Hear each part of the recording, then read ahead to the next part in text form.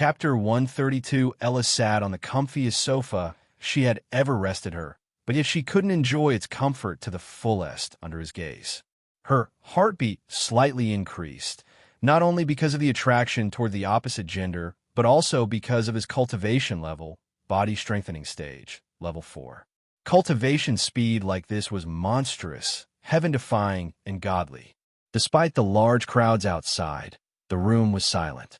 Soon after, a woman in her early 30s came through the door behind him, carrying a tray with 2 cups on it.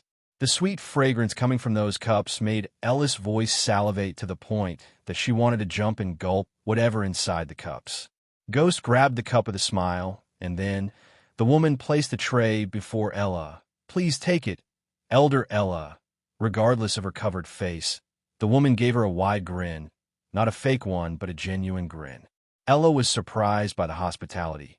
"Thank you." She couldn't wait any longer. She brought the cup near to her nose, getting overwhelmed by the fragrance. Soon, she took a short sip, just only to feel a burst of electricity run through her body. Her black hood covered the side of her eyes widened. This was nothing like she had tasted before, like nothing. All of her taste buds and the tongue felt alive, delighted and overwhelmed. Delicious, isn't it? After Michael upgraded the system to version 3, he was able to quickly imbue the secret element into the ingredients Raylene brought from Breedia. Although the system said the secret element was pure arch energy, he somewhat had a hard time believing it. Anyhow, the system made changes to the ingredients in a microparticle level, and coupled with Raylene's 5-star chef trait, anything made out of these ingredients became extremely delicious. "This is drugs. No, it's better than drugs," thought Ella, quickly finishing the tea in no time. "Yes, it is delicious." After a few moments, Ella asked, "Well, Elder Ella, meet the only 5-star in the entire kingdom of Breedia." Ella's mouth opened further, staring at the woman obediently standing behind Michael. "Do you know what is the most powerful profession, Elder Ella?" Michael asked after placing the cup on the table in front of him. Ella blankly shook her head. She was still overwhelmed by the fact the woman in front of her is a 5-star chef. She didn't doubt this fact because no one else could have made a simple tea this delicious. Alchemy. There are potions and pills for nearly everything, including for those burn wounds. Michael pointed at Ella's half-burned face. Her heart skipped a beat. Mouth became dry as she mumbled, "How dash, baby dragon." Ella heard a squawking sound. Her mind was blank due to overwhelming surprises and shock she has been receiving ever since she stepped into his home. Soon, Raylene took the cups and left the room, leaving them to their meeting. Wow, she jumped back on her couch. It was a little dragon, a baby dragon. She had never seen a baby dragon before, or a real dragon for that matter, but she had seen paintings of dragons, and the creature in front of her resembled the paintings. She felt the noble aura the creature was radiating. Each of its movements was majestic, dignified. It climbed on his shoulder with ease and dropped the thumb-sized cup it was carrying in its mouth. Michael sent the thumb-sized ceramic cup floating towards Ella. "Apply this cream on the wound in your wrist." Michael had seen those wounds on her forearm despite her full sleeves. "This will go a lot smoother if you trust me, Elder Ella. Besides, you have nothing to lose by applying that cream, ain't you?" The baby dragon knew. He gave her an order, and it kept staring at her until she slowly took a small amount of this bluish cream and applied it to her wound. The cream touched her skin. Her burned skin had long ago lost the sense of touch. Even she wouldn't look at her face or her naked body without feeling nauseated. Half of her body had ugly burn wounds that made her cry her eyes out every single day. Until 13 years ago, she was a pretty girl, even though she was not an angelic beauty who would instantly make men fall in love with them. She had a few followers. She was the one who was meant to be the next sect leader of the Broad River sect, but this fact changed when she met with an accident she would never forget until she dies. That day, she was caught inside a burning room. Until to this day, she had no idea how the fire started. The fire engulfed her home and all of her servants. Fortunately, her parents weren't at home that cursed day. Because of her wounds, the elders and the sect leader chose the next in line as the new sect leader, Matthias stating that with those wounds, she can't be the one who leads the sect. They were right. Those wounds changed her from within. She was never the same person after that night. Men who courted her wouldn't even take a glance at her. Those who had no heart would make fun of her. Her friends left her because they couldn't be seen with an ugly freak like her. Slowly, she started to wash away her feelings and griefs in booze, drugs, and anything that could numb her brain. This addiction of hers chased away her parents, leaving her alone. Only after a few years, she slowly began to realize what happened that night was not an accident, but a planned event. The booze numbed her brain and kept her from realizing this sooner. When she started to investigate through any means necessary, she had found that it was Matthias who planned this. However, her realization came too late, as he had already reached the core formation while she was struggling at the body refining stage. The vengeance made her quit drinking and focusing solely on her cultivation. For the past 10 years, she was controlling the urge to kill him and waiting for the right moment to strike. Matthias did not know her true intentions. As far as he was concerned, she was plotting to steal the leader position from him. What dash, she gasped the very next moment she applied the cream. The wound on the place she put the cream vanished instantly. On that place, new smooth skin began to appear. She immediately pulled her sleeve up, and then she scooped the cream, trying to apply the small amount of cream everywhere. Although the cream was not enough for all the wounds on her hand, everywhere the cream touched, the wounds got healed. It was simply a miracle because she had hired numerous healers and tried hundreds of alchemy products, but not a single one of them could heal her wounds because the fire that burned her skin was not a normal fire, but the holy fire. Your wounds will appear again after a few days, but I can make them disappear forever. There was a small pause in his voice before continuing. Only if you do my bidding, he said while gently rubbing the baby dragon's chin. He looked calm and careless. Anything, she saw those ugly wounds disappear. She felt the cold breeze brushing through her smooth skin again. She wanted this cream. She wanted it desperately. As we speak, Sect Leader Claire is making an offer to merge your sect with mine under the leadership of Sect Leader Claire. But you know the outcome of this, right? She nodded, knowing very well that Matthias won't even consider this, not even in a million years.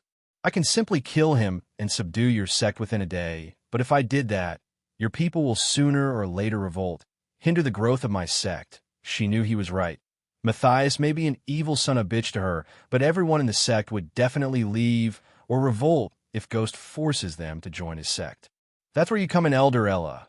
I know you were the next in line after your previous sect leader, and I also know Matthias is the one who did this to you. I want you to convince your people to join my sect. In return, since Sect Leader Claire can't be in 2 locations at once, we'll leave the Broad River sect in your care. Plus, it'll heal your wounds. This was a sweet deal. Ella would have even poisoned the entire sect for that miraculous cream if he had asked her to. I will do it, Ella said with a firm resolve in her voice, making him grin wide. Michael left all the planning and convincing stuff to Ella, as she knew the people of the Broad River sect better than him. Eventually, after speaking for another couple of minutes, Ella left his home, leaving him with the baby dragon. What happened with Ella? Gaia entered the room and plunged herself into the sofa. Just as we planned. How's your end? He wants you to come to his sect, apologize in front of everyone, take 100 whips from each person's family you've killed. How predictable, he sneered. He gave you a week of time. If you don't go there by the end of this time, he said that he will come here personally to drag you there. Then Ella has a week of time to convince them. Chapter 133. All right, I have one last thing to do before going to Rivertown, said Michael, thinking about the new spell in his arsenal, the Ring of Fire spell. The new spell, give it to me, since they shared almost everything. She came to him asking for the new spell. She also wanted to learn this new spell. Knock yourself out. This wasn't a spell he bought from the system. Therefore, he simply decided to share this spell with her. Only with her. A rare spell, Baby Dragon. While Gaia was running her eyes through the spell scroll, he shouted for his pet. Up until now, he didn't come up with a badass name suitable for this dragon. So, he was calling the baby dragon a baby dragon. Of course, Gaia suggested the following names: Ugly Lizard, Dicky, Asaholan, Shitface, and many other weird foul names. The baby dragon had taken note in its little heart, plotting its revenge against her in the dark. The one good thing that came up from their bickering was the baby dragon's gender. The baby dragon was a boy, which made their rivalry even worse. The one common thing they had was food. Both of them shared an enormous appetite. He even wondered how this baby dragon's stomach held that much food. Ooh, the baby dragon came hopping to him. Then it clawed its way to his shoulder, not before sending a blob of saliva to the spell scroll in her hands. You. One day, it'll make you eat a boatload of shit. Ooh, the baby dragon chuckled, but his chuckle was stopped when a tiny orb of fire hit his head. Hoo hoo hoo, he hissed, looking at the orbs of fire dancing above Gaia's fingers. Burn my hair. You can't even light a candle. A rare kind of dragon you are. Unlike Michael, she perfectly understood the meaning of the baby dragon's hooves. Stop it, you two. Michael chuckled, making his way to one of the construction sites. Where Michael was going to is the construction site of the office building Gaia was planning to build in the near future. The ground was barren. Only a bunch of practice dummies could be seen on the site. He asked Jack to place these dummies to test the power of the new spell. When he stepped outside, a gentle, cold evening breeze brushed past him, refreshing him from top to bottom. For a few moments, he stood still to feel the soothing breeze, becoming absorbed in the music of crickets, letting the gentle energy of nature wash in. He looked up at the sky to see countless stars glistening in the sky. Do you need a moment? Seeing him standing still, she asked, almost chuckling. Oh, the baby dragon watched the evening sky, and then it said something, brushing its scaly nose on Michael's chin. What's he saying? That lizard is saying that looking at this sky makes him hungry. Oh, the baby dragon nodded, making puppy eyes. You just ate no meat for your little scaly, but Michael flicked the baby dragon on its forehead, making Gaia grin in joy. Oh. The baby dragon protested by head-butting him as he went to the ground. Considering the sun has long disappeared into the horizon, most of the workers went to their tents, while some went into the forest to hunt for fresh meat. After reaching the construction site, Michael stood in the middle staring at all the dummies around him. Gaia kept her distance to protect her clothes from getting burned. Ring of fire. He mumbled these words under his breath, controlling the arch energy in his body. The next moment, a golden circle with many inscriptions appeared in the form of a holograph on the ground around Michael. Soon, the golden circle disappeared as waves of blazing fire swept the 5m radius area. Unlike the spells he bought from the system, he had a hard time controlling the flame blaze's direction and power. Those blazes didn't sweep across the area around him in a perfect circle, but swept across chaotically. While he was trying to exact control over the blazes, from the ground appeared a circle of fire, turning everything into ashes within the circle except him. The blazes had already charcoaled the dummies, but the circle of fire was hot, too hot to the point that it turned even the mud and dirt into ash. From afar, drops of sweat could be seen on Gaia's face. She felt the temperature rise significantly, to the point she had to use arch energy to protect her skin from getting burned. What stunned her was she is a core formation warrior, while the spellcaster Michael was just a body-strengthening stage warrior. Yet, the spell had this effect on her. Even a group of body-strengthening stage warriors with no defense shield around them wouldn't be able to withstand the heat for more than a couple of seconds if he used all of his arch energy. At the moment, he was only using half of his energy to get the hang of this spell.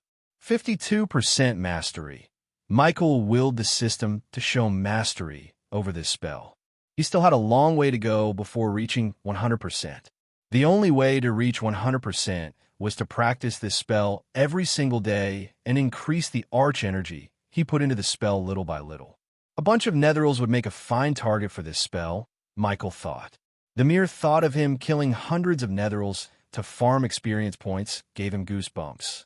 It was the ultimate shortcut to reach the pinnacle. After this, you really should stop learning new spells, Gaia warned him after the hot, blazing fire around him faded away. I don't know you know this or not, but learning too many spells will cause your arch energy to become weak and damage your brain. How many spells should one learn? Michael asked. It depends on one's cultivation level and the power of the spell. Typically, a body-strengthening stage cultivator should learn only 4 to 5 spells. He was an exception because of the system, but even he had to stop learning any more new spells before reaching the next stage. If not for this restriction, he would have learned all the spells he got from the cave, turning into an absolute monster. This is for the best. I should upgrade the already existing spells before learning new spells. Not that I need to learn new spells, he thought inside. For the next few seconds, he focused on all his spells before creasing his brows. I need to figure out a way to utilize the Wind Blast spell in his arsenal. Wind Blast was the least used as well as least powerful spell. The system rewarded him with this spell, and although he didn't use badass points on this spell, this still occupied his arsenal of spells, preventing him from learning a new spell. From tomorrow, you're going to help me train my sword skills as a standalone spell. Wind Blast was a weak spell, but he decided to combine this spell with his sword skills. Using one hand to swing the sword and the other to cast the Wind Blast might be the best way to utilize the full potential of the spell. Killing the Netherils in the Abyssal might also give him a new perspective about the Wind Blast spell. Get ready to get your ass kicked, Ghost. When he uttered his name, she grinned devilishly, almost certain she was going to beat the heck out of him tomorrow. Oh, Michael smiled inside and stepped closer to her. Wind Blast. The sudden blast of wind almost lifted her skirt up. She was caught off guard. Lightning Dash! Stop, you bastard! She screamed, chasing him behind to make him pay for what he just did. The halo of the horizon arrived with golden grace.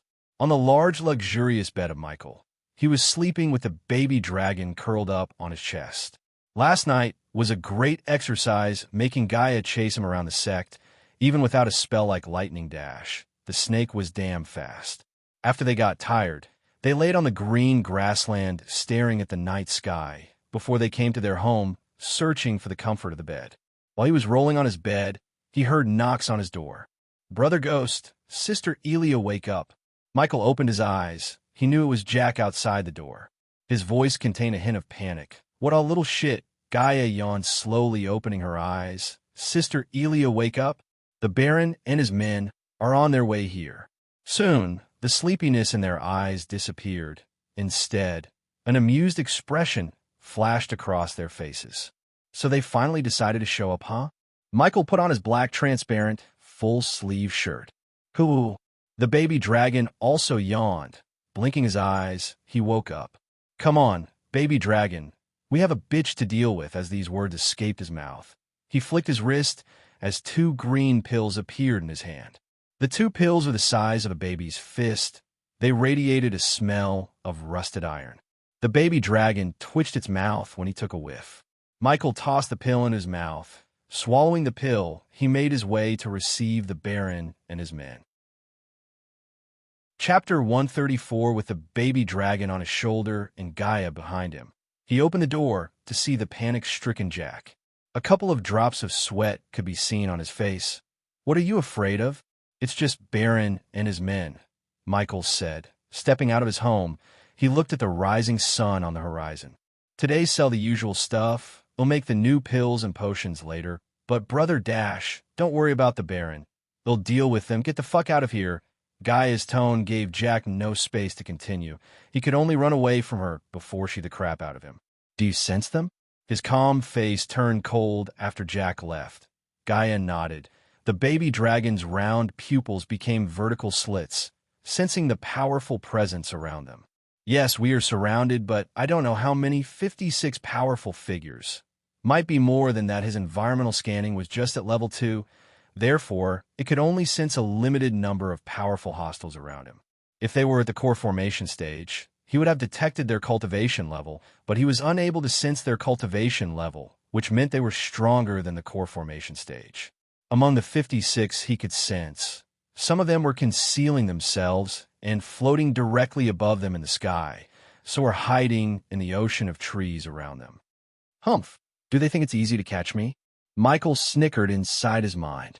Can you sense their cultivation level? Gaia asked. She didn't show it on her face that they noticed the presence. All of them are above the core formation stage. He had already paid the system to prevent anyone from eavesdropping on their conversation in case these unknown figures were doing just that. If they were eavesdropping, They would hear nothing but some random conversation about life and the sect.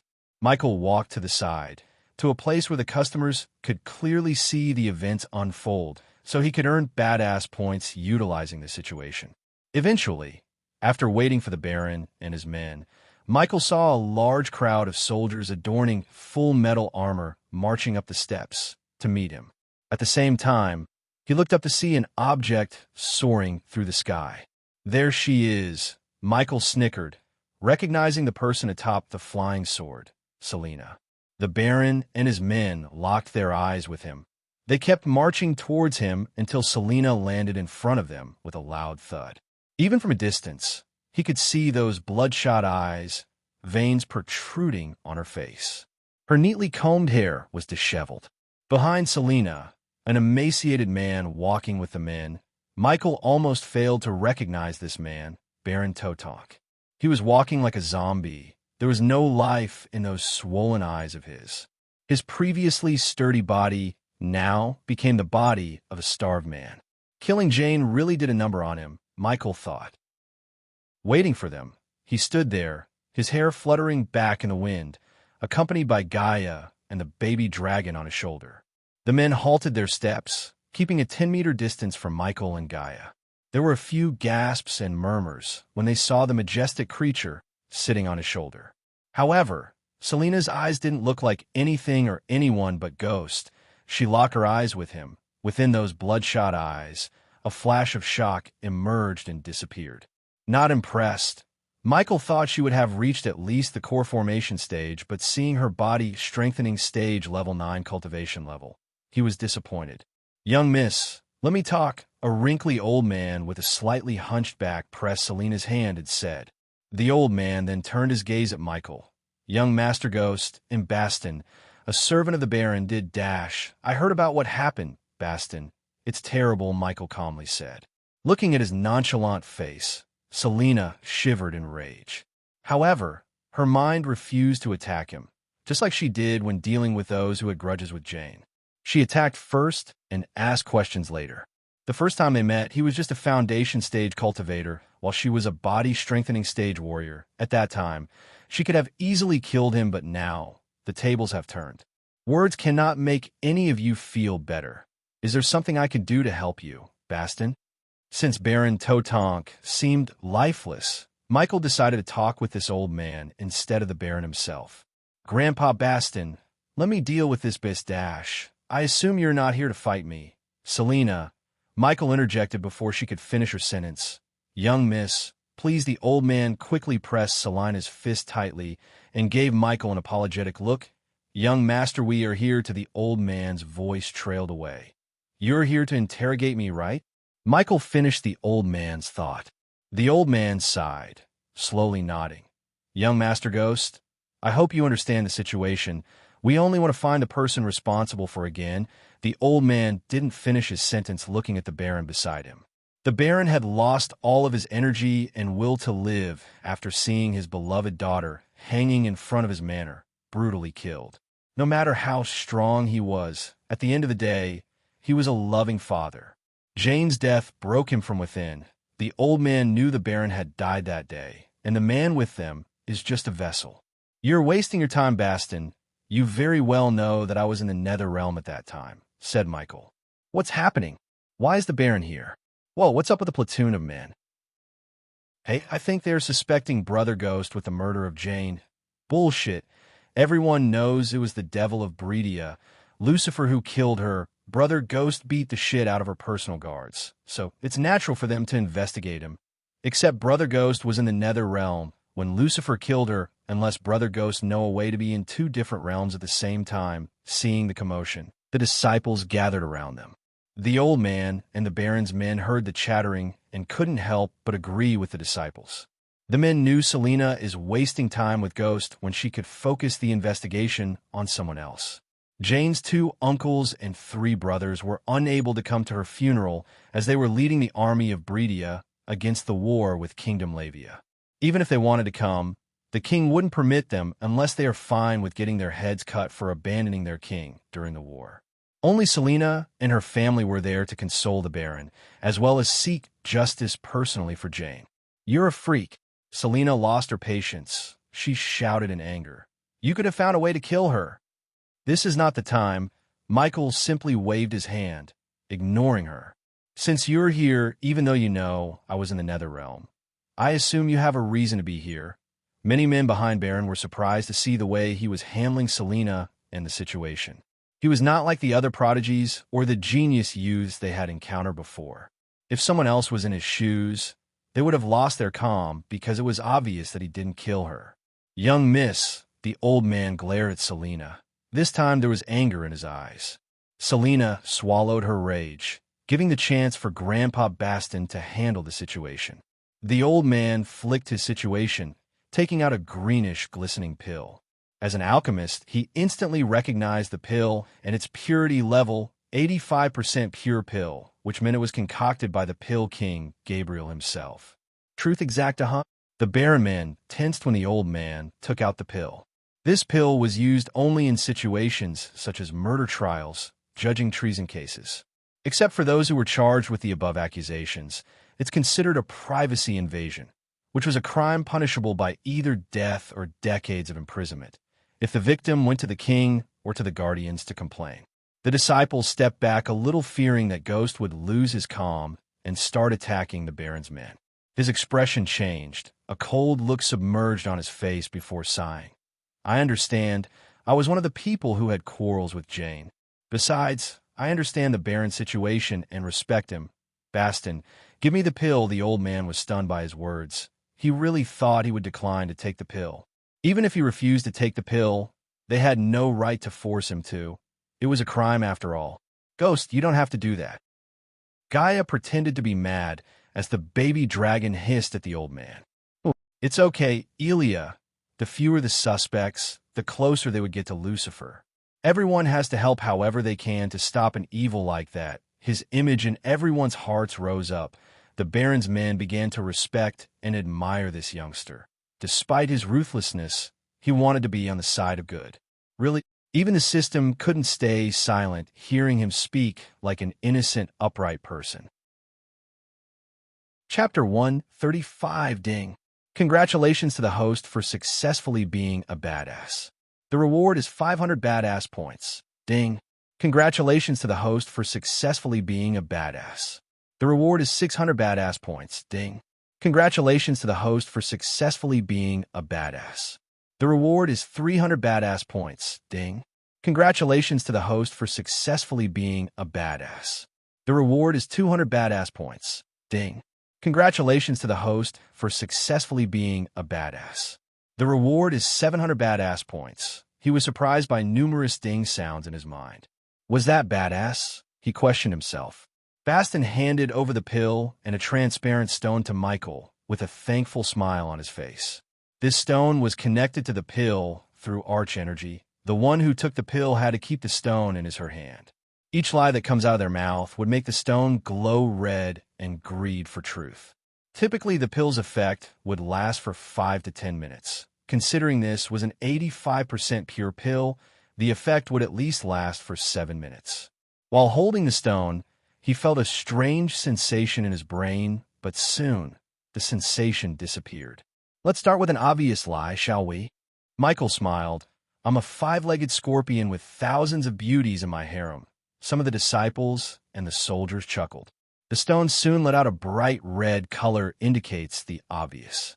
For everyone witnessing the scene, they thought that the pill was working, but Michael was controlling the signals radiated from his brain, hence controlling the outcome. The pill he took before he met them gave him this ability. When the red light dimmed, he said, "Now the truth. I'm a 5-star alchemist who won Heaven's Gate competition. This time, the stone glowed in green." Baston, Selena, the pill is working. Now you can start asking the questions related to Jane. Seeing the calm look on his face, the baby dragon's pupils returned to their usual circular shape. Michael nudged the baby dragon's chin, waiting for Baston to question him. Where were you for the last couple of weeks? Instead of Baston, the one who asked the question was Selena. In the nether realm, the stone shined in green. No one among the disciples looked surprised because they knew he was there. Where else could he have gotten a baby dragon? Selena frowned.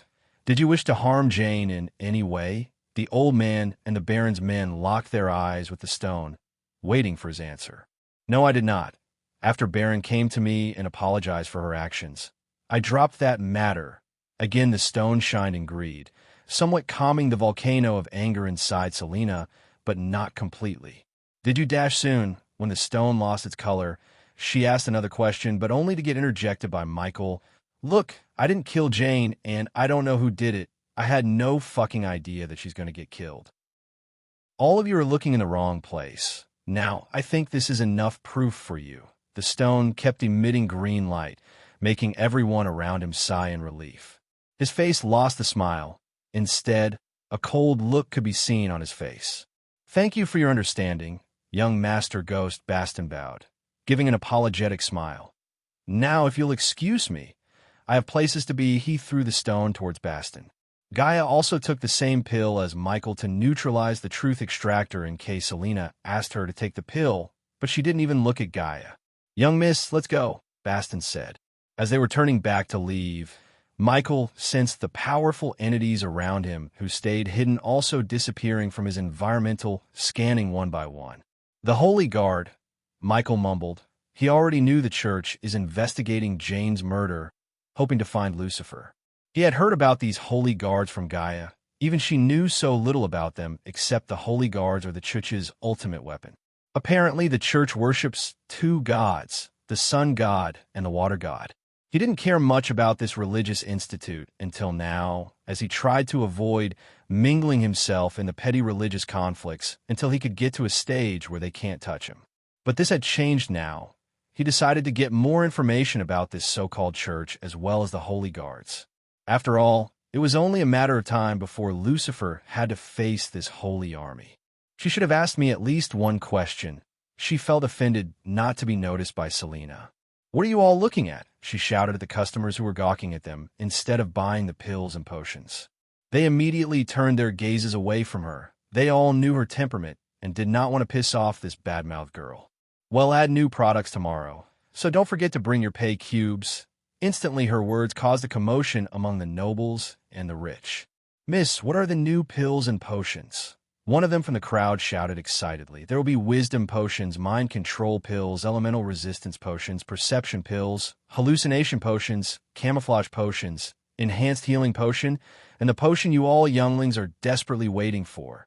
She paused for a moment, staring at those eyes filled with anticipation. The love potions, why? Finally, hooray! Half of the crowd immediately threw their hands up and cheered. Most of them were single guys, obviously. However, Michael noticed some old grandpas grinning devilishly, which was creepy. Michael and Gaia laughed inside, seeing the expressions on their faces. Most of them were thinking love potions would make their crush love them. However, the love potions don't work like that. The love potions would only work on someone if he already has some feelings for the other. Using the love potions was fairly simple. One has to put a single drop of their blood and make their crush drink. After drinking, the love potion would intensify the feelings for the other, if one has any. For an instance, Selena had no feelings whatsoever for Michael, so no matter how many love potions he makes her drink, she wouldn't fall in love with Michael. However, it was a different matter for Gaia. During the nights, she would debate with herself to find whether she holds any feelings for him or not. It had been almost half a year since she started to be with him. He first rescued her from her fellow Nagas, helped her stay hidden, fed her, and more than anything, by curing her crippled cultivation, he saved her life. She felt it's natural for her to develop feelings for him, but still, she wanted to make sure of it. Hence, she secretly planned to use the love potion on herself. Of course, she still has not completed her plot, as the potion required ghost blood. By asking him directly, she might get into trouble. After going home, spread the word. Finally, Gaia shouted before leaving for Rivertown with Michael. After the battle with the Netherals, the rumor had spread across the Rivertown that this town is protected by Ghost, hence many people began to address Ghost as Ghost of Rivertown. Thanks to the rumors, more merchants and adventurers began to stop by Rivertown. Plus, the construction of the new fancy building at the place where Lucky Cat Tavern attracted travelers, and such. For those native Rivertown people, The building the dwarven engineer was building for Ghost was nothing but a wonder in their eyes. Even though the workers didn't finish the construction yet, people could tell that it's a marvelous building that would raise the river town's prestige by many folds. Because of the frequent merchant, adventurers, and travelers' visit, the local business boomed. The river town people thanked Ghost for their prosperity, though he practically did nothing for them. He killed those netherils not from, but for him. Hey, it's young Master Ghost. Young Master Ghost is back. Good morning, young Master. He's so handsome. Ding. Congratulations to the host for successfully being a badass. The reward is 500 badass points. Ding. Congratulations to the host for successfully being a badass. The reward is 600 badass points. Ding. Congratulations to the host for successfully being a badass. The reward is 300 badass points. Ding. Congratulations to the host for successfully being a badass.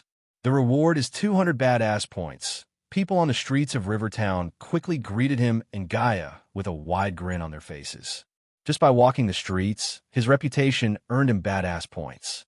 This was why the system kept urging him to take risks, explore the world, and engage in battles. If this small town could give me 5,000 badass points just by walking through the streets, how much would I earn in the big cities? Michael's eyes glistened in glee. Master Ghost, you're back. Just when he was nearing the Lucky Cat Tavern, he heard a familiar voice and turned to see the golden-haired girl walking towards him, carrying a bunch of iron tools in her hands. How are you, Gloria? Thanks to Master Ghost, I have no worries. Good morning, Miss Elia. She answered Michael with a bright smile, and then she greeted Gaia with the same bright smile. What are these? Asked Gaia. These are tools of Lord Fover. I just went to the smithy to get them fixed.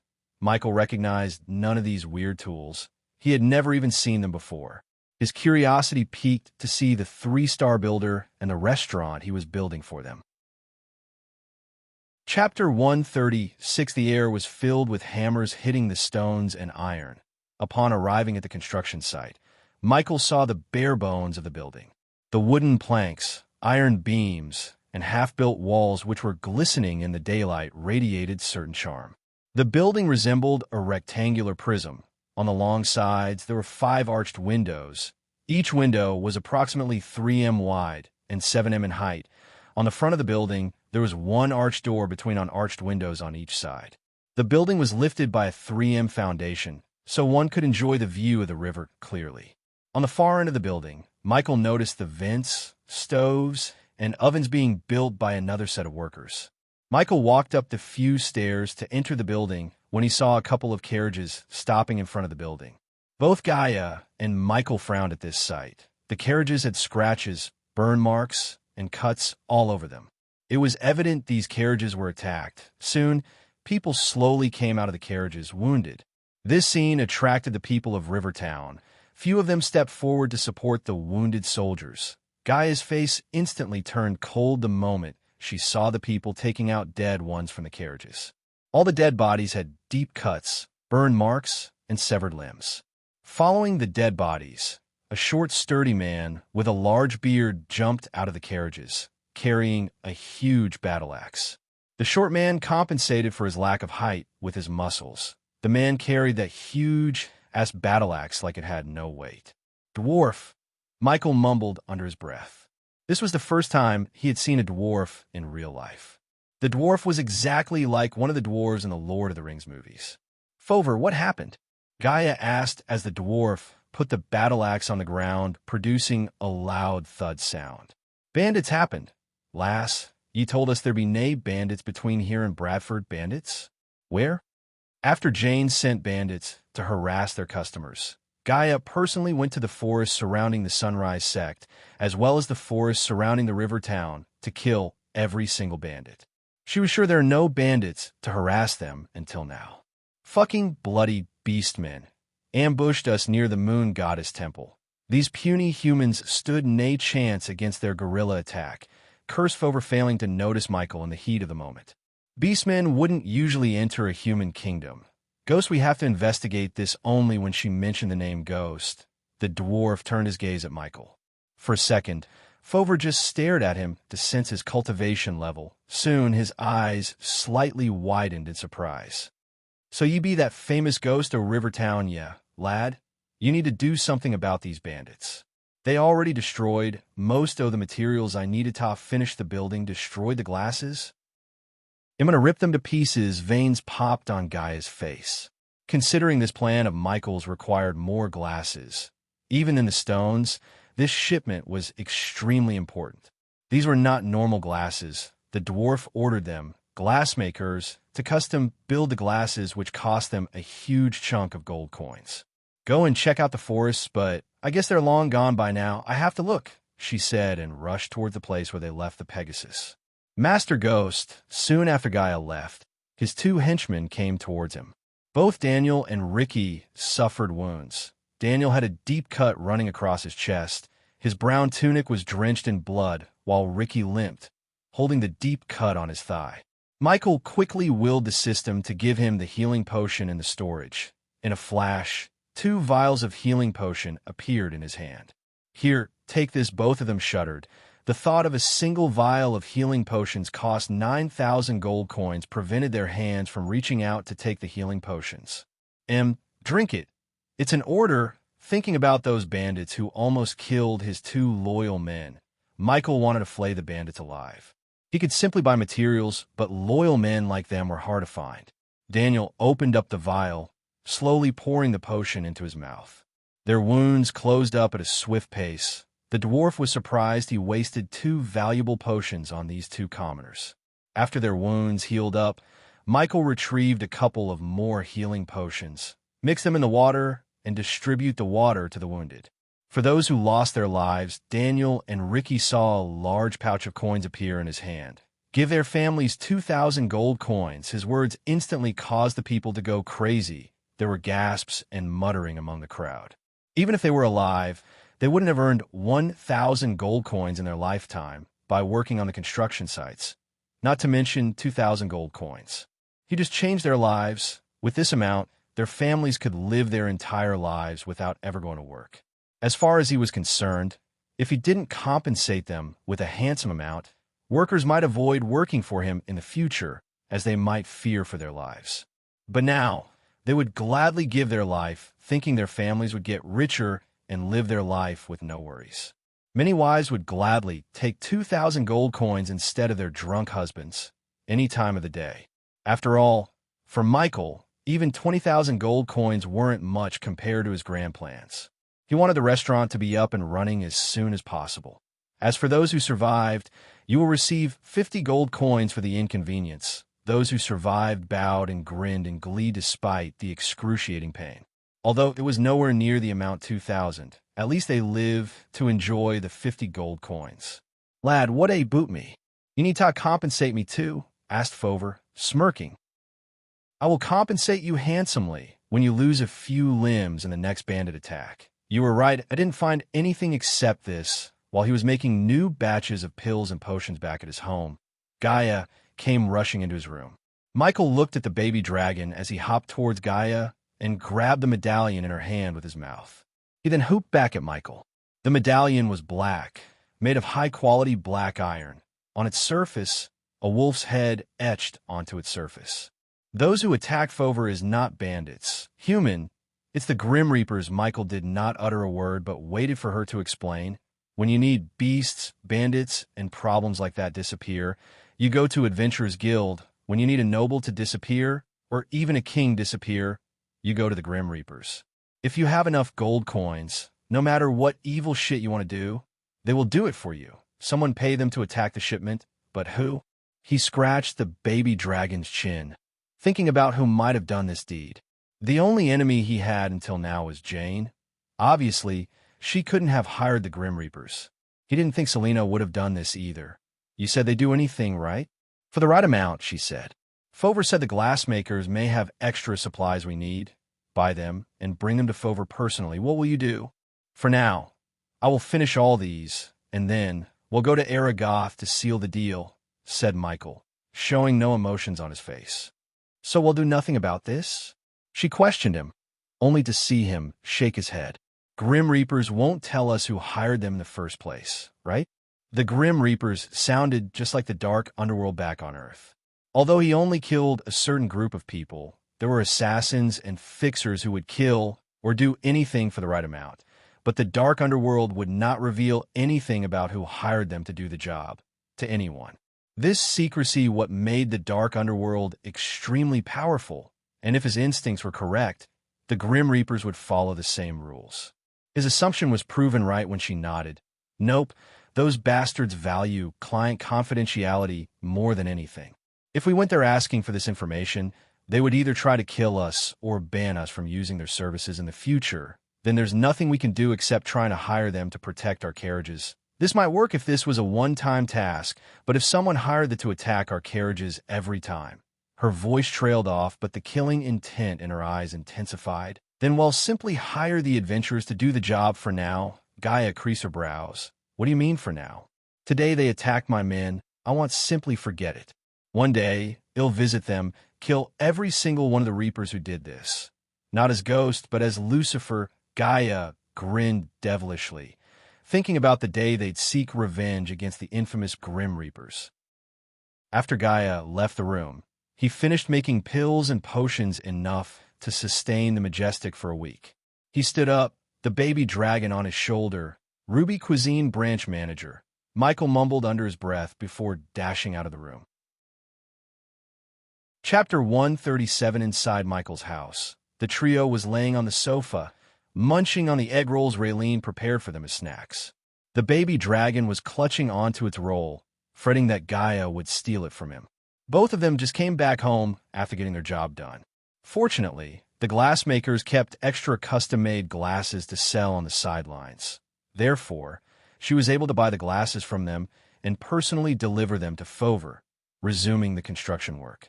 Michael, on the other hand, went to Bradford searching for the branch manager of Ruby Cuisine, his one major competitor. Considering the Holy Guards, members of the Guardian Guild, and soldiers were swarming the city, the branch manager came to oversee the business personally. This enabled Michael to disguise himself as passing by and place a surveillance bug he bought from a system on the branch manager. Now he had to link the bug to the monitoring orb. They were already using the monitoring orb to monitor the orc in the abyssal. Give me the orb I gave you. She was keeping the orb in the link space ring. She flicked her wrist as a white orb filled with smoke appeared on the table before them. The baby dragon let out a hissing sound in a momentary surprise before turning his focus on the roll in his claws.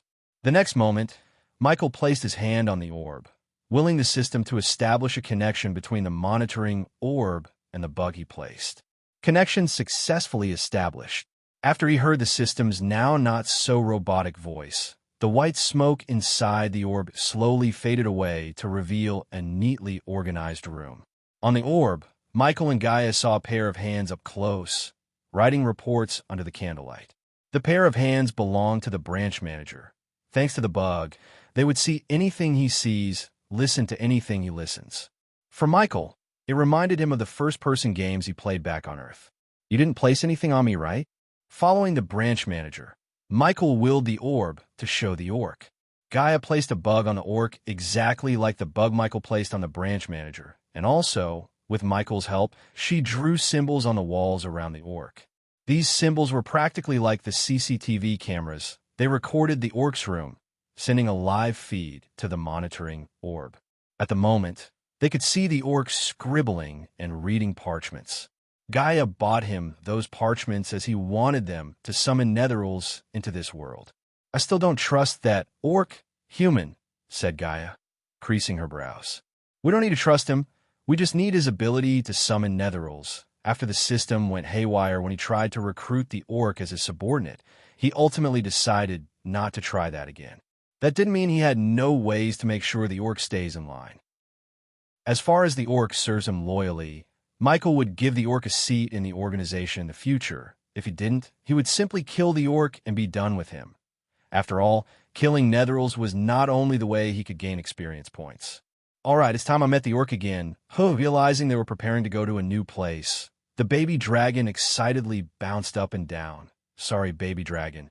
I can't bring you with me yet for now. Stay with sect leader Claire. Oh, the baby dragon protested, but ultimately he nodded like an obedient child. Good boy, Michael patted on his scaly head. He then took the baby dragon with him to drop him off at Claire's home before going to the dark forest. Lord Lucifer, Your Highness. Michael was sitting on his abyssal throne when Delar came to greet him. Gaia stood beside Michael wearing the female version of Lucifer's suit of armor. Seeing the two pairs of red eyes staring straight at him, Delar couldn't help but shiver in fear. Delar sensed the overwhelming power of a core formation level 8 warrior radiating from the woman who called herself the Dark Queen. Hence he addressed her as Your Highness. Michael kept gently tapping the dwarven skull attached to the throne's handle. Delar, how many netherils are you able to summon here? Even without any fear toxin, the voice of Lucifer sent a chill crawling through Delar's spine. 30 netherils, Lord Lucifer. Delar stirred, afraid of disappointing the devil in front of him. Unlike the Dark Queen beside Lucifer, Delar was unable to sense Lucifer's cultivation level. Only a handful of experts were able to hide their cultivation level completely, which meant Lucifer is one of those powerhouses. When Michael upgraded the system to version 2, the masking function's duration was 10 minutes. In version 3, the system was able to mask his cultivation for 20 minutes with a cooldown period of 30 minutes. Their level, body strengthening stage.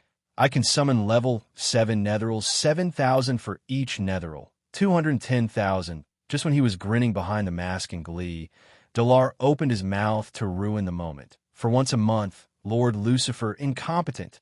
The moment these words escaped Delar's mouth, he was pulled by a force towards Dark Queen. She grabbed him by the neck, lifting him in the sky. Your Highness, anything. More dash, let him speak. Queen Michael liked the name Dark Queen. In the future, when he starts a shadow organization, he would be known as Dark Lord Lucifer, while she would be known as Dark Queen after Michael's order. Delar was thrown away by Gaia like a pebble. Delar slowly picked himself up, cursing the woman in his heart. State your reason, Delar, Michael asked without showing his disappointment in his tone. Anything. Summoning more than 30 netherils in a month would alert the Guardians, Lord Lucifer. Somehow they could detect the trace of the summoning magic. Delar explained the reason. It was a damn good reason. Though Michael was disappointed at the fact he could only earn 210,000 experience points plus the experience points from absorbing the cores, he decided not to take any chances in greed and get caught by the Guardians. Besides, with this amount of experience points, he would be able to level up every 1 or 2 months. You're too greedy, host. Shut up, system. He scowled back at the system in his mind after hearing its snarky comment. How long will it take to summon the netherils? The ritual will take 30 to 40 minus. Lord Lucifer, start the ritual in one of the halls here. Go. He dismissed Delar with a wave of his hands. After Delar disappeared from his sight, he willed the system to turn off the masking function. 30 netherils. Is this enough for you to get stronger? What if we mess with his mind and exchange him for a huge-ass pile of gold? She suggested, licking her lips inside the mask. It's enough, Queen. That orc is worth way more than any amount of gold. She sighed and nodded. In her mind, he would be ever wrong, and even if he asked her to follow him into the deepest of hell, she would follow him asking no question. When are you planning to give me one like that? Her eyes were locked onto the black metal coils around his wrist. These coils were not just coils, but superconductors that had zero resistance to electrical flow. By sending the electricity created by the spell Ignitia through these superconducting coils, and with the help of the system, he was able to create a super magnet, which was how Michael pulled from the hands of Undun's men. I need a new weapon system. I can't be seen using a sword. He entered the system store to buy a weapon to use when he turns into Lucifer. What kind of weapon are you looking for, host? Not a sword, but I should be able to utilize my sword mastery when using this weapon. Hearing Michael's preferences, the system began its search. Soon, a glow appeared in front of Michael's eyes as the glow slowly turned into a weapon, a warhammer. The warhammer in front of him was made of entirely black metal. It possessed one blunt, dented face with a sharp beak on the opposite side of the blunt face. The warhammer looked heavy, and the glowing inscriptions, runes, and symbols on its surface gave a deadly look to the hammer. Weapon name: Doombringer, Heavy, Class. Rare upgrade requirements: 3-star Blacksmith, 3-star Runemaster, Ostum or the Blood of a Forest Dragon. Underworld Fire Core / Ancient Ice Core price: 14,000 badass points. Does the host wish to buy the Doombringer? Host can trail use the weapon for 10 minutes. A golden notification box with blue letters appeared in front of him. His eyes widened in surprise. System: make the Warhammer look old, ancient, and put it somewhere in my room, so Gaia won't suspect where the Doombringer comes from. Yes, then it will be 14,500 badass points. The system sounded extremely excited for some reason. Do it! Michael Long lost his drive to bitch with the system, as he calmly said. After exiting the system, he looked up at Gaia. Go, and make sure Delar isn't trying anything funny. What are you going to do? It'll be in my room. Casting the masking spell on myself again. Don't take longer, or it'll start killing them. She teased him before leaving the throne hall to find Delar. I hope you like Lucifer's new weapon, but if you feel slightly disappointed, I hope you're not. Don't worry. Check out the required materials to upgrade the Warhammer. Chapter 138. Look what I found in my room. Michael came to the northern hall in the Abyssal to meet Delar and Gaia. In his hand, she saw a heavy Warhammer. The Warhammer seemed ancient, old, and powerful. It was adorned with silvery symbols and runes from the head to tail. Where did you dash? She asked, only to get interjected by Michael. Behind one of the shelves. I think it was left behind by them, he said. Gaia understood that by them he referred to the Order of Death. Delar, where are the Netherils? The hall was spacious. Just like the hall where there was a small lake and waterfall, this hall was also a pocket dimension. This much space couldn't be explained otherwise. In the center of the hall, a large 7M radius magic circle with runes could be seen. The runes on the circle were glowing, producing a mild humming sound. If you give the world, they will appear here. Lord Lucifer. Delar bowed deeply. Michael clutched the new Warhammer tightly. Then he nodded, preparing to slaughter the Netherils, so he could reach the next level. Delar closed his eyes, muttered a few words. Soon, the circle started to glow brighter and brighter. Boom! The next moment, the golden circle hovered above the ground before exploding into millions of tiny orbs of light. When the light faded away, 30 Netherils with human traits stood at the place where the circle was. Delar ordered them to attack me. These Netherils wouldn't do anything until Delar ordered them to do something. If Michael only desired experience points, he could have simply let Gaia kill the Netherils, earning the EXP, doing nothing. He didn't want to do that. He wanted to increase his sword mastery, as well as train his body and mind in a real battle. For an assassin like him, it was essential to train vigorously to keep the skills sharp. Yes, Lord Lucifer. Delar bowed. Kill him. Gaia creased her brows, seeing the orc issuing order to kill him instead of just attacking him. A sudden flash of murderous intent ran across Delar's face. He quickly hid his internet, but Gaia noticed it. Michael noticed this, but said nothing of it. For now, he didn't care about the orc's loyalty. After all, Delar had to escape the Dark Forest before even thinking to betray him, except if he wasn't immune to the fear toxin, so escaping was not an option. Step aside. Michael's biceps flexed, stretching his black suit due to the weight of the Warhammer. It was damn heavy and required all of his strength to lift it from the ground. Yet, he didn't use his both arms because in the future he wanted to swing the Warhammer in one hand and the sword in the other, or dual-wield 2 Warhammers.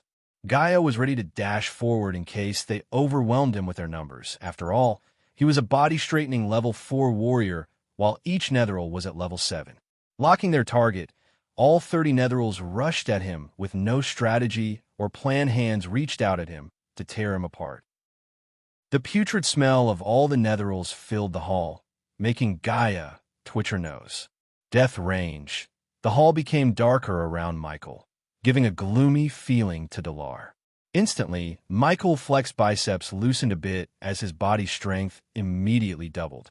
When the Netherils came closer, he swung the Warhammer at one Netheril. The dented face contacted with the Netheril.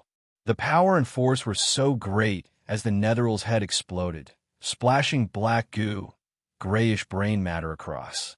Wow. Even Michael was surprised at the raw power of this warhammer. He felt like breaking an eggshell as he swung the warhammer around him to send 5 nethers flying.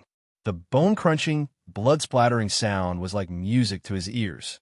Ding! Congrats to the host for killing a body-refining stage. Level 7 Netheril. The reward is 7,000 experience points, as well as 100 badass points. Ding! Congrats to the host for killing a body-refining stage. Level 7 Netheril. The reward is 7,000 experience points, as well as 100 badass points. Ding! Congrats to the host for killing a body-strengthening stage. Level 7 Netheril. The reward is 7,000 experience points. Ding! Congrats to the host for killing a body-strengthening stage. Level 7 Netheril. The reward is 7,000 experience points, as well as 100 badass points. Ding! Congrats to the host for killing a body-strengthening stage. Level 7 Netheril. The reward is 7,000 experience points, as well as 200 badass points.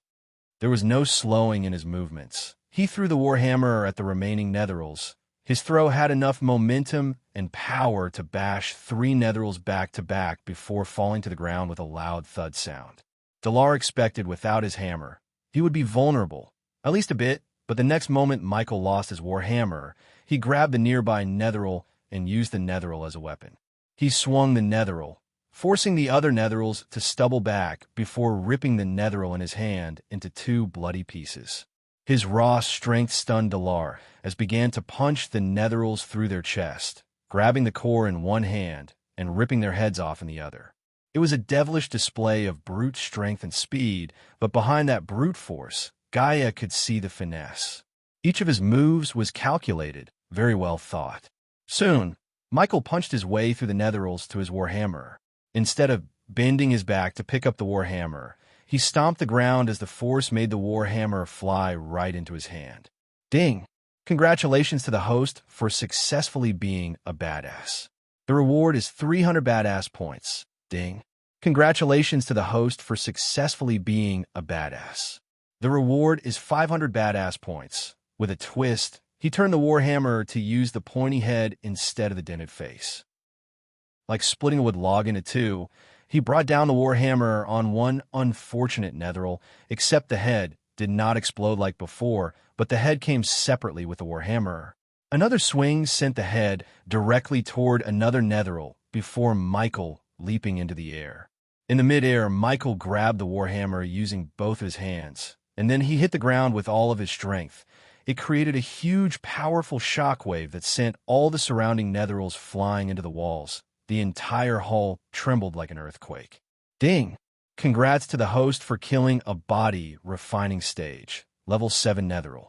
The reward is 7,000 experience points, as well as 100 badass points. Ding! Congrats to the host for killing a body-refining stage. Level 7 Netheril.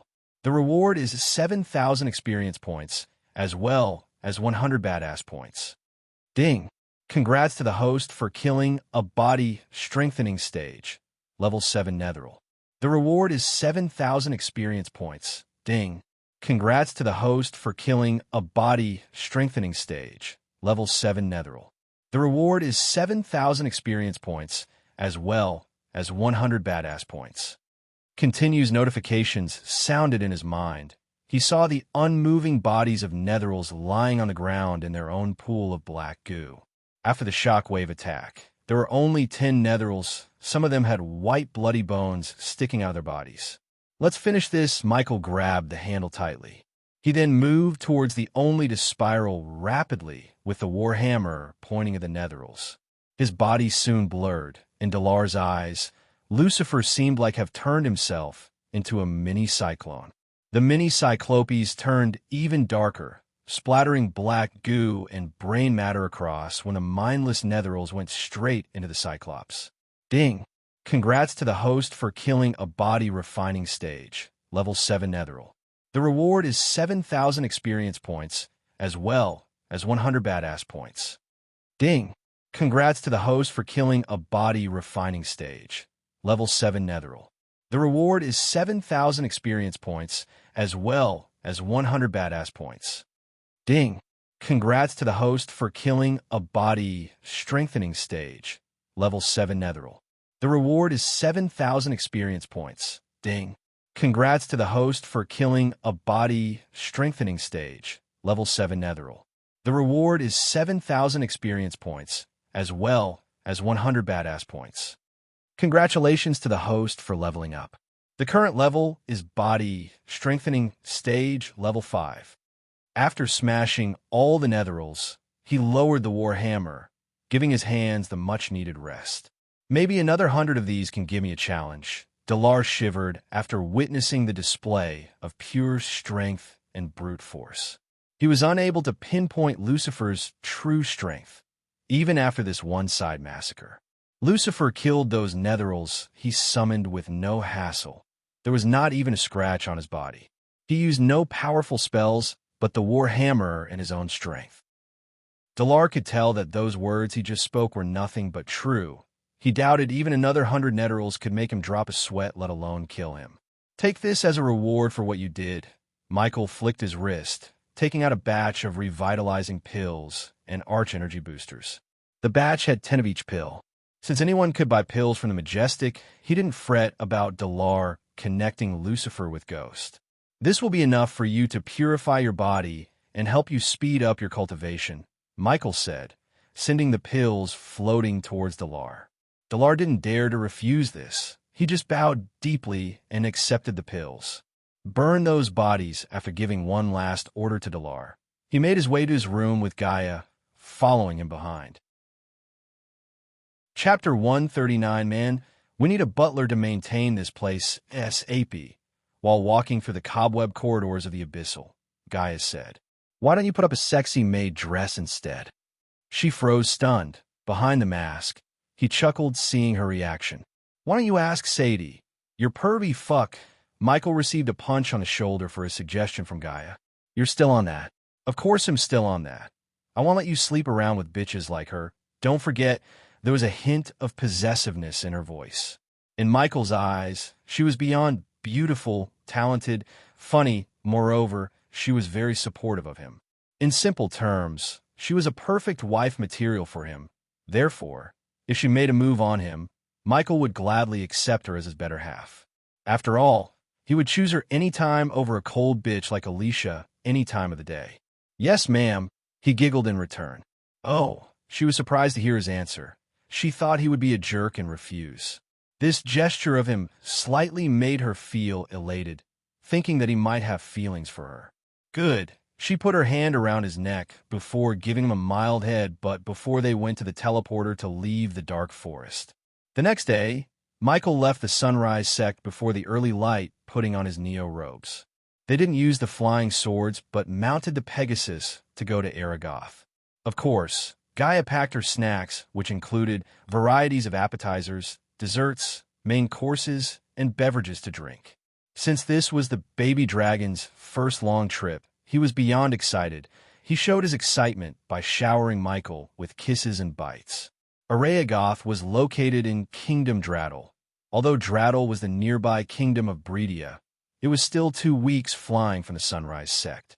The travel was mostly uneventful, unless one counted the baby dragon throwing up occasionally, because Gaia did barrel rolls with the Pegasus, as well as the baby dragon biting her ears as a payback. 2 weeks later, around noon, Michael, baby dragon, and Gaia had finally arrived at the Aragoth. They landed at the foot of the tallest mountain that resembled the shape of a sword pointing at the sky itself.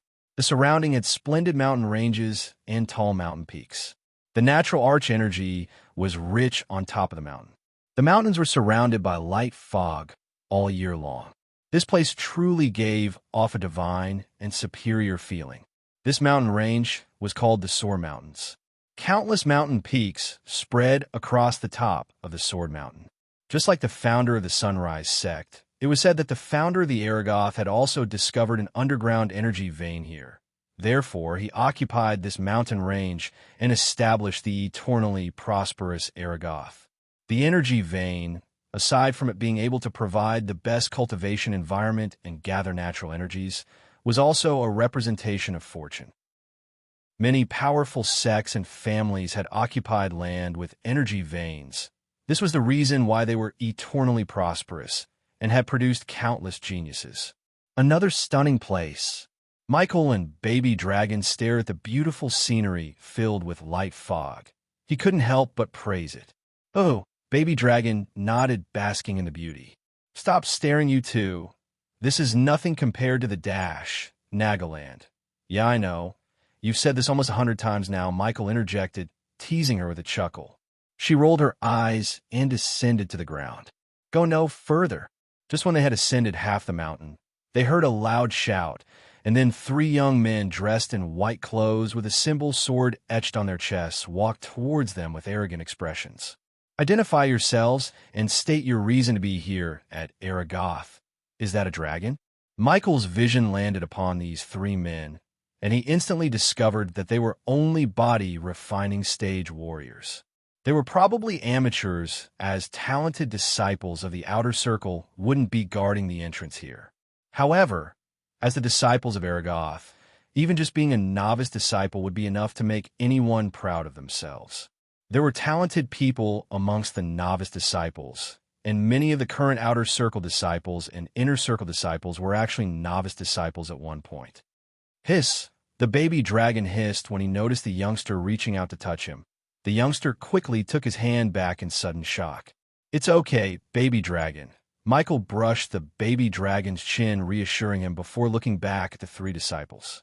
Name is Ghost, and I'm here to meet your fellow disciples, Nathan Bradley. When hearing the names Ghost and Nathan, those who had an arrogant look on their faces immediately had a change in expression. Their faces turned gray, and they wished to slap themselves a few times. The young man in the center bowed his head. Brother Ghost, forgive us for not recognizing you. Senior brother Nathan told that you would come to meet him in this part of the land. Michael's name was not as famous as Noah's because Noah traveled to many places, killing people, making enemies left and right. In fact, he was on the wanted list of Aragoth before he joined the Guardians. However, these 3 were able to recognize Michael as they had close ties to the students of alchemy. Although Michael was unable to keep himself hidden from the world like back on Earth because of the system, he still liked to keep a low profile and make as few enemies as possible, unlike Noah. They followed the disciples through the paved roads into the intersection of the sect. Soon, they walked under the arch of the gate to discover wonderful and magnificent palaces. Cool. When he saw these parks, buildings, and rivers, he couldn't help but be amazed. Everything was perfect. The architecture of each building had its own magnificent style. Right at this moment, 2 Outer Circle disciples walked up from ahead. When they saw Michael, unlike these 3, they immediately recognized him and greeted him with eyes full of admiration and awe. Heavens! He is Ghost, the ghost of Rivertown. He looks so young, perhaps only 19 to 20 years old. What is that on his shoulder? Oh my god, oh my god, oh my god. It's a dragon. I heard he killed a body-strengthening warrior while he was only at the foundation stage. This man looks so delicate and handsome. It's hard to think that he is such a fierce man. Oh my god, I want to hold that dragon in my hands. Look at that chick beside him. She looks hot. I still can't believe he's a 5-freaking-star alchemist. Teacher Olivia won't shut up about him. That's it. I think she actually invited him here to give a special lecture to alchemy students. Lower your voice, idiot.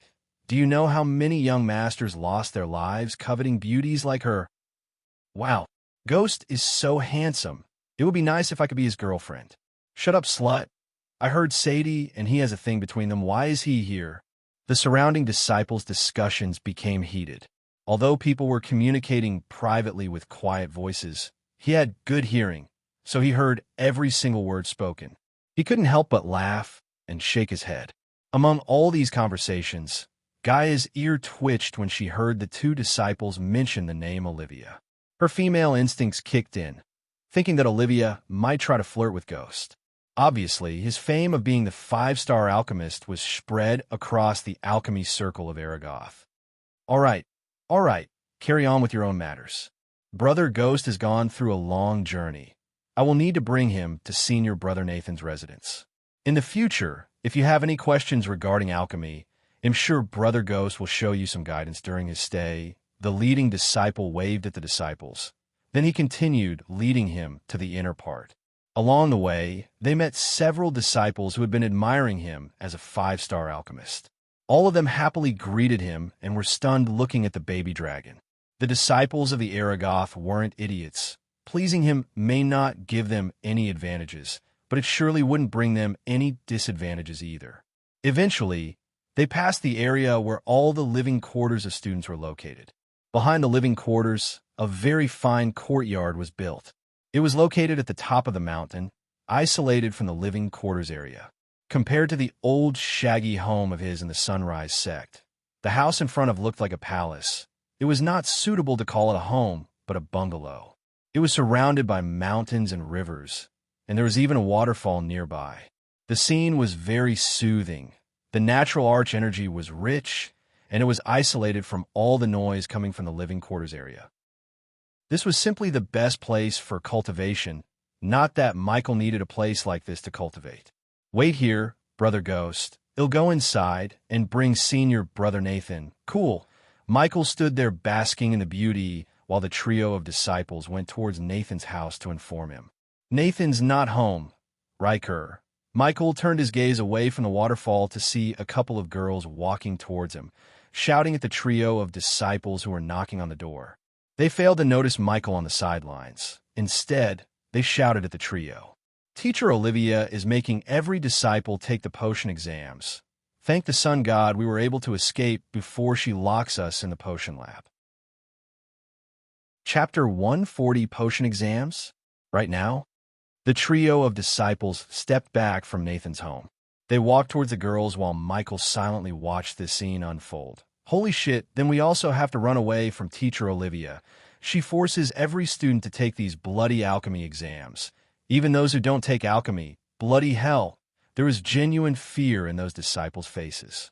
"Brother Go Dash, it's okay, just point me in the direction of the potion lab," Michael chuckled, asking the disciple to show him the way while they escaped this dreaded exam of Olivia. "Ghost, whoa, how long were you?" The three girls were stunned to hear the voice from behind. They turned back, almost jumping back in shock. "Hello." Michael gave a shot wave at the girls who were staring at him and the dragon with open mouths. Instantly, their faces turned red as they started breathing heavily. "What? You haven't seen a guy before?" Gaia got irritated looking at these girls, almost having an orgasm just by checking him out. Her voice immediately brought back the girls from their trance. Cold sweats could be seen on their rosy cheeks. They stuttered, "Oh, sorry, Brother Ghost. Can you give us an autograph?" One of the girls reached her hand out while the other handed him over the quill. Sure, only on hands, Gaia saw one girl lowering her top to show off her cleavage. She knew the girl was going to ask him to sign her ample chest, but Gaia's eyes made the girl correct her dress in an instant. "Lucky bastard," thought the three male disciples, sighing in envy, noticing the fire in the girl's eyes. "Oh." After the disciples showed him the direction to go to the potion lab, they ran as fast as they could to escape the exams. While he was on the way, the baby dragon nudged his ear, making a weak groan. "What's he saying?" "He said that he wants to sleep." She didn't even turn to look at the baby dragon on his shoulder.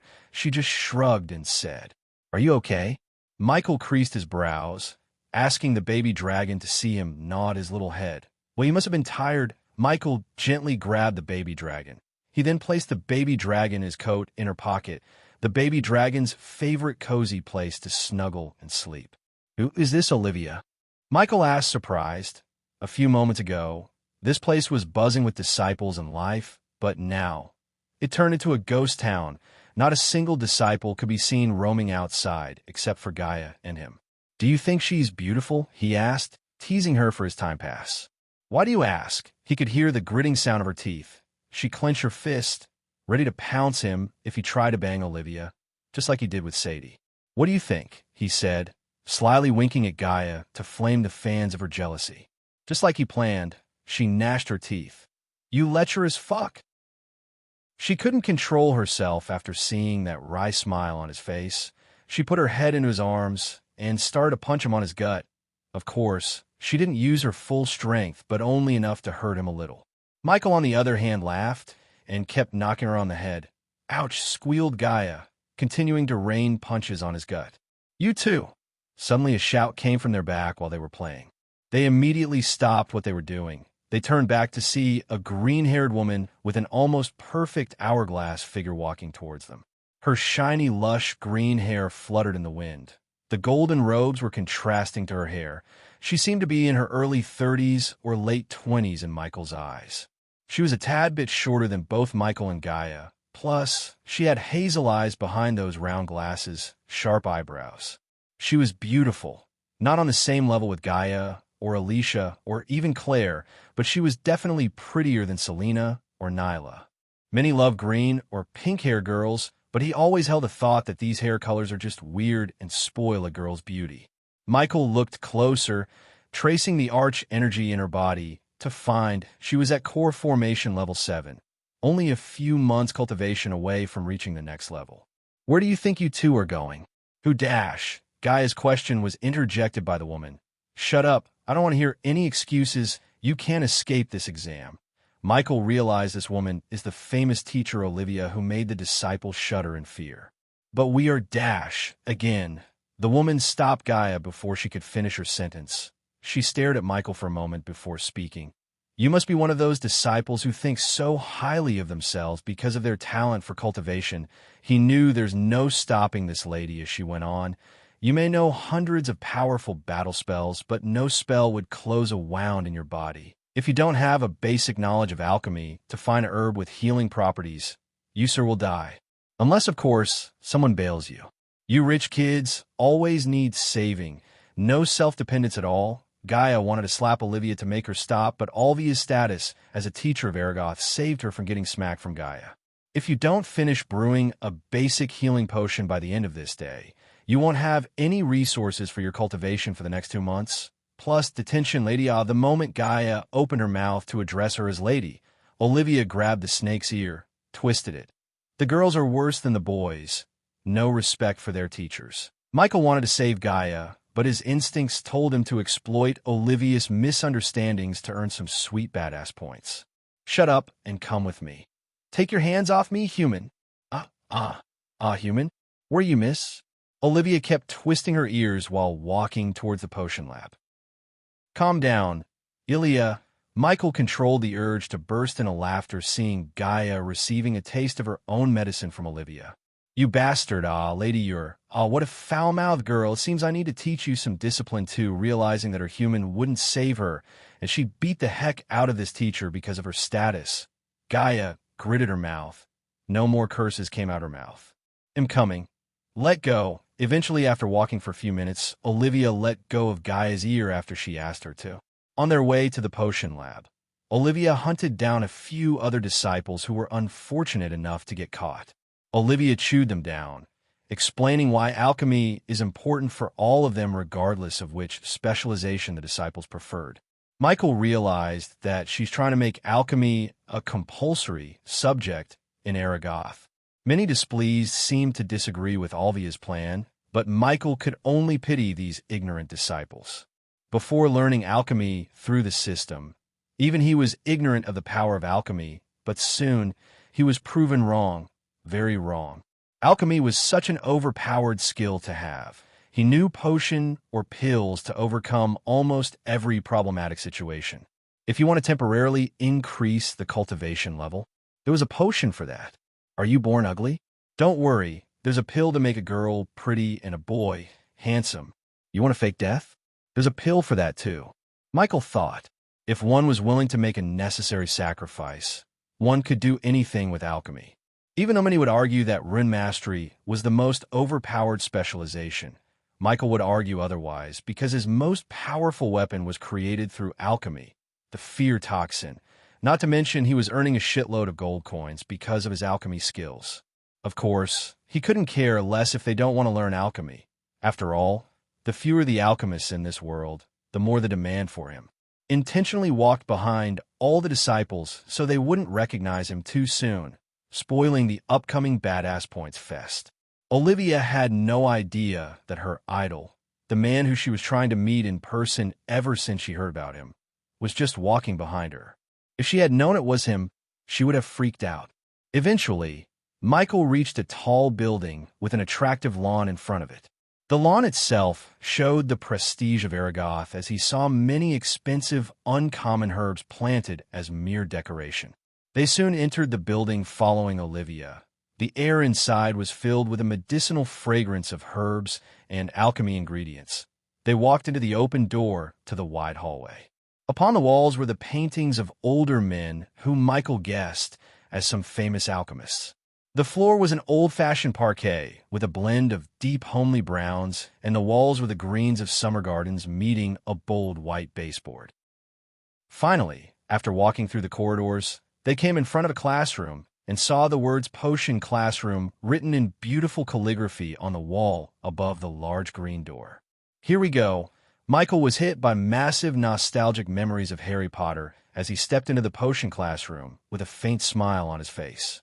The classroom was large enough to allow at least 50 students to work, and its walls were lined with pickled creatures and weird-looking herbs in glass jars. In one corner of the room stood a basin into which bluish water poured from a gargoyle's mouth, while in another was a line of 6-feet-tall cupboards. The students who were already inside the classroom were so focused on the task on their hands as they even ignored looking at the newcomers. On the far end of the room, one of the busy students was Nathan. Just like others, he failed to notice Michael among the crowd. Closing the door, Olivia went straight to the long wooden table under a giant statue of a tree. She then flicked her wrist as rows of herbs and ingredients appeared on the table. "Those are my students. Brew a disease cure potion while the others brew a basic healing potion. You can refer to the books on the cupboard over there," she said, pointing at the lines of cupboards. Chapter 141. Keep your eyes on the cauldron. When a few disciples looked up, taking their eyes away from their table, Olivia shouted at them, making them quickly look down. Michael's eyes were on Nathan, but the young master of House Bradley was busy trying to figure out the right Didya leaves to Ivory ration.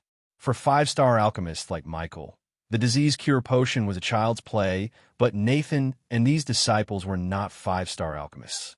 "Go on, take your ingredients," Olivia said, looking at her alchemy students while the others rushed towards the cupboards, cursing Olivia under their breaths. The alchemy students buried to the table to pick the freshest of the herbs. "In partnering with him," said Gaius stubbornly. "All right, since you two aren't alchemy students, they'll let you partner up, but I want 2 healing potions," Olivia said, raising 2 fingers in the air. He just nodded at Olivia. Walking to the table, he saw the leftover herbs. "What are you doing?" "First, you need the basic book of alchemy," Olivia said while Michael was looking at the herbs and ingredients before him on the table. "I think I can brew a simple potion without a book. Teacher Olivia." He was not trying to sound arrogant, but in Olivia's eyes, his tone and look seemed extremely arrogant.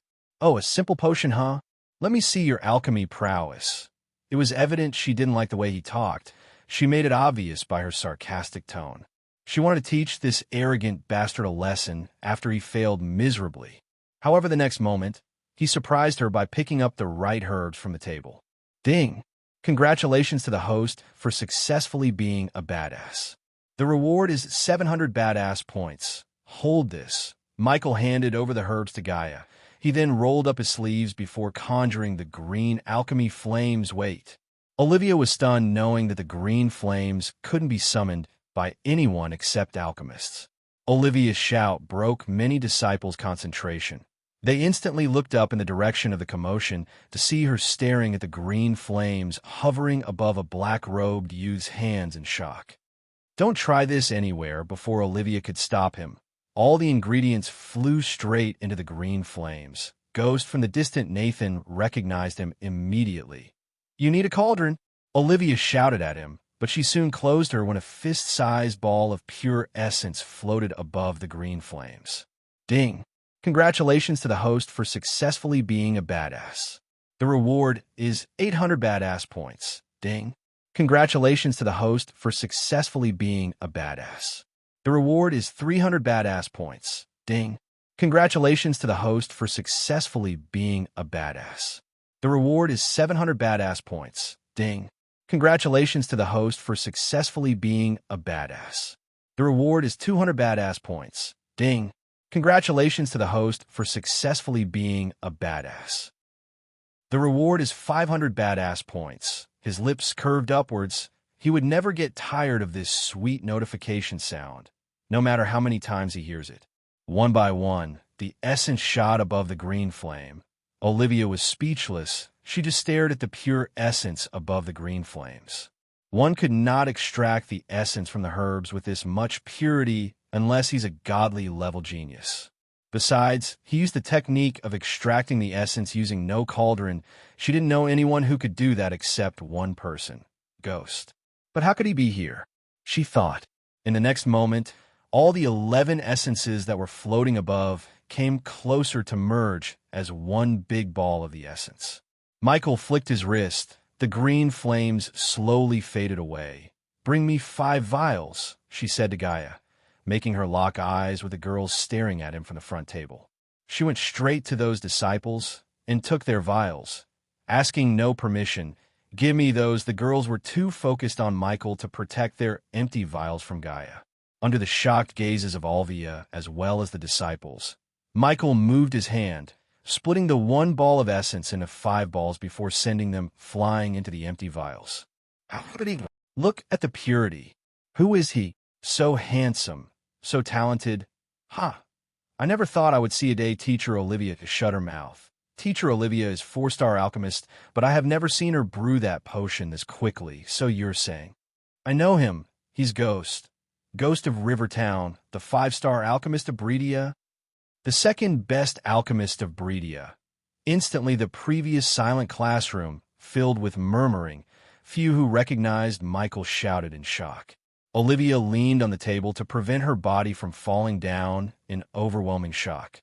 You asked me 2 potions. Hera's 5-inch. The 5 vials of glistening healing potions flew right in her hands as she subconsciously reached out to grab the potions. Ding. Congratulations to the host for successfully being a badass. The reward is 800 badass points. Ding. Congratulations to the host for successfully being a badass. The reward is 300 badass points. Ding. Congratulations to the host for successfully being a badass. The reward is 700 badass points. The notification sounds went crazy in his head, making him earn almost 8,000 badass points in a couple of seconds. Our name is Ghost. Teacher Olivia, it's a pleasure to meet you, he said with a warm smile on his face. Well, not for me, Gaius said, rubbing her reddened ear. Olivia showed an expression of embarrassment. The Dispels, witnessing their teacher's face turning red, didn't know whether to laugh or not. The disciples closest to Olivia knew that ever since this ghost appeared out of nowhere and proved himself as a 5-star alchemist, Olivia was talking nonstop about him, the method he was using to brew potions and concoct pills. She even paid a merchant a whopping amount of 12,000 gold coins for his healing potion. Not because she has too many gold coins, but because she wanted to get her hands on the potions as soon as possible. The only thing that stopped her from traveling to the Sunrise Sect was her busy schedule. Since the alchemy competition of Kingdom Kethin was just around the corner, she had to prepare her students for the competition. She was studying the potion, and few female disciples suspected that she was studying the potion and him. Only because Nathan was one of her closest and top disciples, he knew about her interest in Ghost's alchemy talents and promised him to get the contract for supplying alchemy products for the Outer Circle. Michael had no idea that he has an admirer, a die-hard fan in Aragoth. The pleasure is all mine. Lord, sir, master, she stuttered, searching for the right word to address him by. Ghost would do just fine. Teacher Olivia, he chuckled when calling her teacher. Although she was a 4-star alchemist who was just a 1-star away from reaching 5-star, everyone knew the gap between a 4-star and a 5-star is like heaven and hell. Only a few 4-star alchemists reached the 5-star in their lifetime, while others just died as a 4-star in old age. Reaching the next star level was damn hard regardless of their talent. It required guidance, a humongous amount of resources, and hard work. For Olivia, the latter two weren't a problem, but the first one, guidance. That was why she was hoping to meet Ghost. She wanted to study alchemy from him as his disciple. She was willing to pay any price, except her body, of course. I can't. She shook her head. Ghost. While Olivia was struggling to find a way to ask him what she wants, Nathan came to greet Michael and also break the news to Michael. Michael greeted him back with a smile. Unlike the previous events, Nathan too widely grinned at him in return. Do you know him? Olivia asked, surprised. Nathan nodded and spoke. Teacher, Ghost, if you follow me, lead the way. Before Olivia could ask further questions, Michael gestured at him to lead the way while Olivia followed him behind to her room, which was located adjacent to the potion classroom. Walking behind them, Gaia creased her brows. She could tell by looking at Olivia's body language that she needed something from him. As long as it was not a place at Michael's heart, she might consider giving it to her if she was willing to pay the right price. Until she came to Aragoth, she only wanted to test herself whether she has deep feelings for Michael using the love potion, but after seeing the way these girls look at him, she wanted to check if he has any feelings for her before some girl steals him from her. Having more than one wife was normal, but Gaia didn't want to share his soul mate with anyone else. She would rather kill all her competitions than share him.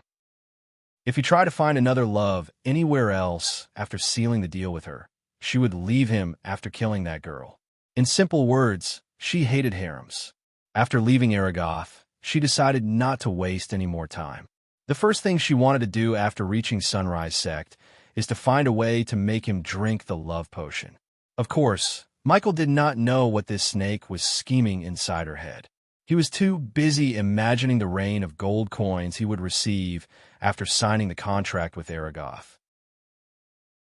Chapter 142, Olivia's Room, was a textbook definition of a girl's room. Alphabetically ordered book on the book rack. Paintings of her role models, who were some old men, adorned the pinkish walls, while a faint fragrance of forest roses permitted the air. In the center of the room, a round sofa and a glass tea table could be seen. Obviously, the sofa was not as nearly fancy or luxurious as the sofas in Michael's room. Compared to those, what was in front of them was mediocre at best. On the corner stood a tall table where Gaia saw lines of expensive liquors. She then changed her gaze towards the corner, gazing at the vials of perfumes. She inhaled deeply, only to be overwhelmed by the fragrance those small vials were radiating. Expensive liquors, honest brand perfumes. This bitch is rich. The latter changed Gaia's expression significantly because Honest was a brand used by only the richest, such as the royal family of a powerhouse kingdom and powerful female cultivators. An ordinary noble or even a queen of a small kingdom had no chance of getting an Honest perfume. Gaia hated spending her own money in extravagances like that.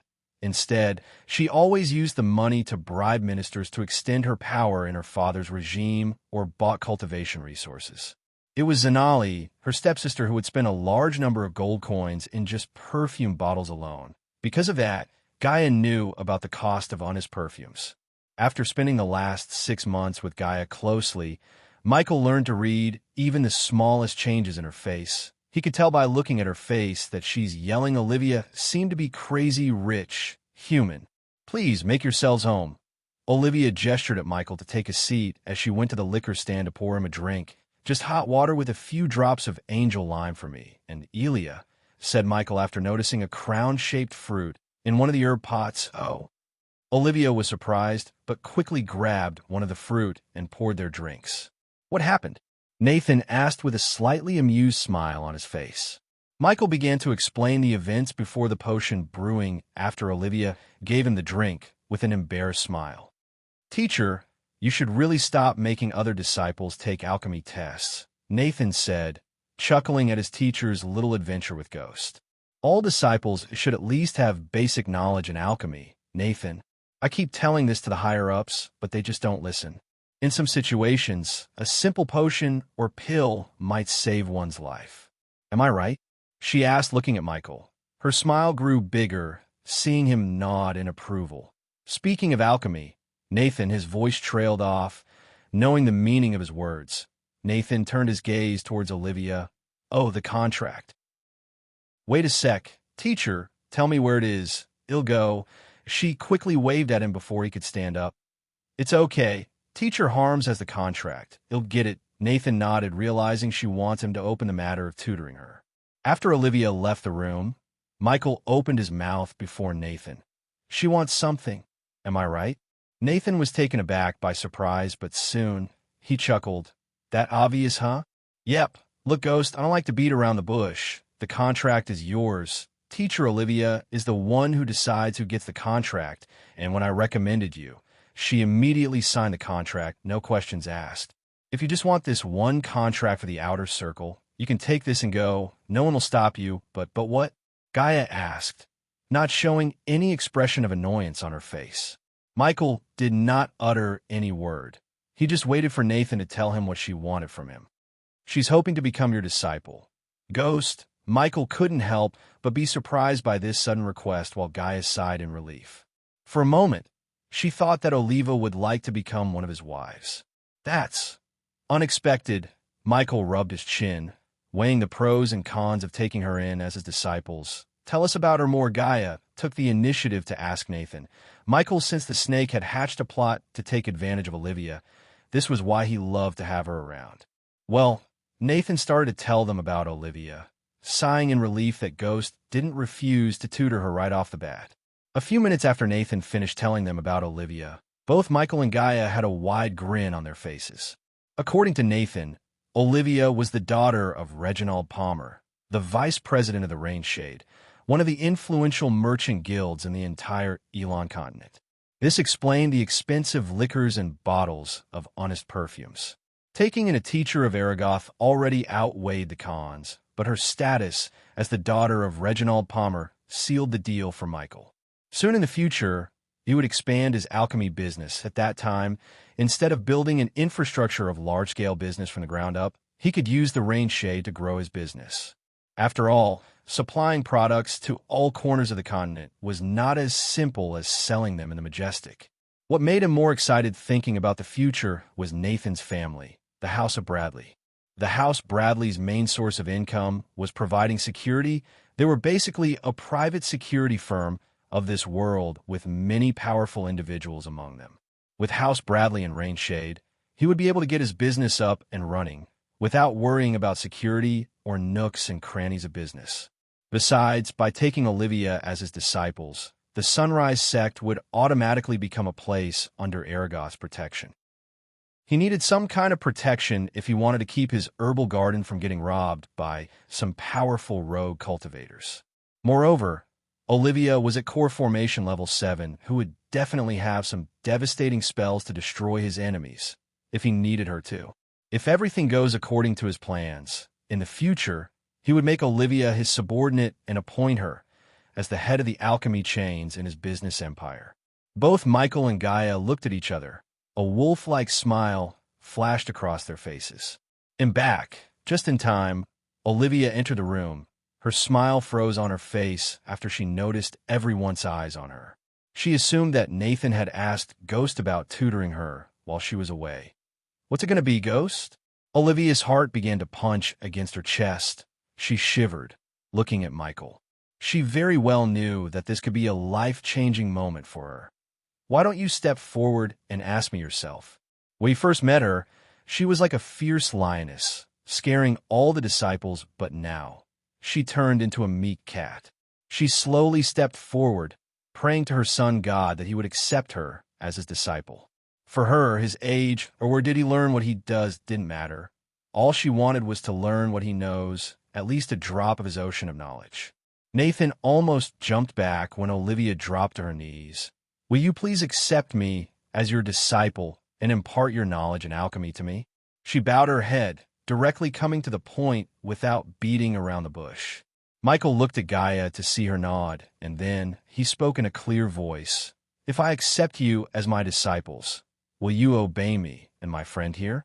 Nathan slightly frowned when he saw him asking Olivia, a core formation cultivator, to obey a mere body refining stage cultivator, but he remained silent. Yes, however, Olivia said, taking not even a second to think. Will you remain loyal to your teacher? Her heartbeat increased every passing second.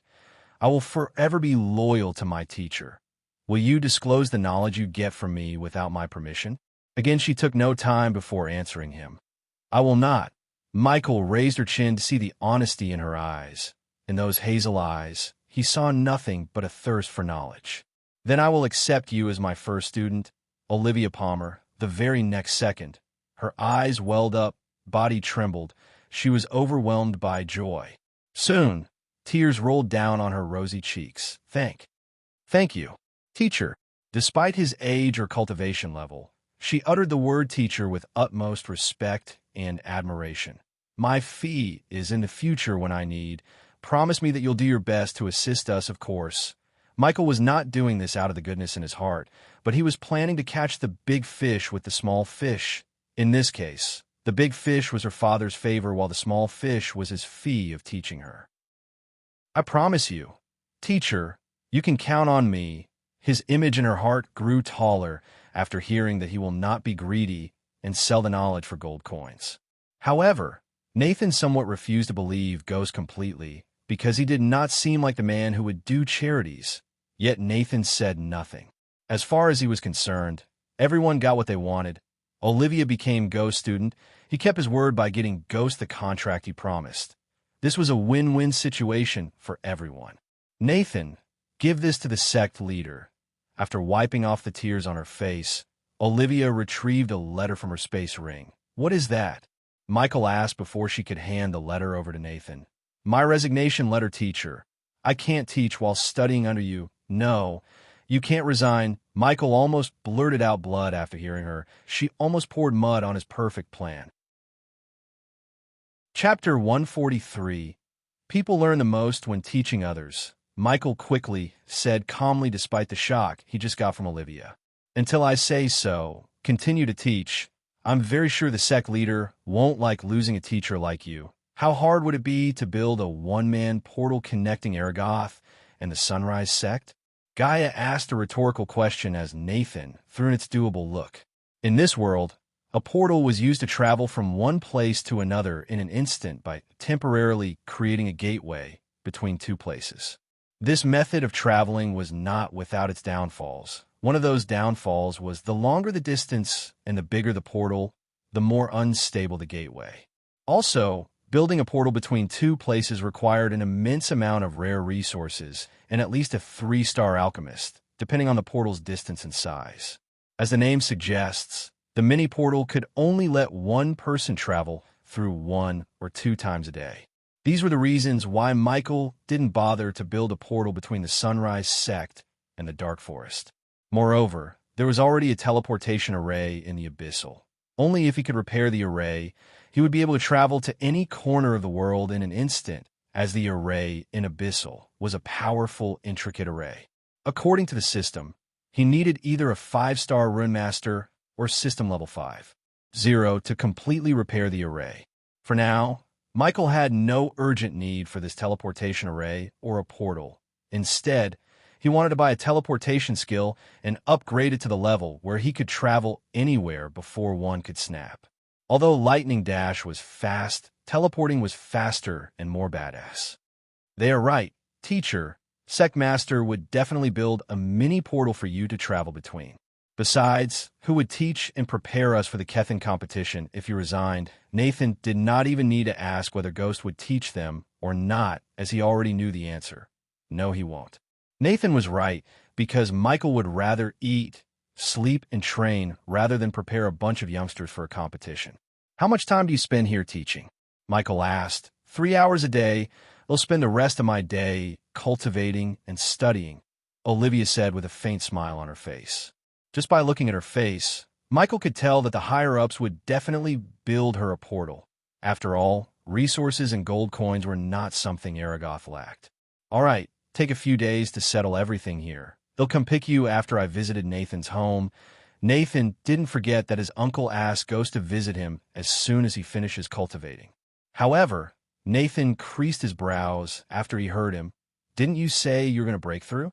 I did. The very next moment, Nathan looked closer at the flow of Ghost's archenergy. Whoa. Nathan's eyes widened. Looking at Nathan, Olivia looked closer at Ghost to be startled by his cultivation level. Teacher, I thought you were. Teacher, you. How Olivia was speechless. She heard from Nathan that Ghost was at level 10 body refining stage while they were in Netherrealm. It was only a few days after they came out yet. He jumped from body refining stage level 10 to body strengthening stage level 5. This was too much. This was a heaven-defying cultivation speed. Ding! Congratulations to the host for successfully being a badass. The reward is 700 badass points. Ding! Congratulations to the host for successfully being a badass. The reward is 1,200 badass points. Nathan's world was spinning around him, making him hard to stand still. Olivia, on the other hand, was overwhelmed by shock and joy because she could not only learn alchemy, but also cultivation tricks from him. I hit a jackpot. I'm really lucky, Olivia said to herself. She was not the only one who felt lucky. Nathan's inner voice reminded him about the competition for the next head of House Bradley. If he could utilize Ghost's friendship correctly, he might get an edge over all his rivals for the head seat. He began to plot his own plans, keeping Ghost in his mind, while Michael plotted to use both Olivia and Nathan to expand his influence. Everyone in the room had their own plans. Using each other, they wanted to move forward in their life. Michael would have definitely supported in any way he can to make Nathan the next head of Bradley, because he would rather deal with the devil he knows than an unknown devil. When can we leave, Nathan? Michael asked, bringing Nathan back from his trance. Tomorrow morning dash. Nathan was intercepted by a sudden cry that came from Michael's chest. Teacher. Olivia jumped back when she saw something inside Michael's chest trembling violently. Michael's face turned dark, feeling the baby dragon in his pocket twitching frantically. When he put his hand inside to take out the baby dragon, a warm yet cold liquid touched his skin. He gently took out the baby dragon to see it was bleeding. The baby dragon's scales had become gray, and he was bleeding through all of his pores on the body. Teacher, is that a dragon? Holy shit, it is, Nathan exclaimed. Baby dragon, what's happening to him? Michaels felt dread in his core, staring at the baby dragon who laid on his hand, eyes closed, body twitching. In a couple of seconds, the remaining crimson scales also turned gray. System. Michael screamed in his head, calling the system for help. The system is in safe mode, unable to answer host question while in safe mode. Michael felt his training to keep himself calm despite the situation being tested by the system at this exact moment. He took a few deep breaths after exiting the system. Let me see. Gaia creased her brows, reaching out to feel the baby dragon's body. Olivia and Nathan stood there speaking no words because they knew something bad happening to the baby dragon. Since they did not know a way to help, they kept their mouths shut. It'll give him a healing potion, Michael said, readying himself to use the healing potion on the baby dragon. No. Stop it. Gaia stopped him and continued to run her fingers through the blood-covered body of the baby dragon. After a few minutes under the gazes of the three, Gaia sighed. Ghost, he's a death-kissed dragon. What do you mean? He's dying. Michael's heart jumped a beat hearing her. Although he only spent a short amount of time with the baby dragon, he felt deeply connected to the dragon. He could not simply forget the dragon's face or the times he played with him. The baby dragon made him happy, light-hearted. Michael knew the dragon loved him more than he loved himself. Maybe it was because both of them were abandoned as a child. Never knowing their parents made their bond stronger. Tell me there's a way to cure him. There's no cure for Death Kiss, Ghost. I thought it was weird that he could not fly or absorb arch energy like us, Gaia said. Ever since she met this baby dragon, he couldn't fly like any baby dragons of his age. He would always hop like a bunny to move around. She also noticed that the baby dragon would often fall asleep, spending most of the day sleeping. However, she never thought he was death-kissed. It made sense why Ghost never met the mother dragon near the baby dragon. The reason for that was the mother dragon sensed the death kiss on him and threw him away. It was really unfortunate, as only one dragon in a million would get death-kissed. Teacher, Olivia called. Her tone was suppressed, fearing any wrong word would make him mad. Michael turned his gaze away from the baby dragon to Olivia while still cradling the unconscious baby dragon in his hand. There might be someone who could help him. Who? Michael asked. Finally, a glimmer of hope appeared in his eyes in Royal Land. There's someone called the doctor. I heard he could perform miracles. cure many incurable diseases, yet many would say he's a myth. But if he's not, maybe he could cure him. I heard about him. Nathan nodded after he heard Olivia. I heard about him too, but even if he could cure him, how we find a doctor? As you just said, he might be a myth. I have to look for him. I will look for him, and if he exists, I will find him. Michael wasn't in the mood for second-guessing. He wanted to save the baby dragon, any means necessary. But until he could find a way to save the baby dragon permanently, he needed to keep him alive. How much time does he have? Michael asked, looking at Gaia, who clearly knew more about dragons than the three of them combined. In his condition, we can keep him barely alive for another 3 weeks tops, Gaia said as she took out a healing potion from her space ring and poured it over the baby dragon. The grayish scales barely showed a glimpse of the crimson red underneath. We need to do this at least 10 times a day. Nathan raised his brows slightly. A single healing potion cost 9,000 gold coins. This meant Ghost would spend 90,000 gold coins on the baby dragon to keep him alive.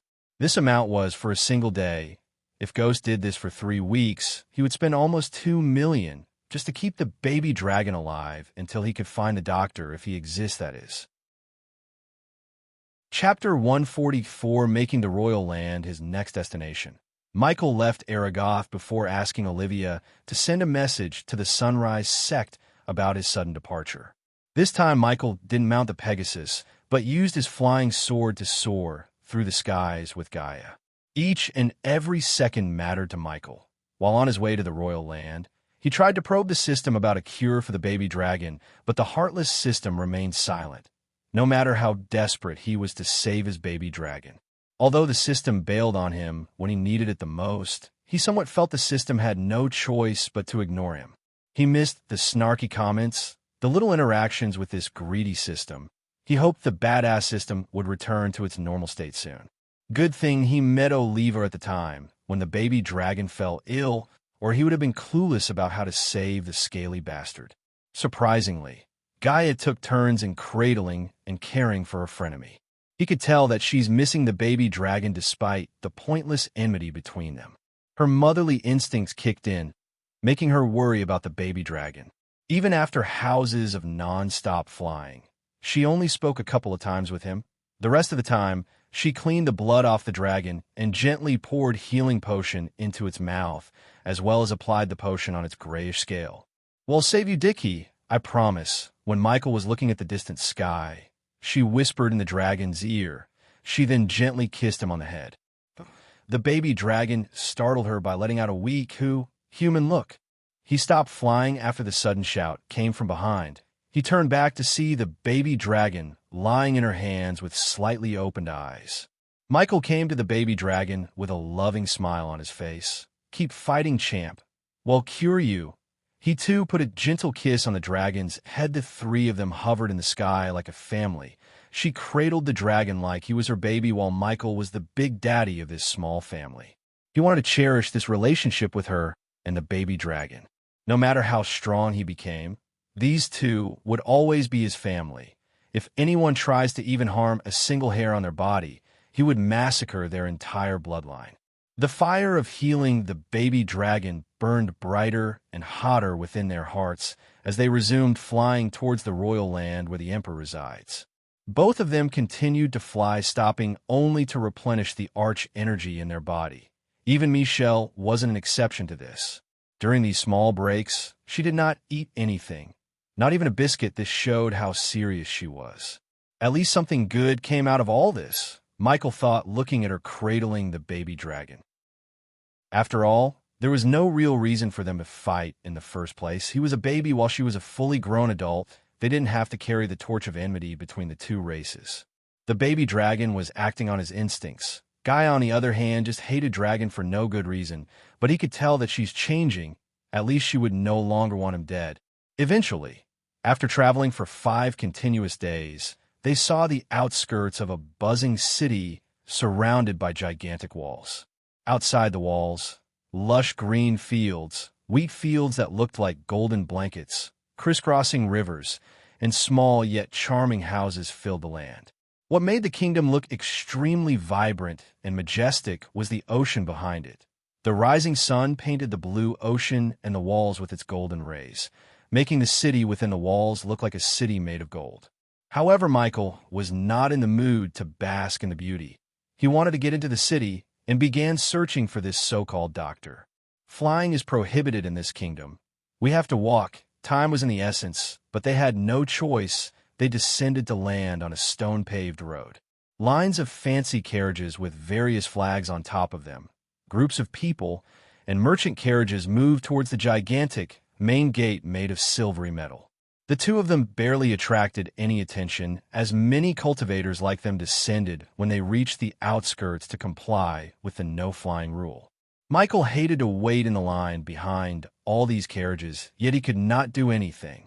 He might be a mighty existence in a river town, but here, he was like a small fish. He realized this factor after noticing numerous core formation cultivators going in and coming out of the city. While moving at a snail's pace, Michael noticed shrieks and cries coming from the merchant carriage in front of him. He looked through the door crack to see green humanoid creatures and vaguely saw a few human faces. Slave traders. Looking at the curiosity on his face, Gaia whispered. "And those are goblins. Nasty creatures," she growled. Since he could do nothing but wait patiently, he decided to ponder more about these slave traders. If he created a list of disgusting things that needed to be gotten rid of, slave traders would definitely hit the top. "Tell me about these slave traders. Can we buy elves? Where did you get that idea?" His question made her raise brows. "No, you can't. Enslaving another race is forbidden by the church and the guardians." Michael was confused. If enslaving was forbidden, what the heck is happening in front of him? Those are crooks and outlaws, human. Those goblins were probably banished from their tribe for their crimes, while those humans may be rapists, murderers, or both. When they commit a crime punishable by death, some kings would give them two choices: death or enslavement. Many would choose the first, but some prefer to live as a slave than die as a free soul. And you? Do you have an elf fetish? She pinched him hard on the shoulder. It was not a question, but rather a warning. Nope, he shook his head. So does this rule apply to every kingdom in this continent? Michael asked while running the spot. She mercilessly pinched him. Pretty much yes. In some kingdoms in Azare continent, however, give slaves the option to become a gladiator in arenas for the pleasure of nobles. Gladiators? How could Michael not know who gladiators are? The mere mention of the word gladiators brought back the sweet memories of many TV shows and movies he watched. Each and every gladiator was a badass. Of course, not anyone can become a gladiator. A rich noble should first decide to buy the slaves and train them in their own school of gladiators. Survive long enough in the arena, a gladiator could get the glory, gold, and even freedom, but I never heard of a gladiator who survived the arena to earn freedom from their masters at this moment. Michael wanted to go to one of the kingdoms that have arenas and gladiators. If he could buy a small army of gladiators somehow, he would become unstoppable in the future. The Dark Lord could definitely use the gladiators to his advantage. State your purpose of visiting the royal land. Eventually, Michael was a couple of carriages behind to enter the city within the walls. "Am a humble merchant, Sir Guard, and am here to deliver the goods ordered by His Royal Highness." The second dash go, the head guard immediately led in the slave trader in front of Michael. The guard did not ask any further questions as he opened the gates, while Michael stepped forward to meet the guard. State your purpose of visiting the royal guard. The head guard, who clad in full iron plane armor, asked Michael. "This is our vacation period dash 50 gold." Gaia was interjected by the guard. She didn't seem upset, though, because she knew the guards had no time to listen to all their stories. Nodding her head, she quickly placed a pouch of coins in the guard's hand. Just by weighing the pouch in his hand, the guard guessed the amount inside. The guard behind the head guard gestured at them to enter through the small door beside the main gate. They were just too lazy and sluggish to welcome these travelers with any pleasantries. The inner city of Royal Land was built along the banks of a mighty river and was truly an architectural metropolis. The skyline was littered with impressive towers and majestic buildings made of marble, as well as stones that shone in the daylight, and more seemed to be on their way. Its charm was matched by the backdrop of pristine skies, which have helped shape the city into what it is today. The city itself looked simply gorgeous. Many houses had pinewood rooftops, oakwood walls, and luscious gardens. The streets were paved with stones, and filled with a buzzing crowd. Since Michael had no idea of where to find the doctor, he decided to find the place that's filled with rumors and actionable intel. And in Chapter 145, placing the unconscious baby dragon inside his coat pocket, Michael walked along the bustling streets while looking for a tavern. Various shops, including smithies, bakeries, bookshops, and other miscellaneous stores, were opening their doors to start the business. If this was any other day, he would have entered one or two stores to check what they were selling, but today, his sole focus was to gather any information he could about the doctor and save the baby dragon. Look, over there. While he was navigating through the labyrinth of streets, Gaia pointed at a name board that had the name Old Ship Tavern written on it. From the outside, the tavern looked cheerful, clean, and modest. Small stones and intricate stone carvings made up most of the building's outer structure. It was near impossible to see through the stained glass windows, but the entertainment from within could be felt outside. As they entered the tavern through the heavily used metal door, they were welcomed by excitement and clapping hands. The bartender was a red-haired, middle-aged woman who was clearly buried in orders but still managed to welcome them with a wave. It was as enchanting inside as it was on the outside. Squared, stone beams supported the upper floor and the large candles attached to them. The walls were littered with so many different memorabilia. The tavern itself was packed. Travelers like them seemed to be the primary clientele here, which was often a good sign. Several long tables were occupied by what must be separate groups who have bonded over great food and conversation. The other, smaller tables were also occupied by people who were probably starting to reach the point of having drunk too much, though nobody seemed to mind. Even most of the stools at the bar were occupied, though none of them looked to be minding more company. The air inside the tavern was filled with freshly baked bread, boots, and ale. On the other side of the large tables, people, mostly drunks, were dancing and singing along with the band of bards. Michael and Gaia managed to find stools before the bartender. "What can I get you too?" The bartender woman finished serving the others and came to Michael. Information. Michael slid a gold coin toward the woman. He did not waste any time exchanging pleasantries given the dire situation. "And water with lime. If you have any," Gaia ordered. Since Michael didn't drink any liquors, she also stopped drinking them, and instead, she got used to just hot water with lime, just like him. Putting the gold coin into her pouch hanging on her hip, she grinned brightly. "What do you want to know, young master?" She changed the way she addressed him because of the gold coin. Obviously, a commoner or a typical adventurer wouldn't just give a gold coin just like that. "Tell me everything you know about the doctor." Another one, the man behind Michael snickered, taking a long sip from his mug. "Ignore that one, young master." The bartender glared at the man, wordlessly telling him to mind his own business. "Well, young master, no one know much about the doctor, but he'll tell you what I heard about the doctor. It might be just a hogwash or God's honest words. Even if they were just hogwash, Michael had no choice but to listen to them. At the moment, Michael and Gaia were waiting in a dark alley between two large buildings. Back at the inn, the bartender told them everything she knew and heard about the doctor. Most of what she told them seemed outright exaggeration or simply lies spewed by some drunkards because it would believe an angel with pure white wings came from the sky and healed a drunk in the alleyway. In one story the bartender told them, the doctor brought a dead man back from death, although Michael was desperate. Even he couldn't believe that one could bring the dead back to life unless that person has a system that's fully upgraded, which was impossible. However, the conversation with the bartender was not all waste, as Michael got the names of everyone who's claiming that they were healed by the doctor. For another extra 5 gold coins, the bartender gave the names and where to find most of them. Creek. While they were waiting in the dark alley, a back door of the building left to Michael opened vaguely, revealing a figure of an old man. Gaia stepped towards the old man with no expression on her face. Despite the darkness in the alleyway and the old man's age, he grinned, instantly looking at the young girl walking towards him. "Are you lost, little girl?" Boom! In a flash, Gaia's hand grabbed the old man by his neck, slamming the old man against the wall. "Answer my questions," or she placed a dagger on the old man's wrinkly throat. Any. Think the old man got his hangover cured just like that. "What do you know about the doctor?" asked Gaia. The old man shuddered to look at the vertical slit pupils which resembled the eyes of a venomous snake glowing in the dark. Where and when did you meet him? Michael asked the old man with a soothing voice to calm the old man down a bit. Near the orphanage. I saw someone healing an orphan.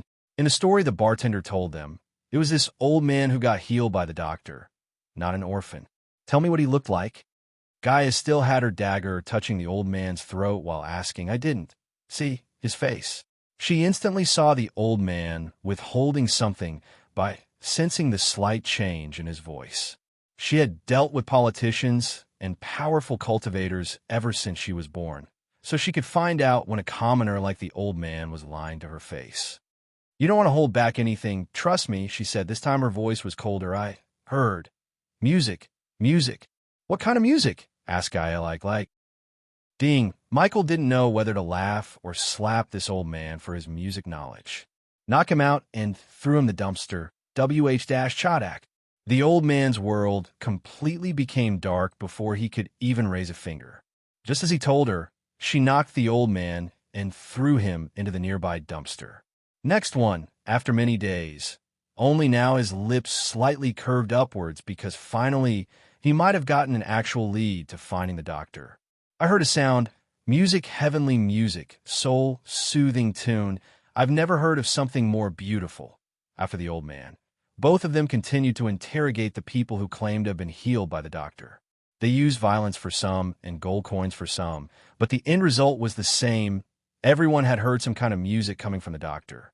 Afterward, Michael brought all of them to a place where the nobles of the royal land gather to listen to music. It cost him 2,000 gold coins just to enter and stay for an hour. The garden he was walking through was filled with colorful flowers, exquisite fountains, delicately crafted benches for the nobles to sit, and the beautiful status of various musical instruments such as violin, zither, vina, etc. The deeper he walked into the garden, the louder the music became.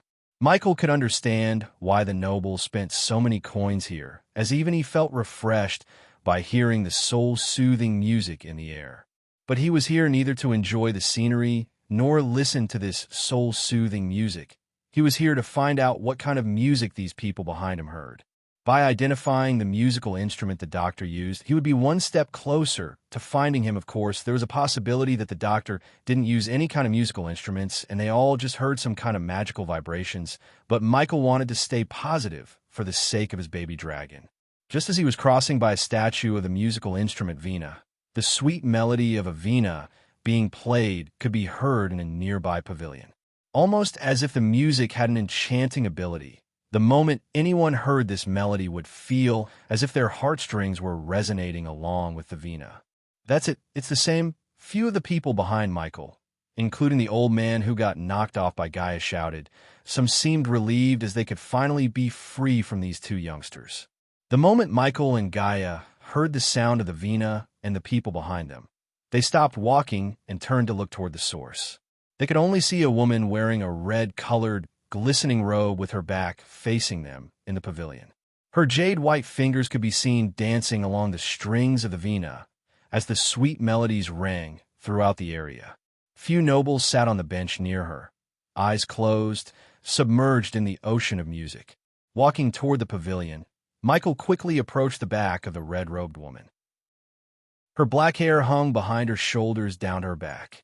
A white veil covered her face so that he couldn't see her appearance. The part of the girl's face that could be seen could only be described as a stunning beauty. In a flash, she finished playing the ballad and turned to look at him. Does my lord enjoy the sound of the vina as well? The girl spoke with a sweet, gentle voice, almost too gentle, as if one wasn't strong enough. Then they would be enchanted after hearing her voice. With a light smile, he replied, the second sister's ability with the vina is quite amazing. Although I would love to sit and listen to you playing, I have a life to save. So, can you please answer my question? The girl first seemed puzzled by Michael's words, but soon she smiled sweetly, speaking with a gentle voice. I thank the Lord for his praise and please, ask away. Anything to save a life. He continued to smile at her. Then pointing his fingers at the people behind him, he asked while carefully noticing her facial expressions. "Miss, have you met any of them before? They say they heard a piece of music that soothed their soul and, surprisingly, healed their wounds." The girl looked all of them who were in ragged clothes one more time before shaking her head. "No, Lord, I have never met them, but what they told you is true. A piece of music that can heal. Only one who achieved the realm of perfection in Vina could do that, as far as Michael and Gaia could tell." The girl was not lying. The girl continued, "I am quite fond of the four arts and studied them studiously when I was young, but I'm still far from the realm of perfection. While the sounds of my Vina are quite soothing, it was mostly because of the Vina itself." The girl's delicate fingers stroked a string on the Vina as she muttered, "Although this Vina is a copy of the angel's Vina, it uses a variety of rare parts, including the soul energy of the one who wields the angel's Vina, Layla Alden. If one could have done what you said, it would be her, but I doubt she left the Rainbow Islands and came here to heal them." Her last words contained a hint of scowl, as she had already whiffed a smell of ale coming from some of them in the group. She put it mildly to sound respectful, but she seriously doubted that Layla Alden, the wielder of Angel's Vina, gave the blessing of hearing the sound of Angel's Vina to these drunkards who weren't even worthy of breathing the same air as Layla Alden does. "Angel's Vina? Layla Alden?" Michael asked with confusion, while Gaia seemed like she knew the person the girl was talking about. Chapter 146. "If I want to meet this Layla Alden, where do I go, miss?" The girl shook her head. "No one can meet Lady Alden whenever they wish, Lord. Even the Emperor himself, yearning to get that heavenly blessing." Well, see about that. Gaia didn't like all these exaggerations about Layla. For Gaia, this Layla woman was just another overrated cultivator in the Elon continent. "Thank you for everything, miss," Michael said, nodding before leaving the garden with Gaia. They chased away the group of people as Michael, so no use in keeping them around. "We're going to Rainbow Islands." She was determined to save the baby dragon. Nothing would stop them from doing so. "Where is it?" "An endless ocean. We have to find a portal. Although it won't let us travel into the Rainbow Islands domain, we can reach the border. Flying would take at least 4 weeks. We don't have that time," she explained, recalling everything she knew about Royal Land to find a portal. "The devil has struck again. The devil has struck again. The devil has struck again." Just as they were in deep thinking, their train of thoughts was stopped by a panicked voice. They turned their head towards the voice's direction to see a young man who looked pale, screaming as loud as he could. "Run away. The devil has struck again." The young man kept screaming while the people who were strolling on the streets quickly covered in fear. "Hide! Hide inside your homes. Lucifer has struck again." Michael's body went rigid after hearing the young man screaming the name Lucifer. Both of them creased their brows, looking at each other confused. "What's going on here?" Michael asked as he walked in the direction of the young man. The previously crowded alleyway now became grim. When he was just about to grab the young man and question, he saw a group of soldiers rushing towards something. Michael and Gaia ignored the screaming young man and followed the soldiers to get some answers. Getting out of the alleyway, they stepped into the main street, which was paved with grayish stones, while many people ran in the opposite direction of the soldiers. Michael followed the soldiers behind with a few other daredevils. The more they followed the soldiers, the more chaos and soldiers they witnessed in the streets of Royal Land. Soon, they reached the town square. In the middle of the square, a group of soldiers clad in full iron plate armor formed a line, preventing the citizens from seeing the horror behind them. The smell of fresh blood permeated the square, through the gaps in the crowd before him. He noticed the fountain in the square was painted splashes of red. "What's happening?" Michael asked an old woman in front of him to know more about what's going on here. "It's the devil young man. It has killed yet again." The old woman was too focused on craning her neck to see through the crowd, as she didn't even look at Michael while speaking yet again. "Yeah, this is the devil's 4th victim. I don't know who the troubled soul he took this time." The old woman held onto the pendant on her chest. He knew she's praying to the sun god. "Look above. The holy guards are here." Hearing the sudden rise in the commission, Michael looked at the sky above the town square to see a group of 6 figures descended. All of them were covered in pure white shining armor with golden edges. Each of them had a different weapon, such as sword, spear, bow, staff, and even a huge battle axe. Their armors had a symbol of the sun painted on their chest plate, indicating their branch in the church. However, it wasn't their shiny armor or flashy weapons that made Michael arch his brows. It was their cultivation level.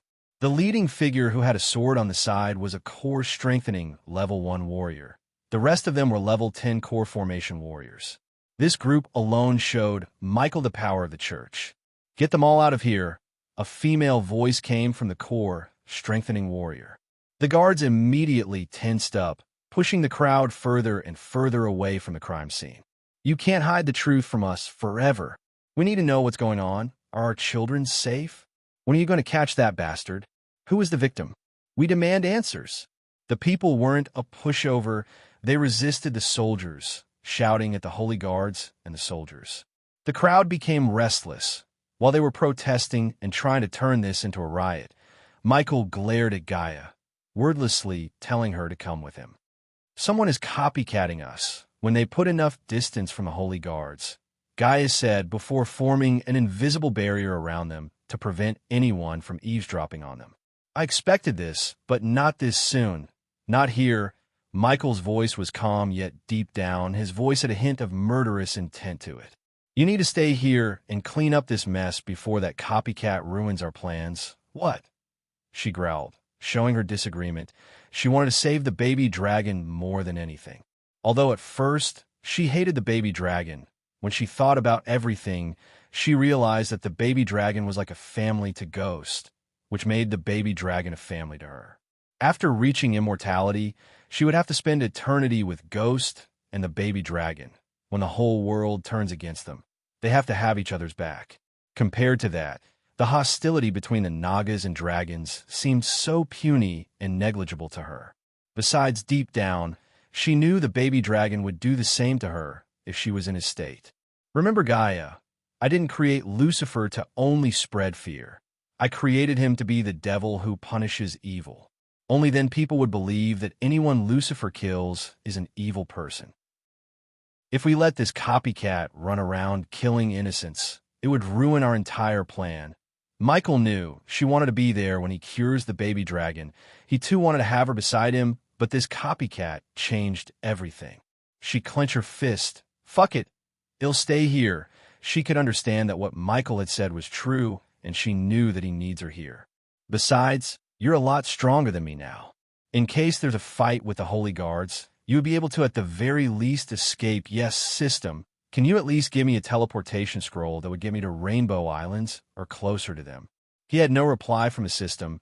He was just about to close the interface when he heard the familiar voice again. 4,000 badass points. Take it, he could swear that he sensed the excitement in the system's voice, which went back to the old robotic voice before he upgraded it to level 3.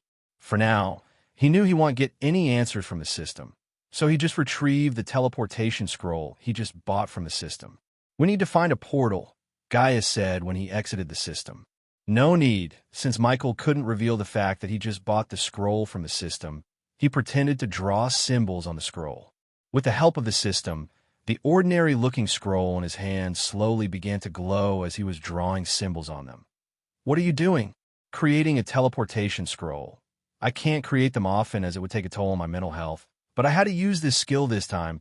She would have stopped him if she had a better way, but time was on the essence, and this seemed to be the only way to save the traveling time. Keeping the scroll in his hand, Michael moved further into the dark alley. "Happy hunting," he said before tearing the scroll. A golden light instantly wrapped around his body. "If you can't save Dickie, don't come back," she said, looking at the faint smile on his face before the golden light disappeared from her sight along with him.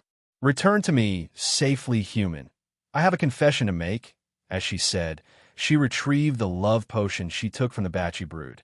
She looked at the 2 potions one last time before crushing them to oblivion. During their trip to Royal Land, she felt her feelings for him had indeed grown stronger. Initially, she wanted to test herself using the love potion, but now she decided to confess to him because she couldn't imagine a life with someone else. Gaia was positive that he feels the same way about her. Only, he didn't seem to make the first move, so she took the matter in her own hands. "The moment he comes back," She would drag him somewhere alone and confess her feelings. For now, I need to find that copycatting fuck and flay him alive. She put her hood on before leaving the dark alley with a resolute to kill the fake Lucifer. Chapter 147. In the sky above the endless oceans, a human-sized golden orb appeared. It hovered in the sky for a few seconds before exploding into millions of tiny light particles, revealing a youngster in full black armor, Ghost. He stared around, locking his eyes with an island in the distance. Other than the tiny island on the horizon, one could see nothing but an endless ocean, hence the name Endless Ocean. Lightning Dash. He utilized the spell to traverse the sky over the oceans. He had already become a bolt of lightning, soaring across the sky. "Don't worry, baby dragon. They'll save you." As he flew, he murmured, patting his chest where the baby dragon was resting. Michael traveled over the endless ocean for another couple of hours before finally reaching the island. The tall mountain peak, which seemed like touching the sky itself, stood majestically. The island was surrounded by wildlife and numerous waterfalls. What was unique about this island was its color. When looked at from a sky, one could see all the 7 colors in the rainbow on the island. This was the first time he saw bright blue trees. Also, the island was very large, almost half the size of the Kingdom Breedia. However, there are not many people who lived on it, only a measly few 100,000 people, and a large portion of it was undeveloped wilderness. A huge 100-meter tall stone tablet was inserted into the ground at the harbor, and on it were 2 large, finely engraved words, Rainbow Island. Michael descended into a dense forest on the island before walking towards the small port town not too far away. It was the only town on the island, and the entire population of the island lived there. I never thought there would be a population living here, Michael thought. From what he heard from Gaia, most of the powerful cultivators like to live in secluded islands before leaving to the cold mountains, where they would cultivate until either reaching the higher stages of cultivation or simply die of old age. At this very moment, the sound of horses galloping could be heard vaguely in the distance. Numerous men on extremely simple horses slowly galloped over. They wore simple clothes. Dust and splashes of sand could be seen on their clothes. They all had a smile on their faces, a smile that would only come when they achieved peace with themselves. "Kimu, this time we must stay in the sea for at least a month. This time I want to double our usual catch." The beefy, middle-aged man riding at the front laughed aloud. "Damn right, bro. Last time we came back from the sea too soon. If I could only catch a rare fish, it'll increase the size of my family. You know what I mean, hee." A young man in his late 20s grinned devilishly from beside the middle-aged man. His face shone bright, thinking about a great time with his wife. The men spoke as they rode their horses before quickly coming across Michael.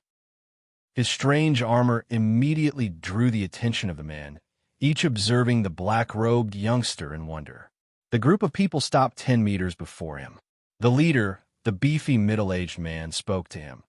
Michael slowed his pace when he heard the horse galloping to get the directions to Layla's residence, as there was no big mansion in his eyesight while he was on the air. "You aren't a Rainbow Islander, are you? Where did you come from?" Michael glanced over the men. Other than the leading middle-aged man, who was at the body refining stage level 8, the others were only at level 5 or level 4. Michael waved with a smile on his face. "You are correct, brother. I'm not from Rainbow Island. I came to the island from a small kingdom in Elon Continent." The man did not notice that Michael studied them to see their cultivation level. He said boldly, "Elon Continent, huh? You're a long way from home. Oh, where are my manners? Name is Keenan, but you can call me whatever you want. If I remember correctly, the last time an outsider came to our island seemed to be 12 years ago. How do you want us to call you? Is outside okay with you?" Kenna asked, laughing. "I am Jake. I came to this island looking for Miss Layla Alden," he said politely. He did not look down on these people because of their cultivation level. Who knows what their relationship with the doctor? Lady Alden, the man, quickly corrected Michael with a smile, and Michael could see their admiration and devotion these men have towards this Layla Alden. If he tried to disrespect Layla, he was sure that these men would fight for her honor with their pikes and fishnets. "Jake, you must have won some kind of competition and earned the chance to see Lady Alden, Keenan completely misunderstood the situation, but from his words, Michael realized that competitions are going on with the price of meeting Miss Layla Alden. His curiosity about this woman piqued. As Keenan spoke, he pointed at the tall mountain in the distance. Do you see that huge mountain? That's the holy grounds of the island, called Angel Peak. That's where the Lady Alden and her disciples live. Michael looked towards a mountain, and then gave a salute with 2 fingers. Thank you, brother, for your help. I must see Lady Alden as soon as possible, so forgive me for bidding farewell. With that, Michael lightning dashed towards the mountain before Keenan could say a word. Very soon, he arrived at the mountain peak. He did not hide his presence, so he wouldn't look like an intruder trying to sneak into their home. Besides, Michael could already sense 2 powerful presence coming at him. State your name and your purpose of being here at our Angel Peak. A gentle, pleasant voice originated from the sky above the mountain. With 2 flashes of white light, 2 young, violet-dressed women appeared, both carrying Venus. The 2 females only seemed to be 20 years old. Their appearances were fair and alluring, rare beauties in the world. They were pretty enough to rival Claire, Selena, Peyton, and so on. After spending more than half a year in this world, he adjusted his mind to meet angelic beauties, so their beauty didn't surprise him much. However, what surprised him was that the 2 girls before him carried a celestial aura, like fairies. They clearly had something that those beauties he met previously never had. Even Gaia, level 10 core strengthening stage. The 2 girls before him were actually powerful level 10 core strengthening stage warriors. He quickly hid his shock. Then he spoke calmly. I'm called Ghost. Michael's instincts told him to go with the name Ghost instead of the name he gave to Keenan. Something about these girls made him believe that they could sense a lie. I need Lady Alden's help to save. The mistress of the island is currently in seclusion. She cannot help you now. Please come back another day. Although the woman sounded soft and respectful, Michael could sense a contempt in her voice deep within. Michael did not show any of his inner emotions on his face. After all, it was him who needed Layla's help, not the other way around. After a slight hesitation, he asked, Then when will Lady Alden come out of seclusion? That's up to the mistress to decide. It may be a few days, a few months, a few years, or even a few decades. The woman continued testing Michael's patience. If he was stronger than them, he would have wiped that smug off her pretty face with a single slap, but for now, he could only suppress his irritation. Ark! Suddenly, a howl filled with utmost pain reverberated from a cave on the mountain peak. With it followed various rumbles, as countless rocks were sent flying from the cave. At the same time, the invisible arch energy in the surroundings slowly gathered towards the hole, while an extremely profound presence descended from the void. Michael felt an immense pressure building up around him, making him almost kneel to the ground. It was like an invisible mountain was dropped on him. Even though he had never witnessed a sight like this before, he learned about this happening thanks to Brass memories. Someone is breaking through to the soul-refining stage. A sliver of shock had appeared in his eyes. Unexpectedly, the expressions of the 2 women changed. They immediately cried out, Oh gods, he's woken again. Quickly, use the sound of the vina to suppress his awakenings and put him to sleep again. We can't let him refine his soul. It'd be the end of him. The 2 women no longer paid any attention to Michael. They directly sat down in the air and placed the vina they carried on their laps. Then they quickly but dexterously strummed the vina's strings, creating a faint, divine melody. The pressure around Michael slowly decreased as he exhaled deeply.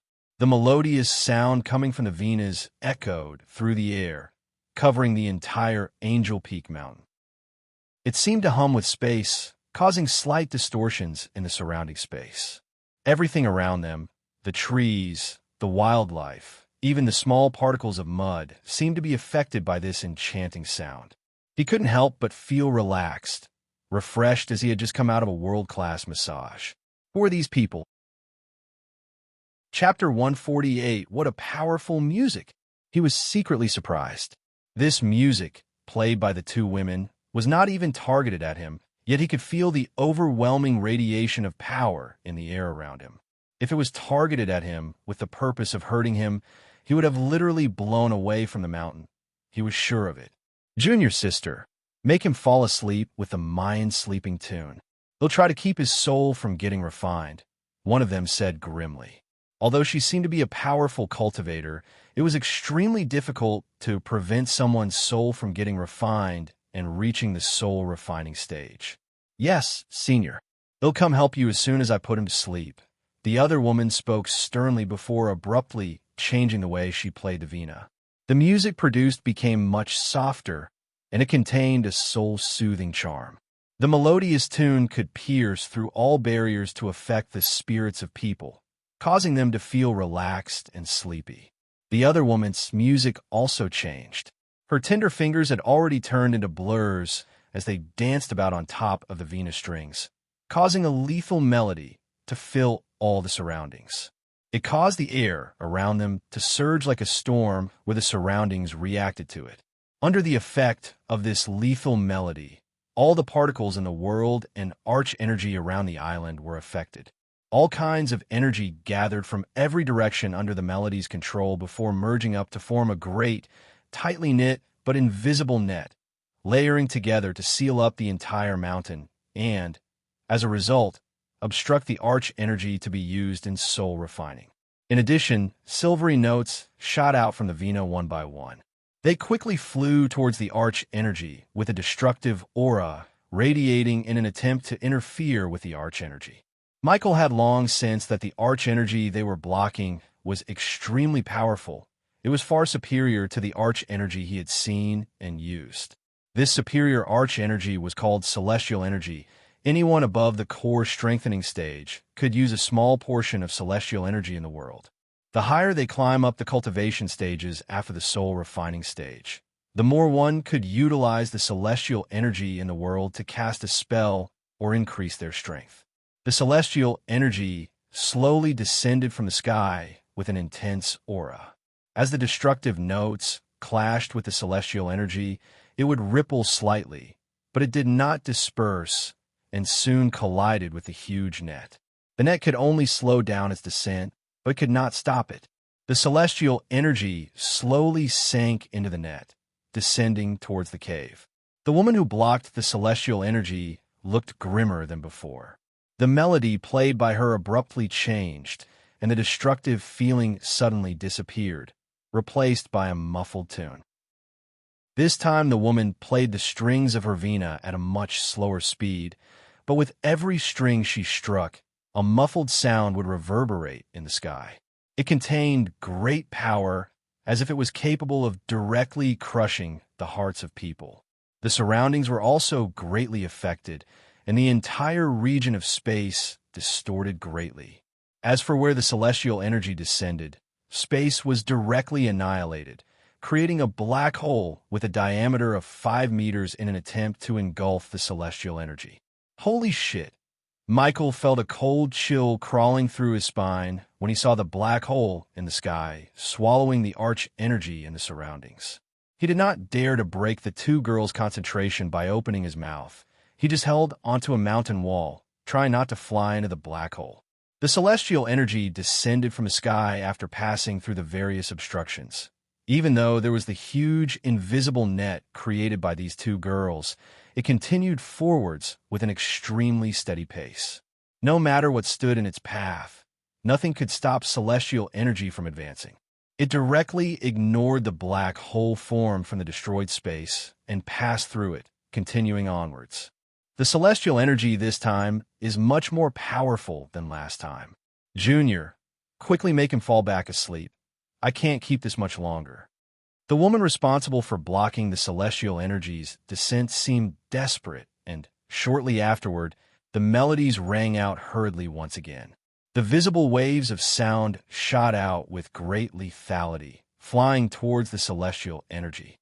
But even with all of this, it was unable to stop the descent of the celestial energy. Currently, the celestial energy that slowly descended from the sky was less than 1,000 meters from Angel Peak Mountain. Ark! A shrill cry filled with utmost pain rang out. Shortly afterward, the cave in the distance rumbled loudly a few times, causing the entire mountain to shake slightly. Gods, his mind and soul are resisting the tunes. I'm failing to make him fall asleep. The other woman's expression changed greatly, shouting at her junior. Hearing that, the face of the woman who was responsible for obstructing the celestial energy darkened. Drops of cold sweat could be seen on her pretty face. After a few moments of silence, she spoke out. There's not much time left. If he doesn't fall asleep, he'll die for sure when the celestial energy reaches his soul. Use the soul-controlling melody. With that, the woman turned around to Michael. She requested, Ghost, please help us fight the celestial energy from descending. Just what's happening? Michael asked, bewildered. How could he? A mere body, strengthening cultivator fight the celestine energy. At least if he had the system online, he would have felt somewhat confident in fighting the celestial energy, but the system wasn't online, hence he was reluctant. There's no time to explain it right now. We just can't let the celestial energy descend on him, or hell die, the woman replied with a rushed, deep voice, while she continued playing the vina. Visible, powerful sound waves shot towards the celestial energy, slowing its descent. After a slight deliberation, Michael did not choose to stay idle, not because of the goodness of his heart, but to help himself by helping these girls. If he refused to help them, they would definitely chase him away, no questions about that. He simply couldn't leave the mountain without meeting Layla, who was the only hope he had to save the baby dragon. What can I do? He asked, preparing to help these girls. Attack the celestial energy. Just like any other energy in this world, celestial energy had no physical manifestation. He could only sense the high concentration of the energy above him, clashing with the barrier created by the girls. Michael cracked his neck before stepping on his flying sword to fight the celestial energy. He did not, however, use the lightning dash to fly towards it headstrong, in case the celestial energy was too intense for him to even get close. Energy Devourer activating. System is in safe mode. Energy devouring failed. Damn it. His face was lit by the first notification, but soon, the light was put down by later notifications. He let out his frustrations by punching the center point of the celestial energy concentration. Except when his fist collided with the celestial energy, it actually just passed through. Unlike the normal arch energy, the celestial energy was not tangible, as his punch did not affect it at all. The light in Michael's eyes flickered. With a thought, he conjured the arch energy in his body to surround the space before him, freezing the particles in the air in an attempt to slow down the celestial energies descending. However, what surprised Michael was that celestial energy completely ignored the frozen space. It moved about freely, just as before, and slowly descended. Fuck it. Wind blast. Since he found no way of stopping the celestial energy, he frantically shot out blasts of wind at the energy. Surprisingly, the wind blast proved more useful than his punches or freezing the air around him. Each blast distributed the trajectory of the celestial energy slightly, very slightly, slowing the energy. Ding! Congratulations to the host for successfully being a badass. The reward is 2,000 badass points. Ding! Congratulations to the host for successfully being a badass. The reward is 3,000 badass points. Michael quickly turned his gaze at the two women to see a slight shock in their eyes. It was hardly worth mentioning, but it was there, a mix of shock and surprise. The 5,000 badass points motivated him to fire numerous wind blasts at the celestial energy without worrying about the arch energy limit in his body. He always knew the wind blast can't be a useless spell, and now he was proven right. However, this did not last for very long. Although Michael's wind blasts proved to be useful against the celestial energy, it was not near powerful enough to compete with the celestial energy, and since Michael was only a body-strengthening cultivator and the spell was at level 2, the celestial energy continued to descend, pushing Michael further and further down. Watching as the celestial energy grew closer and closer to the cave, Michael also became uneasy. He was currently pondering over whether he should keep fighting a battle that he cannot win. Just as he was thinking, An elegant but powerful vina melody slowly appeared in the sky. It seemed to be divine, and with its appearance the entire space became blurry. Clear ripples had appeared. At this moment, the entire region of space seemed to become a huge vina, while the ripples of space that constantly appeared were the strumming of strings. As the strings formed from the space were constantly hit, bending the laws of this world and causing the space around Angel Peak Mountain to become its own world, a different domain. And in this domain, the descending celestial energy was forcefully halted, as if they were locked up mid-air by mysterious energy and unable to move at all. When the two women heard the vina, they immediately rejoiced. They heaved a sigh of relief as their faces brightened. They both stopped playing and called out, "Mistress, you've finally come out of seclusion." "Arg!" A shrill cry rang out from the cave again. It was filled with pain, as if it was enduring unbearable torture. "And you're still not sleeping?" A gentle voice originated from the space, and it seemed to be filled with an utmost charm. With just a single sentence, it seemed to be able to make everything in the world fall asleep. With that, the cries from the cave finally stopped, and shortly afterward there was the sound of something heavy falling onto the ground, followed by nothing but silence. The words did not only affect the person gone mad in the cave. Even Michael was greatly affected. He immediately felt refreshed and calmed. His eyelids felt heavy, and they became drowsy. However, he returned to his senses very quickly.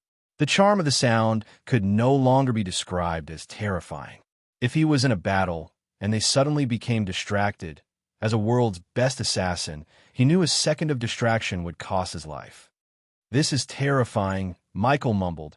He couldn't help but feel a small sprout of fear growing inside him. Chapter 149, the almost divine vina music continued to linger in the air. The music was gentle. It seemed like the music was using a special method to control the world itself, forcefully manipulating the space. Michael looked upwards at the blue sky, eyes filled with a mix of shock and surprise. As a cultivator, he could feel the changes in the world around him. The laws of the world were changed by the sound of vina. Considering Abras did not live long enough to learn about the laws of the world and cultivators who could manipulate them, Michael had little to no knowledge about the world's laws. He could only sense the changes but couldn't understand them completely. The mysterious person who played the vina already had a terrifying level of understanding for the vina, as well as the laws of the world. The descending celestial energy was forcefully trapped by the music.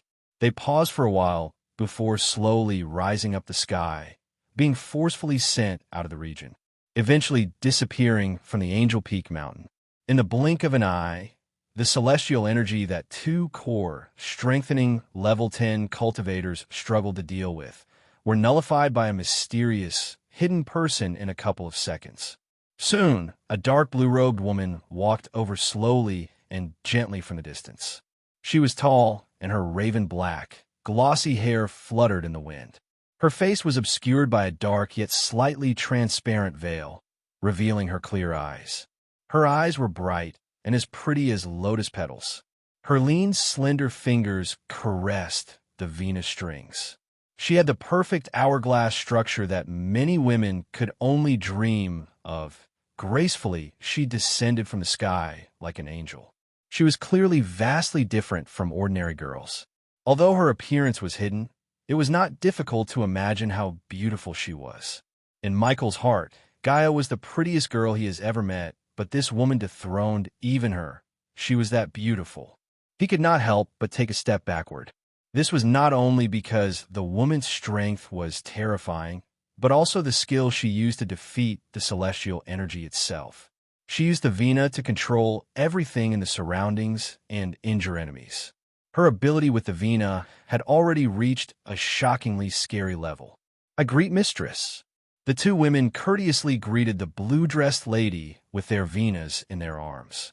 Not only was she the mistress of Angel Peak Mountain Island, but she was also the master of the two of them. His eyes narrowed abruptly, and he called out huskily, "Wielder of Angel's Vina, Lady Layla, Alden, Michael slightly bowed to show his respect. He didn't dare to show any discourtesy, as the woman was the strongest person he met ever since he came to this world, a freaking fusion stage cultivator. The power she radiated was so great that he was only able to sense her stage, not the level.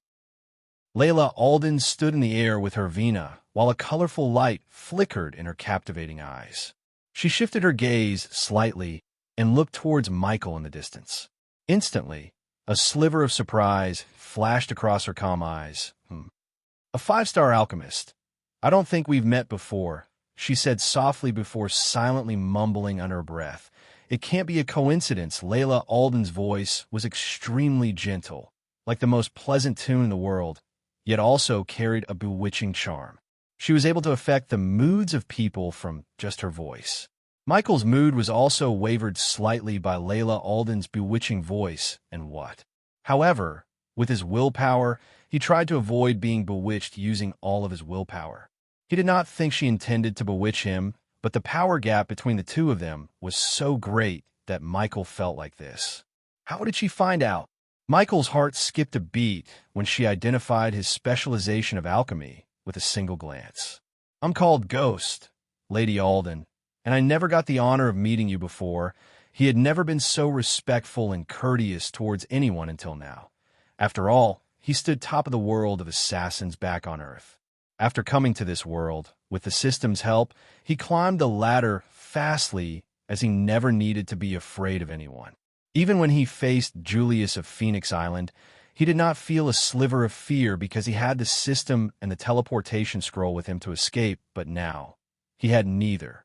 Therefore, he decided to be rather respectful towards this Lady Alden, just like everyone else, than getting kicked off the island or worse, killed by her. Layla Alden stared at Michael unblinkingly with her pretty eyes for a while, before speaking gently.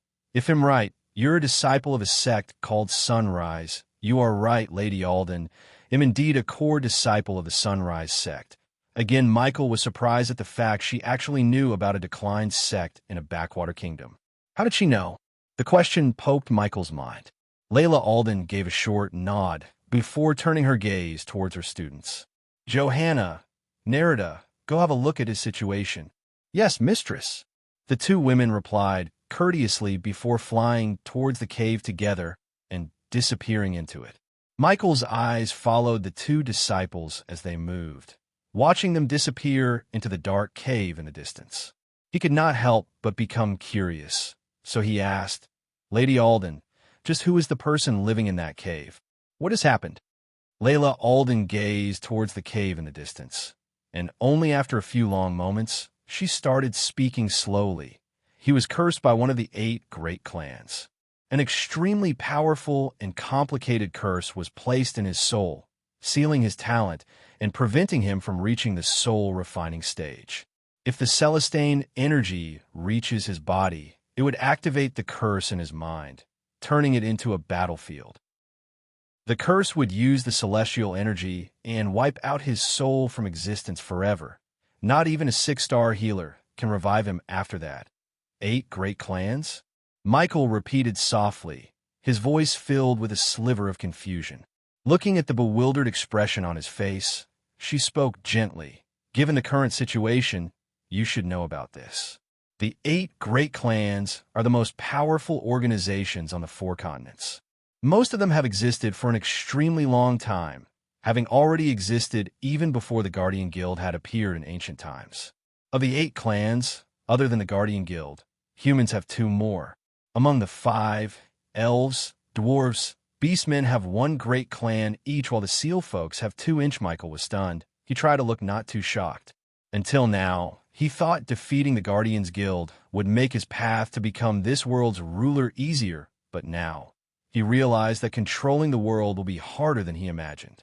Since he never left the Elon continent, and Gaia had little knowledge about the other continents, it was natural for him to be clueless about the other great clans in this world. Layla Alden continued, if it was any other elves, lifting the curse would have been easier, but the one who put the curse on him was an elven great mage of the elven great clan, the Archangels. You may have heard of this poor soul from your elders or your sect leader, huh? As soon as he heard that, Michael was surprised. His expression changed several times before asking out, "Lady Alden, who is this person?" "His name is Christopher Marigold, your sect leader's grandfather. It seems the gods have sent you to help me save him," Layla Alden replied softly. He was completely stunned after hearing her words. Wasn't Claire's grandfather supposed to be dead? Michael asked himself. Claire herself told him her grandfather died during one of his adventures, and it was her father who went missing, which led to the downfall of the Sunrise sect. He always wondered how one man's disappearance could affect an entire sect, leading to such a poor state, but now, everything slowly started to make sense. If someone from a great clan like Guardian Guild put a complicated curse on Claire's grandfather, it would make sense for the great mage to hold a grudge and destroy everything the man built. "Christopher Marigold? How can I help him? What is she talking about?" Her lips slightly curved upwards, revealing an alluring smile. "You came here looking for me to save that death-kissed dragon, right?" She pointed at her fingers, and the very next moment, he felt something pulling out the baby dragon from him. The baby dragon hovered in the air, without moving. His crimson-red scale had completely turned gray, except for a few scales, thanks to the healing potions. "Follow me." Layla Alden spoke softly, carrying a bewitching charm with her words. She then started to slowly descend and fly towards the cave before disappearing into the cave. Michael did not hesitate at all as he entered the cave in a flash. The cave was filled with fist-sized luminous pearls which gave off a soft light, illuminating the entire cave. When Michael had traveled 100 meters in, the space before him suddenly opened. He had arrived at a huge cavern of several dozen meters in radius. Currently, the walls were covered with cracks, while some loose pebbles lay scattered across a floor covered with ditches. It was a mess. In the center of the cavern stood Johanna and Nerida. Meanwhile, a disheveled, tattered-clothed, beggar-like old man slept soundly before them. His body was emancipated due to lack of replenishment to his body and soul, and on the ragged robes he wore, Michael saw the familiar symbol, a rising sun. It was without a doubt the crest of the Sunrise sect. Michael looked at Layla to see her examining the baby dragon. "Go on, talk to him." Her voice was extremely plain, without the slightest emotion. Initially, he wanted to save only the baby dragon, but now, he wanted to save this old man. It was not because he loved to see the old man reunite with his granddaughter, but if he could save the old man, he would have a powerful soul refining stage cultivator protecting his base of operations. Plus, by lifting the curse and reuniting the family would make the old man loyal to him. This would make recruiting this old man as his subordinate easier in the future. With these thoughts in his mind, Michael gently walked over and stared fixedly at the old man on the ground. The old man's face was ancient and haggard. He was currently sleeping peacefully. "Johanna, Nerida, play the Song of Fairies melody." "Yes, mistress." The two women did not hesitate to cross-stare and place the vina on their lap. As their fingers moved slightly, a wonderful vina sound was immediately generated. It was gentle, filled with serenity. It seemed to be able to comfort the emotions of a person, to allow that person to calm down. When the music reached Michael's ears, his slightly excited and frantic feelings also disappeared very quickly, making his mind calm. Layla Alden touched a string of her vina with an elegant finger. With a slight trembling, a note appeared that immediately began to slowly wake the sleeping old man. Chapter 150. The sleeping old man slowly opened his eyes, while a sliver of haggardness and great exhaustion appeared on his face. As he woke up, his mind jerked. He could not help but trigger the descent of the celestial energy to become a soul-refining stage cultivator. But the descent was immediately suppressed by the soft sounds of a vina. "I thank the island mistress for saving my life. This old man is unable to repay the mistress aid." The old man looked towards Layla Alden dully. His voice was extremely weak, as Michael could barely hear the words coming out of the old man's mouth. In his exhaustion and pain, he even failed to notice the baby dragon in Layla's hands. "No problem. I'm helping you because I feel nothing but pity for you," Layla Alden spoke indifferently before turning to Michael. Make the best use of the time you have to ask what you need to ask. This melody will only temporarily suppress him, but can't last very long. The soft sound of the melody was heard by Michael and made him feel extremely calm. He hesitated slightly before pulling out a pendant made of orange stone from a space ring and showed it to the old man. Do you recognize this? When the old man saw the pendant in Michael's hand, his expression changed greatly. He called out, This is, no, how could this be? Michael became slightly excited, but his excitement was suppressed by the Vina music. He stared fixedly at the old man before speaking. Perhaps you recognize this jade pendant? Michael took out another pendant. Unlike the previous pendant, the pendant he just took out had a glowing to it. He received this pendant from Claire after he became the core disciple of the sect. There were various different types of pendants, and all the people from disciples to the teachers, elders, and guards had one. Michael's pendant was the pendant given to a core disciple. The old man carried a mixed expression as a sliver of nostalgia appeared in his eyes. He recognized the origins of the pendant with a single glance, especially the morning sun's orange and the aged cracks on the pendant. He would never forget it, as it was created by no one but himself decades ago. Where did you get this pendant? The old man asked. His expression was extremely complicated. A mess of emotions emerged in his eyes. Right now, Michael had essentially confirmed his suspicions. He knew this man was Claire's grandfather, the previous leader of the Sunrise sect. It was sect leader Claire who gave it to me. A gleam of light immediately flashed across the old man's eyes. He took a closer look at Michael before saying, Are you a disciple of the Sunrise sect of Breedia? The old man's voice trembled gently and carried a little excitement. Currently, even the song of Fairy's melody could no longer suppress his emotions. Yes, in the core disciple of the sect, Michael also became excited. System, can you be able to lift the curse after you come out of the safe mode? Yes. Hearing the system's answer, Michael's excitement skyrocketed despite the fact that he still didn't cure the baby dragon. The old man accepted the jade pendant from Michael's hand to examine it closely. He murmured to himself, Claire, my little bear.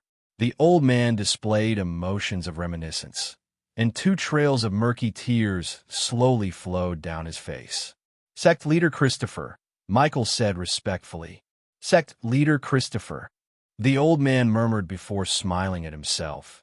It's been countless years since someone addressed me like that. The old man weakly smiled. Behind his smile, Michael saw an immense pain. Great shock appeared in both Johanna and Narita's eyes as they witnessed this, both still playing the Vina. The young man who appeared out of nowhere was actually a disciple of the old man's sect. The sudden change of events greatly stunned the two of them. Christopher wiped off the years with great difficulty. How is Claire? Just how is the sect after so much time? Christopher asked. Sect Leader Claire is doing just fine, but I can tell you that she's missing you every single day, and don't worry about the sect. Everything's perfectly fine. Michael lied because he did not want to reveal the sorry state of the sect and depress the old man even further. That little girl has become a sect leader. Christopher revealed a smile of relief on his sallow face. He continued, So many years have passed. Is Elder Sandra still alive? You have nothing to worry about, Sect Leader. Everyone is just fine. Michael reassured the old man again. He wouldn't forgive himself if he let the old man die of a heart attack before he could recruit Christopher as a subordinate. Youngman, I don't think I would last long enough to see my little girl. Christopher scurried the ground beside him to fish out a jade box. Please, give this to her. She deserves this. Michael did not accept the jade box, but asked him in concern, Sect Leader, what happened to you? How did you get cursed by an elven great mage? Michael seemed to touch on the source of Christopher's pain. It caused his eyes to become dull, while deep sorrow appeared on his face. Only after a while did he begin speaking. If I don't tell you now, Claire may not know what happened to her family forever. Christopher let out a long sigh. The color of reminiscence appeared in his eyes as he murmured, Claire is not a pure-blooded human. She was born to my son and an elven general, Elisha of the house Elican. The old man's words shook Michael's heart. He never thought Claire was a half-elf.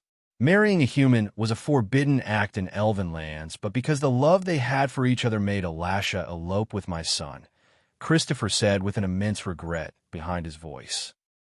I helped them settle in Bredia.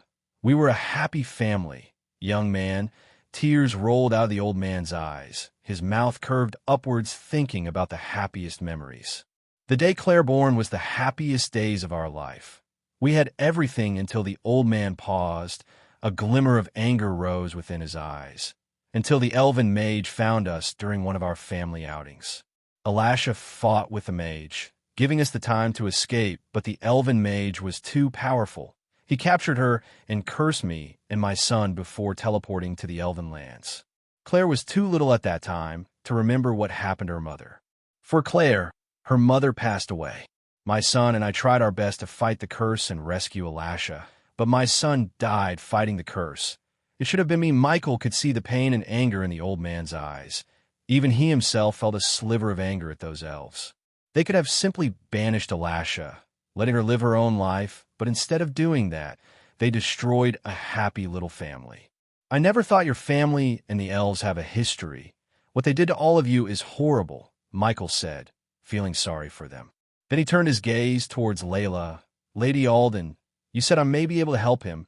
Tell me, what do I need to save them both? Only now the old man looked closer at Layla to see the grayish baby dragon. His eyes instantly widened in shock, standing to one side. She watched the scene with no emotions on her face. After a slight pause, she said, Yes, I know a way to help him and heal this dragon, but it will not be an easy thing. In fact, there's a strong possibility that you will die if you chose to help them. When Michael and Christopher heard what she had said, both of their eyes glowed immediately while the light of hope began to shine in their hearts.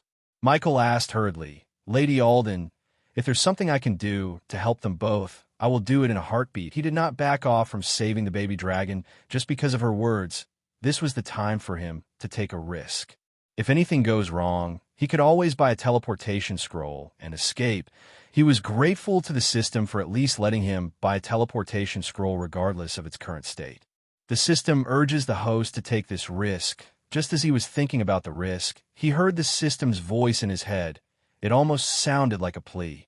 He frowned, but since he already decided to take this risk, he did not ask any question to the system. Layla said slowly, There is something called demon dragon heart in the treacherous ocean.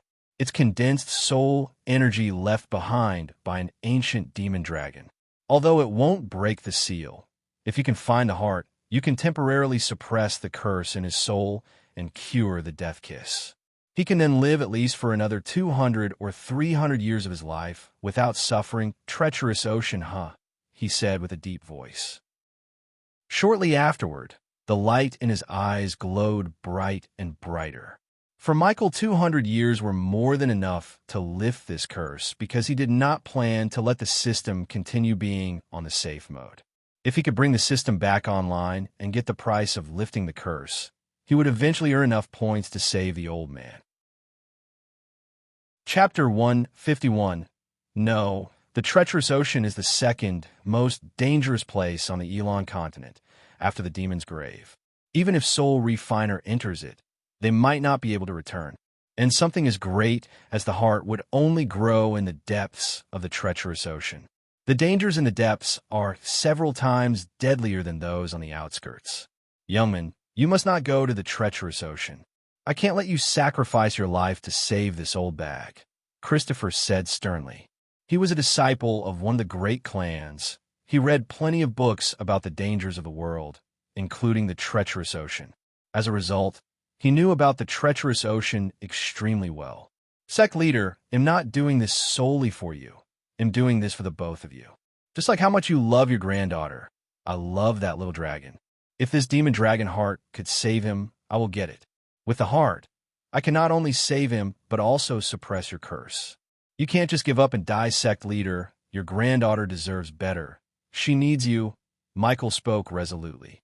He needed to go to the treacherous ocean, no matter how great the dangers were, to save the baby dragon. He did not fear it all, as he had a gut feeling that this trip may bring the system back online. Christopher, Your disciple fought the celestial energy without getting himself blown to death.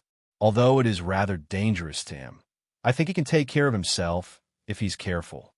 Layla's nature-like voice appeared from one side. What?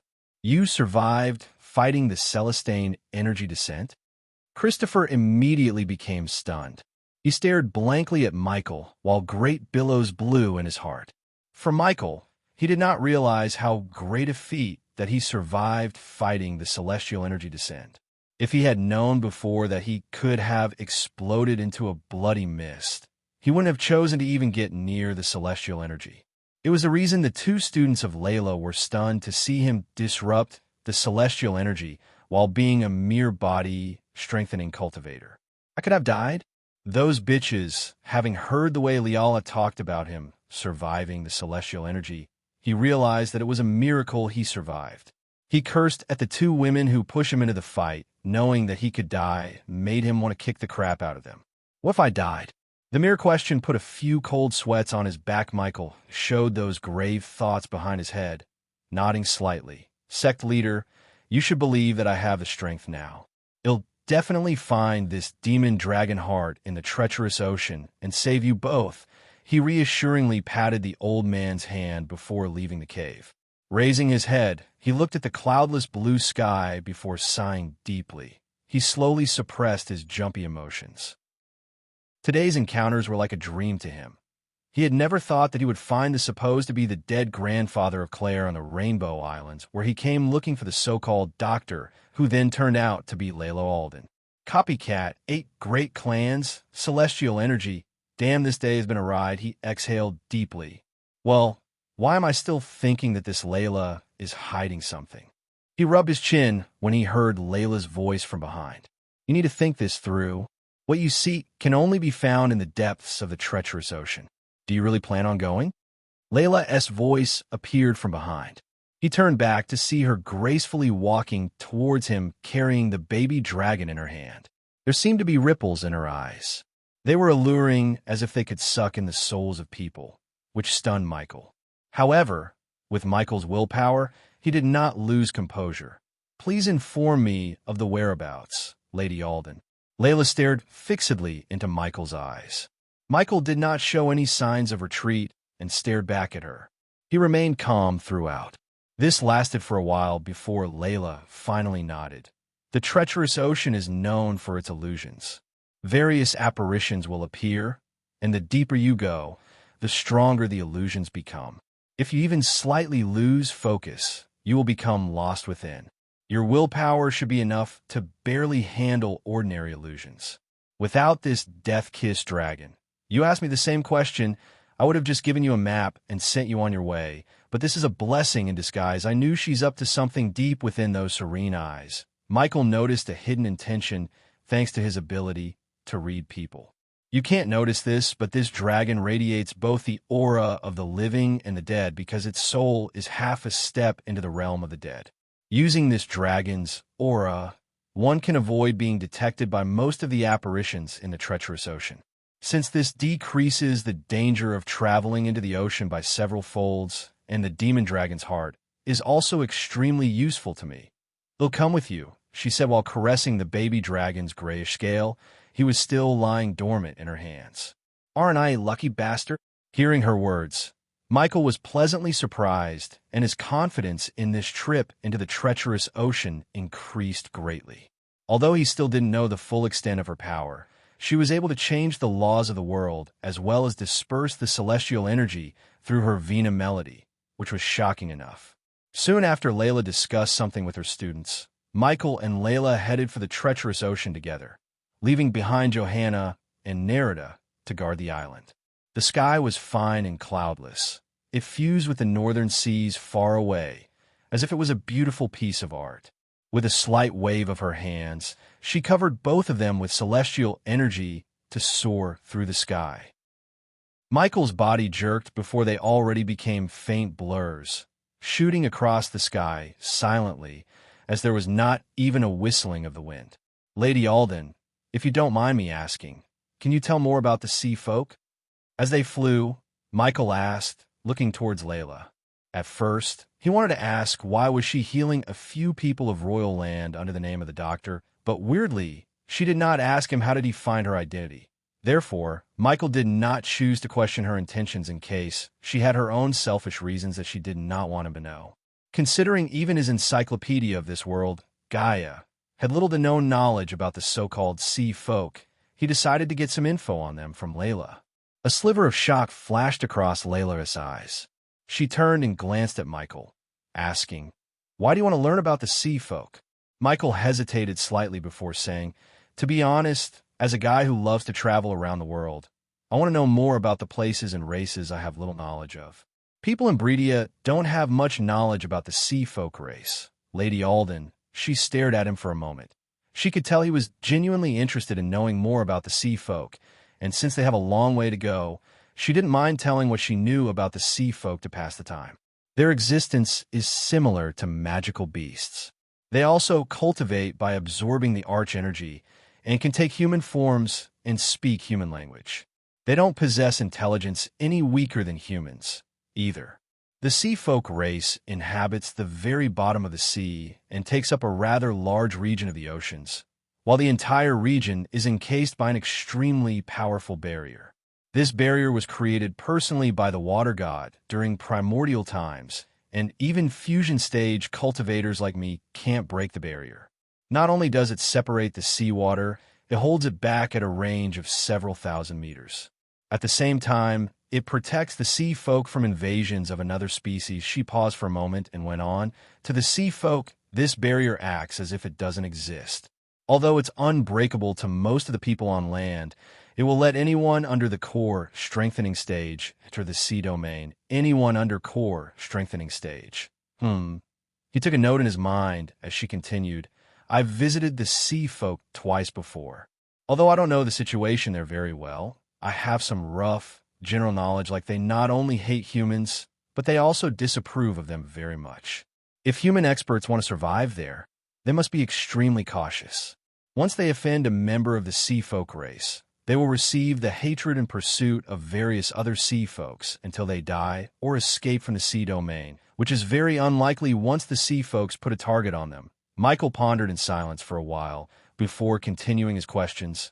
Lady Alden, just how powerful is the sea folk? Compared to the humans in the Elon continent, are they stronger or weaker? The sea folk is very powerful, Layla said sternly. In the ancient times, all the races except the sea folks waged war with each other for resources, lands, and whatnot. All sides suffered great losses, and several half-immortals fell, ending their legacies. Since the sea folk never took part in these ancient wars, their strengths and legacies were preserved perfectly.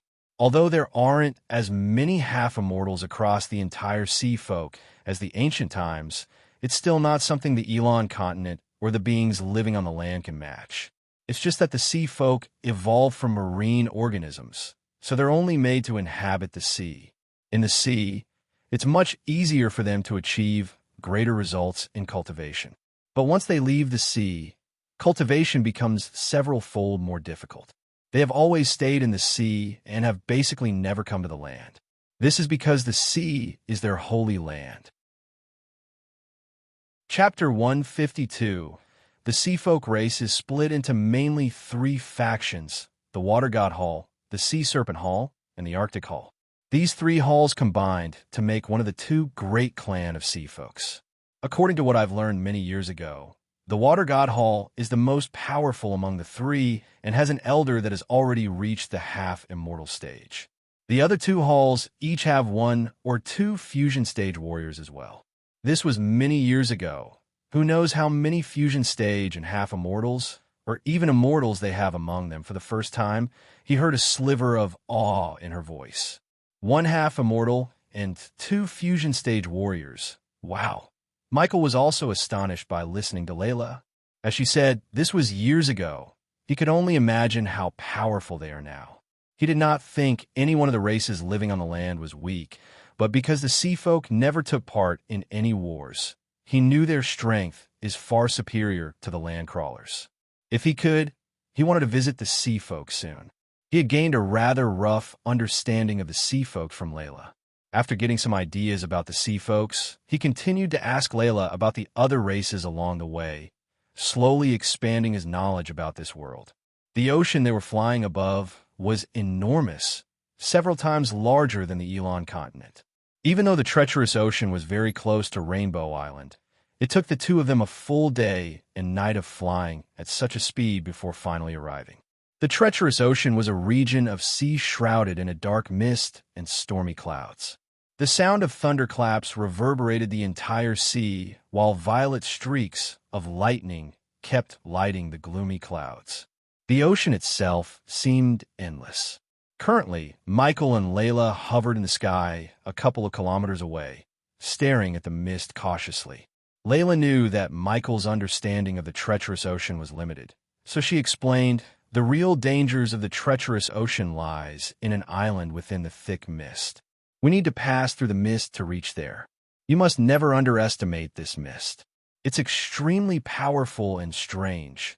As soon as you enter it, all your sensory abilities will be suppressed, and your vision will also be greatly affected." Michael nodded, immediately becoming vigilant.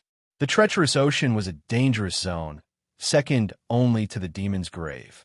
He could already see his environmental scanning is being disrupted by some kind of interference.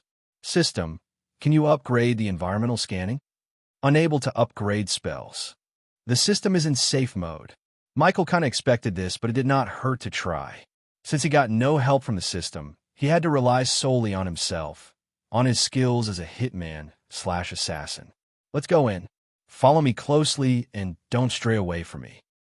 You might see some illusions in the mist, but you need to remember that all of them are just illusions," Layla spoke with a soft voice, before handing over the baby dragon back to him. She then placed Angel's Vina into her left hand and gently played her other hand onto the strings. Seeing how cautious Layla was, Michael raised his own vigilance by taking out a few shiny bright orange pills and eating them like candy. The pills he just took were the perception pills. He concocted these pills as the new badge using a few herbs he brought from the Sky Garden.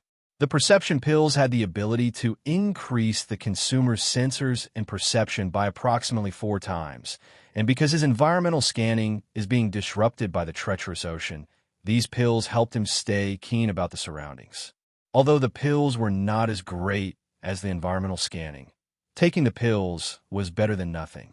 It only took a couple of seconds before he felt his senses getting heightened.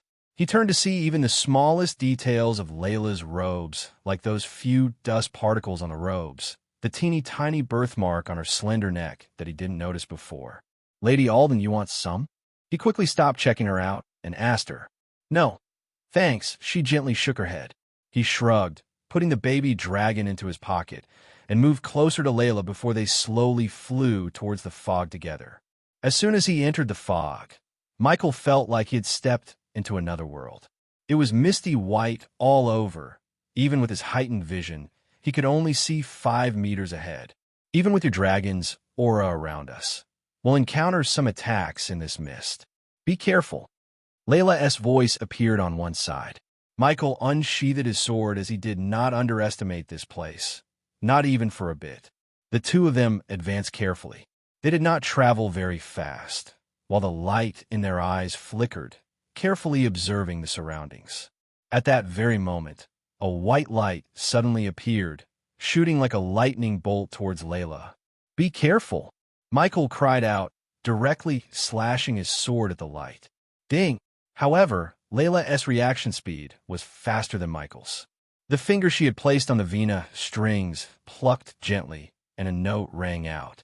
It turned into a sound wave, colliding with the white light before Michael's sword could cut it. The ball of white light turned into a pile of dust and fell from the sky without any sound. Michael stared blankly at the pile of dust. What is that? Just a moment ago, he did not manage to see what the ball of white light was. Those are mutated fish that inhabit the nearby water. Its speed is especially quick, and this fish has already reached the strength of level 5 body refining beast. Layla spoke indifferently. She clearly had an extremely great understanding of the place. Hearing this, Michael was secretly shocked. People like Victoria were boasting about their cultivation speed when they were at the level 5 body refining stage, but here, even a mere fish was at that exact level. A cultivator could manage to easily kill the fish, just how Layla did, but Michael knew if those fishes came to attack with hundreds of its friends, they would be in deep trouble. Coupled with the limited vision, thanks to the mist, even a core formation warrior could be killed if hundreds of these fishes attacked together. The two of them continued their way in a mist. After the attack from the weird fish earlier, he became even more watchful of his surroundings. The last time he checked, the responsive shield was still working, therefore, he did not need to worry about the attacks of anything under body strengthening stage level 6. However, he could tell that he's going to meet stronger foes further down in the road. As they advanced deeper and deeper, the weird mist also became thicker and thicker. Michael's heightened range of vision had already shrunken to 2 meters. Crossing the 2 meters, he could see nothing but the misty white screen. For others, looking through the eyes was the only way to see, but for Michael, he trained to perceive the surroundings using all of his senses. He listened and smelled on top of looking to be aware of the mist. Even though Layla's figure started to become blurrier, he followed her behind, smelling the alluring fragrance coming from her. Lady Alden, just how big is this area? How much further until we leave this damn region? We need to travel roughly 100 kilometers more to get out of this mist. With our current speed, it should take 5 or 6 hours. If we are lucky, Layla spoke calmly while her bewitching eyes flickered, vigilantly observing the surroundings. At that very moment, another few streaks of white light shot from the surroundings with lightning speed, just like before, except this time Michael had sensed them thanks to his enhanced hearing. He swiftly slashed at the 2 streaks of white light without moving his body too much. There was no fancy move, just a plain simple slash, but it was lethal enough to take 2 lives. Ding! Congratulations to the host for killing a body refining stage level 8 mutated beast. The reward is 6,000 experience points and 200 badass points. Ding. Congratulations to the host for killing a body refining stage level 8 mutated beast.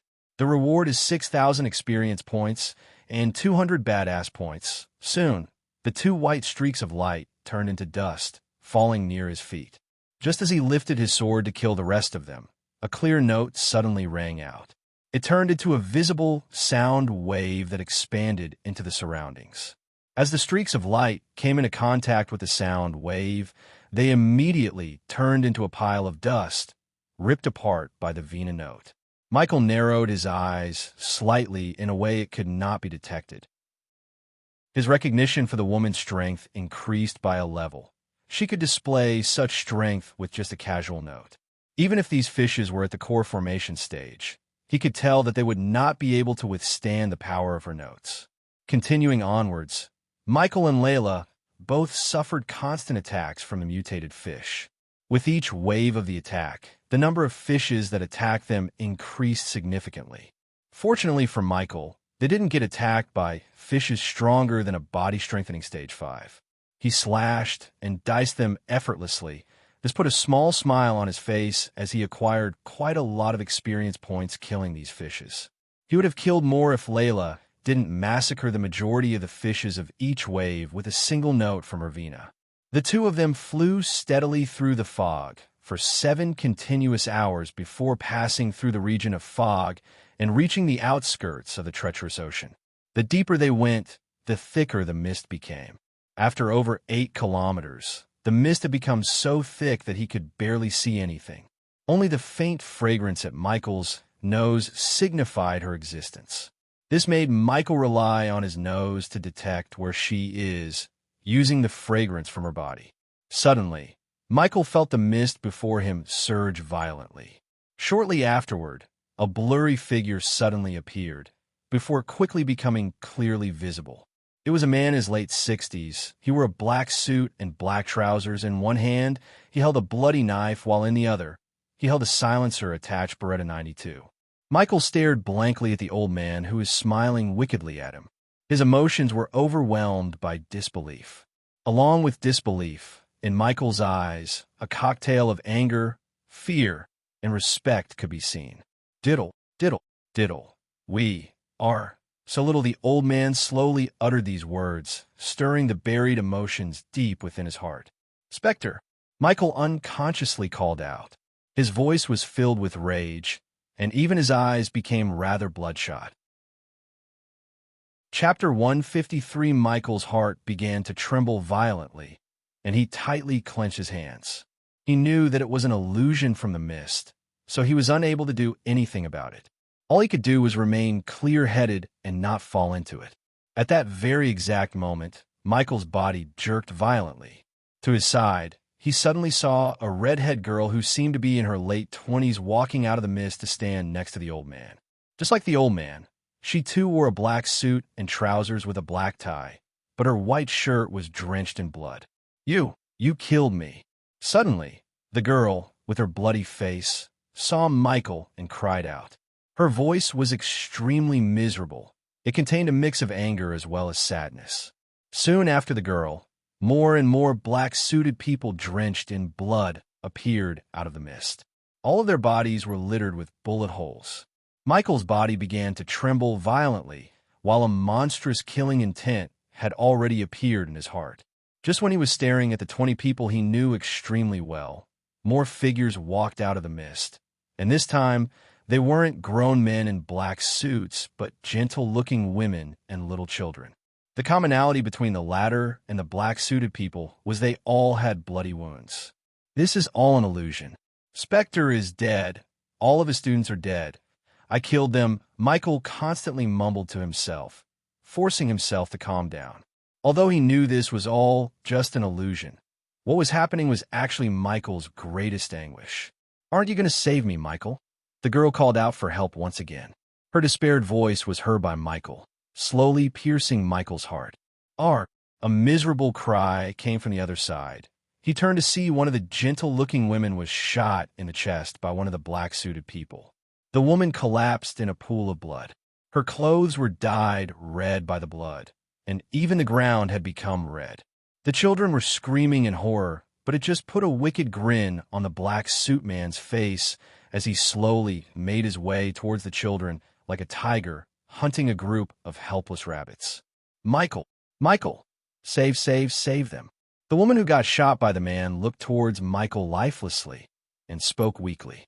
The light in her eyes was quickly disappearing, soon becoming dull. In the end, she laid on the ground, unmoving. Michael's heart trembled greatly, while overwhelming anger and sadness clenched his heart.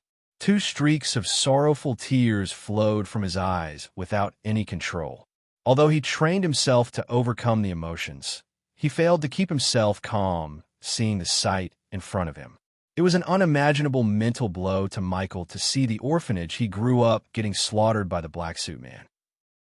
After he cleansed the arms-dealing operations that put him in the path of becoming a hitman, he killed every single person who had a link to the criminal organization that ran the orphanage.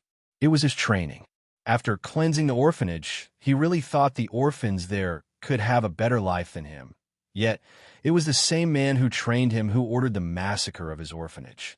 Knowing that he was the reason for their deaths was Michael's greatest grief and regret. The illusion conjured by the mist had already deeply affected Michael. I asked you to kill one kid, only one ghost. If you hadn't refused, they would have been alive right now. Well, except for that one kid Spectre, the old man said, playing with his pistol. The sight of his smiling broke the barrier that's suppressing Michael's anger. Ark! Michael roared powerfully at the sky. The sound was earth-shaking, resounding in the entire region. With the roar, an immense murderous aura, along with extremely dense killing intent, began to radiate from his body. The arch energy in his body poured steadily into the sword, causing it to glow brightly with its dark light. Afterward, Michael swung it towards the old man who was smiling at him. Thrum! Suddenly, a loud and clear Venus sound, like a huge bell, appeared. A powerful sound wave with visible ripples collided with the sword in his hand, and the powerful strike directly forced the sword to bounce backward. Not only did the bell-like sound block Michael's attack, but the remaining sound waves also entered Michael's mind. It collided with his spirit like a boulder, causing Michael to feel like his head was exploding. He could not help but cry out painfully. Just mere, inferior illusions got you good. This is only the very outskirts of the treacherous ocean. There are more powerful illusions further on in. I really wonder how you're going to handle those. Layla's cold voice suddenly appeared in Michael's mind. Michael immediately snapped back to reality. A moment ago, when he had swung his sword at the enemies that killed his orphanage, he actually swung the sword at Layla, not at the old man. The illusions here really are powerful, Michael mumbled gently. His emotions, affected by the illusions before, slowly began to calm down. The illusion wasn't strong.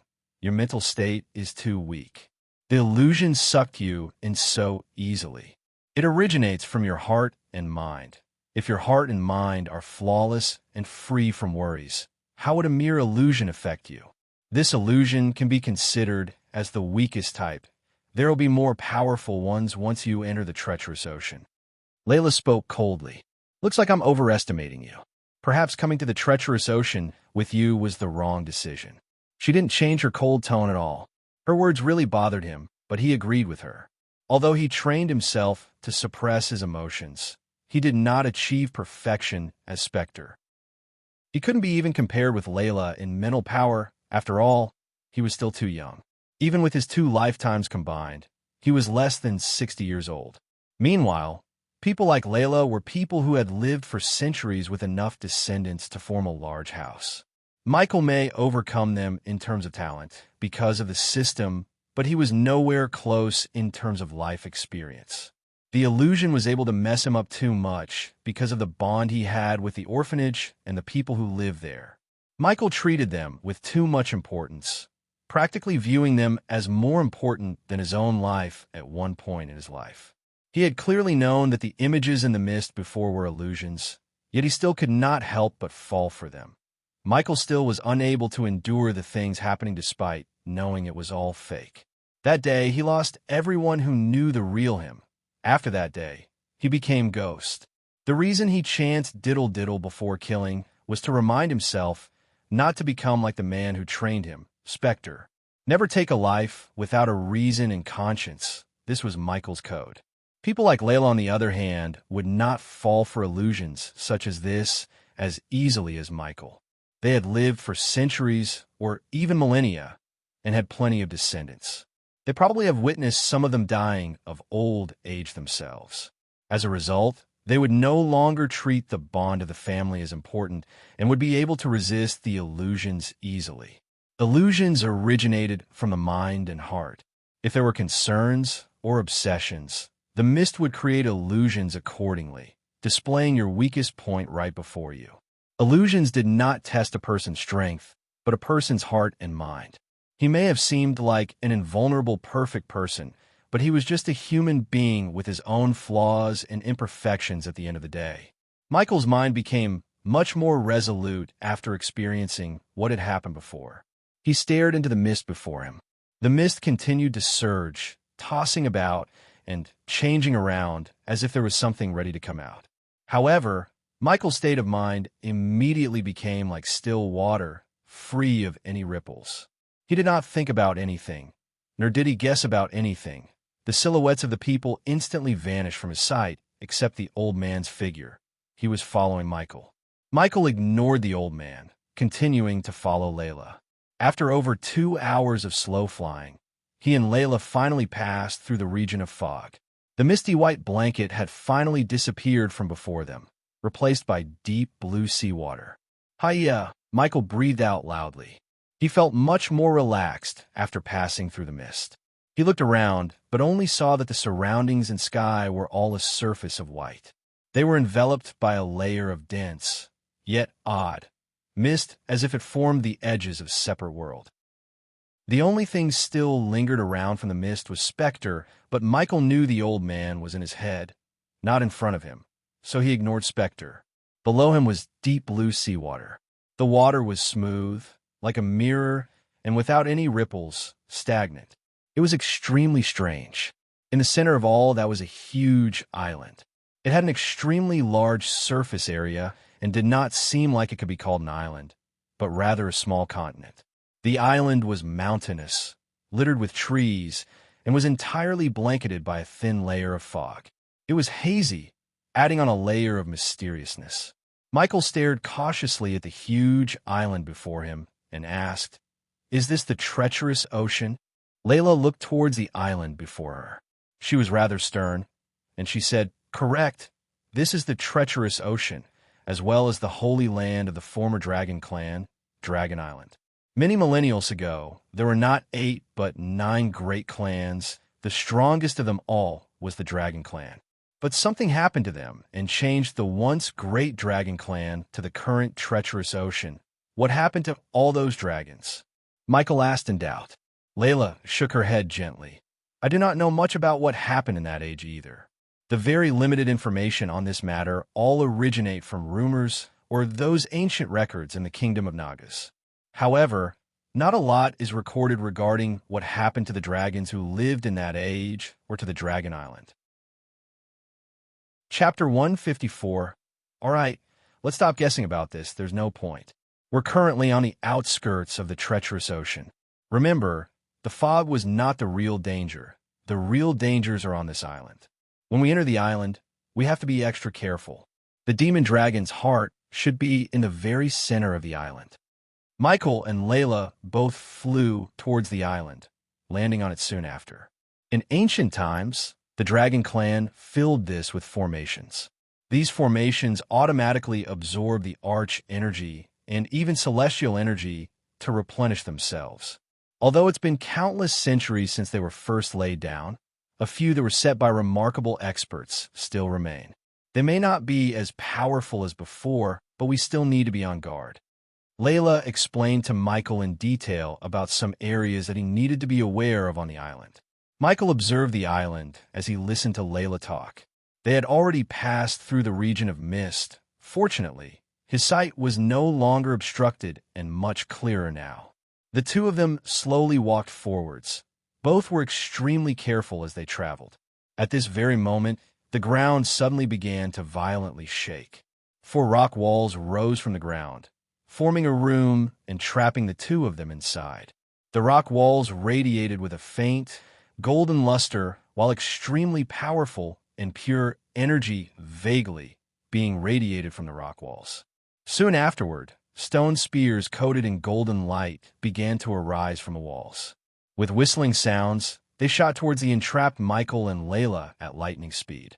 Dense clusters of spears shot from all directions, locking the two of them out of any paths for escape. There was only the misty white sky left for them to flee. Michael prepared himself to take off to the sky when he was stopped by Layla. "Remember, you must never fly above 10 meters in the sky. The dangers in the sky are several times greater than on the ground." Layla's cold voice sounded in Michael's ears as she faced the spears calmly and unperturbed.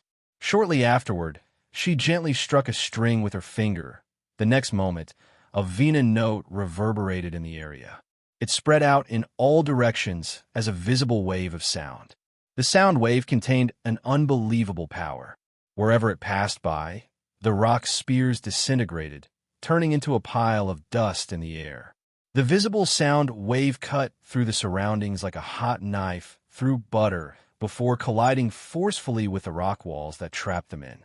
With a rumble, the walls trembled violently before crumbling to the ground. The confining rock walls could only be used against anyone under the core formation stage. It was nothing to a fusion stage cultivator like Layla. However, it would be almost guaranteed death if Michael alone had been trapped by it. Breaking out of the rock walls, Michael and Layla continued on their way, walking directly towards the general region of the island. In the following part of the journey, they both experienced constant attacks from various traps. However, these attacks were not prepared for a fusion stage cultivator. Because of that, they were unable to pose much of a threat to Layla. The journey was frightening, but not very dangerous. Roar! Suddenly, a loud beast roared in the distance. The ground began to shake gently as a humanoid giant of over 15 meters in height ran towards them from afar at an exceptional speed, constantly roaring along the way. "A rock golem," Layla calmly muttered. The rock golem ahead radiated an aura of a level 4 core formation warrior. Soon, her finger moved gently on the Venus string, and a sound wave immediately shot out towards the incoming war beast in the shape of a sharp arrow. Cruck! The arrow formed from sound pierced through Rock Golem's chest. Rock Golem's overwhelmingly powerful defense was akin to soft butter before it, and the arrow punched a head-sized hole with no difficulty. Yet, no blood flowed out. The rock golem seemed to feel no pain, continuing onwards toward the two of them with great steps as it roared mindlessly along the way. Layla remained the same as before. Her white, elegant hands constantly danced around on the strings of her vina, producing beautiful sounds by playing it. With each note, a powerful sound wave shot out with lightning speed and struck Rock Golem's body. The rock golem did not dodge at all and continued in its charge towards the two of them in a straight line. Meanwhile, its huge, 15-meter-tall body was now riddled with holes while its head was already smashed to smithereens. But even with all that, even with its head missing, the rock golem did not die. It did not even slow down, much less show pain. It continued charging at the two of them without any pauses. Witnessing something so huge and dangerous as the golem, he felt grateful towards Layla because he knew he had a very slim chance to defeat the golem. Well, the #1 hitman of the world is hiding behind a woman. I thought I taught you better. The old man laughed at Michael, but he ignored the old man's ridicule. Gentle vina sounds, concealing killing intent within, constantly rang out. Layla's gaze remained calm throughout. Her right hand danced about on the vina strings, sending out waves of powerful sound at the huge rock golem. Rock Golem's injuries became even worse after receiving such dense attacks. Its two limbs were quickly severed, while a large portion of its chest shattered. It had shrunk to 110 meters in height from the original 15. Any other magical beasts or living beings would have passed away long ago if they were in such a state. It was guaranteed death. However, the rock golem behaved as if it was completely uninjured, its remaining half of the abdomen and its huge, thick legs continuing to run with huge steps. Each and every step caused the ground to tremble constantly. Rock Golem was soon less than a kilometer away from the duo. Looking at Rock Golem, he prepared himself for a serious battle. Tiny cracks of golden lightning had started to dance around his fingertips. At that very moment, consecutive closely packed and frantic vina notes rang out. Layla's right hand had slid across the vina, playing 3 of the 7 strings together. Immediately, a series of densely packed sound waves radiated outwards, filling up space before them with visible ripples.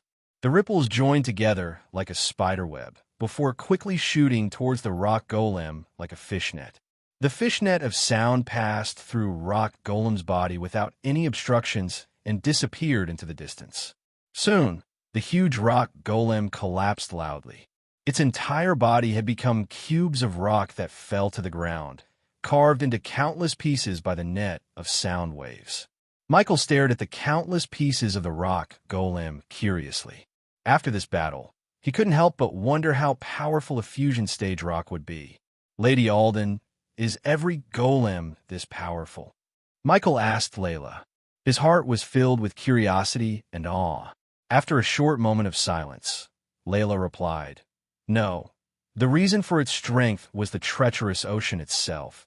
This place mutates everything.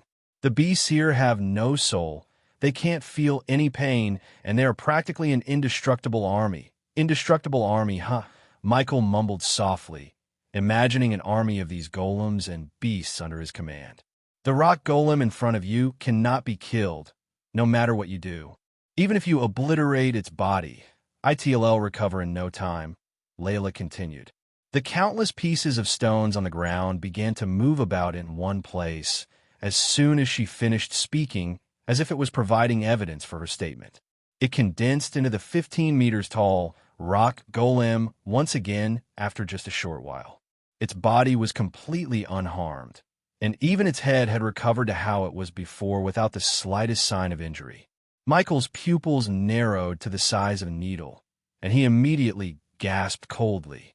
He exclaimed in wonder, "My horizons really have been broadened today." Michael turned to Layla and asked, "Lady Alden, so how would one kill this rock golem?" Although the golem consumes a great amount of energy, every time it reconstructs its body, its strength will decrease slightly. So, there's only one way to handle it. Kill the golem until it's used up so much energy that it can't rebuild its body, Layla said. "We can always run away," she said, but he felt like she was testing his knowledge. "Lady Alden, I think if we do that, it just keep following us. Also, I don't think we can move around carelessly in this place. Once we let it follow us, the commotion might draw the attention of even more mutated beasts." "Good." She nodded as he gave an answer she wanted. After putting some distance between them and the recovering rock golem, Layla started to attack the golem again, and this time, Michael joined the fight by sending bolts of lightning at the golem. Under their teamwork, the rock golem did not last very long at all before being obliterated once again. However, its body quickly began to rebuild once again. It gave out an earth-trembling roar and attacked them mindlessly. For Layla, Golem's moves were slow, but it was an entirely different matter for Michael, who was just a body-strengthening stage cultivator. However, the perception pills and his natural instincts came to the play as he continued to evade Golem's punches until it was obliterated completely. The rock golem was destroyed into countless pieces of stones by Michael and Layla time after time. Its strength decreased greatly every time it rebuilt its body.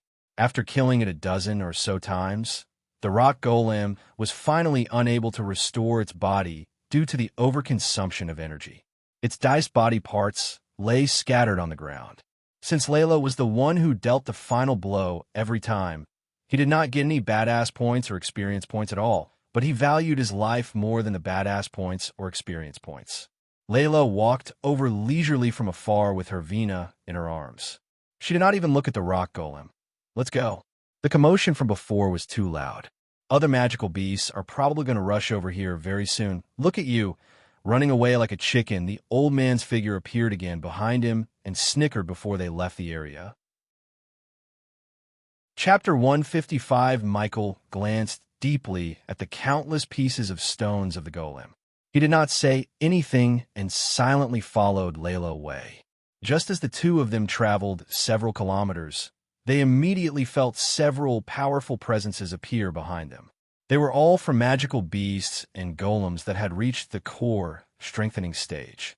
Not too long afterward, another dozen or so weaker presences appeared from behind, all of which were at the core formation stage. Michael looked back. Through the thin mist, he could see several human figures and silhouettes of huge magical beasts currently pacing mindlessly around the golem. Michael understood that they were the same as the golem, binds that were made an unknown number of years ago by the Dragon Clan. They had neither intelligence nor souls and moved about according to their instincts. "Come closer and keep the death-kissed dragon's aura around us, and don't make any signs to alert them. We may not fear them, but getting tangled with them will be problematic." Layla whispered to him, "Lady Alden, I can vaguely see humanoid creatures back there. What are those?" "They are those who ventured into the treacherous ocean and died many millennia ago. Just like everything else here, they too have no soul and feel no pain. Just how many of those things are there?" Michael asked another question. His face didn't have the usual cool smile as he seemed very serious. All these beings in the treacherous ocean possessed indestructible bodies. They felt no pain and had no fear. If the two of them were surrounded by these mutated beasts, it would be extremely troublesome or even life-threatening. The treacherous ocean has already existed for countless years. During that period of time, plenty of human experts and intelligent beasts have ventured into it. Some of these have fallen in search of or battling over treasure, while others have died simply because of the treacherous ocean. Over the years, the experts that have died in the treacherous ocean have already accumulated a terrifying number. Every person that dies here will become like them, immortal and unaging. As a result, the number of powerful beings in the treacherous ocean will only increase and never decrease. Today, probably even powerful organizations like the 9 Great Clans have no idea about exactly how many fusion stages or even half immortals there are in the treacherous ocean. The only reason we were able to make it this far is because of the aura of the death-kissed dragon. If we weren't surrounded by this aura, our presence would have alerted even more powerful mutated beings or the formations set by the Dragon Clan. Michael felt even more heavy-hearted. No wonder Christopher became so afraid when he heard the mention of the treacherous ocean. While following Layla, he couldn't help but wonder that if the second dangerous place was like this, how terrifying the demon grave would be, which is said to be the most dangerous place in this world. Even a fusion stage cultivator survived here this long only because of the death-kissed dragon's aura. Otherwise, they could easily face life-threatening dangers with just a lapse in concentration. Whoa! Michael's body jerked. Suddenly, the scene before them changed greatly. The original island disappeared instantly, replaced by an endless desert. A flaming red sun hung in the sky, scorching the ground with terrifying heat, raising the temperature of the entire region to a terrifyingly high temperature. "We've fallen into a formation." Layla furrowed her eyebrows and spoke with a deep voice. Michael immediately unsheathed his sword and looked around for any activity vigilantly. He also ate some perception pills again, preparing for another battle. He had witnessed the horrors of the treacherous ocean, so he did not dare to be careless at all. Suddenly, the ground began to tremble violently. The ground where Michael and Layla stood slowly began to sink into the ground, and, at the same time, their feet were trapped by the moving sand, constantly sucking and dragging both of them underground. "Fly!" Layla spoke coldly. With a flick of a finger, a sound wave immediately collided with the ground, turning the sand trapping their legs into dust. She immediately began to float. Michael did not hesitate either. He stepped onto the flying sword and put arch energy into the sword. The devastating force of the arch energy turned the sand into dust, propelling him out of the ground. The sand below the two of them constantly sank down, forming a huge black hole. A putrid smell wafted from it. Just a breath of it was suffocating. Soon afterward, the entire desert began to tremble violently before forming a weird but huge, almost 200-meter-long monster. The horrid, gaping cavern below the two of them was the enormous mouth of the beast. The monster seemed like a lizard that had been magnified countless times. It had light brown skin with countless cracks, radiating scorching hot. Its entire body seemed to have formed from sand. "This is a region created from the fusion of a killing formation and an illusionary formation," Layla mumbled softly. She could tell that it was all an illusion with a single glance. The formation here was cast down by experts of the Dragon Clan. It's extremely well hidden, so it can catch people completely off guard. We need to be careful in the future. It's fortunate that the formation just then was not as powerful as before, or it wouldn't have been that easy to break free from it. Layla said indifferently. Michael nodded sternly. His fear for the formations was even greater than Layla's. The illusions of Spectre were still following him and affecting his focus as the old man was so lifelike. He did not fall prey to another illusion. Several powerful presences quickly flew over from the distance at that moment, attracted here by the commotion, hurrying over from all directions. Michael and Layla immediately flew away from the monster. The living corpses all behaved instinctively.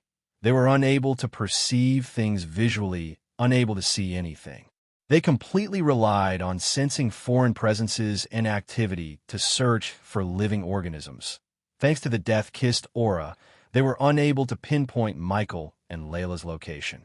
Michael and Layla traveled far from where they were before, living corpses that hurried over in the meantime from everywhere. They all stopped where the two of them were before lifelessly. They paced about mindlessly, without dispersing for a very long time.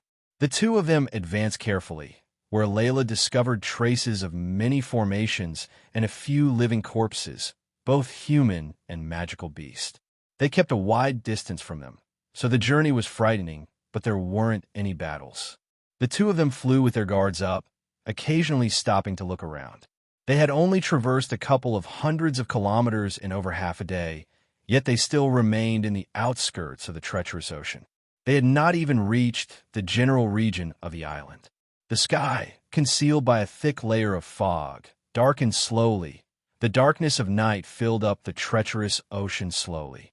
As expected, both of them were unable to see in the darkness of the treacherous ocean, which caused the range of their vision to shrink constantly. Layla traveled with her vina in her hands. She looked at the darkening sky, and her bewitching eyes became rather stern. She said, "It's darkening. It's not suitable for us to travel at night. We need to find a stop to rest for the night and continue tomorrow." "Fine with me, Lady Alden," Michael replied calmly.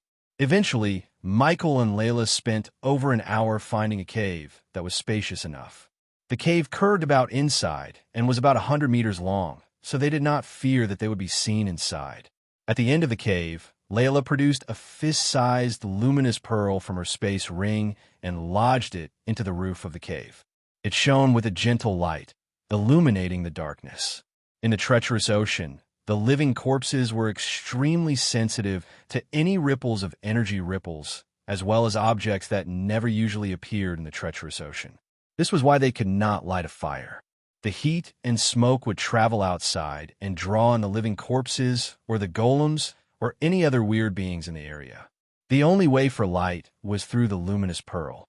Layla sat down and slowly closed her eyes after lodging the pearl in place. She paid no attention to Michael, while he ignored the old man sitting beside him and applied the healing potion on the baby dragon's grayish scales. He then found a clean part of the ground and sat down with his legs stretched out.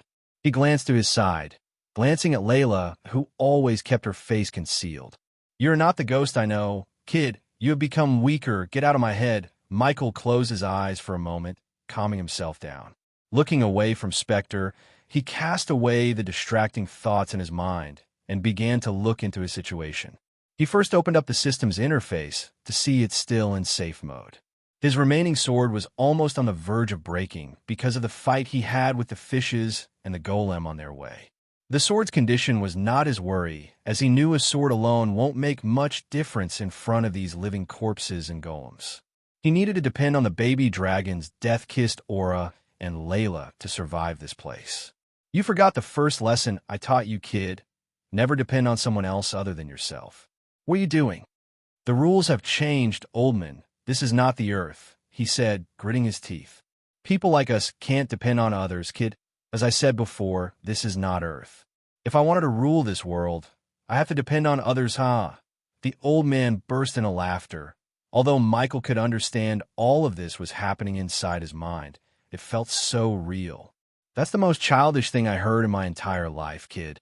Do you really believe you can rule this world? People like us don't get a happy ending.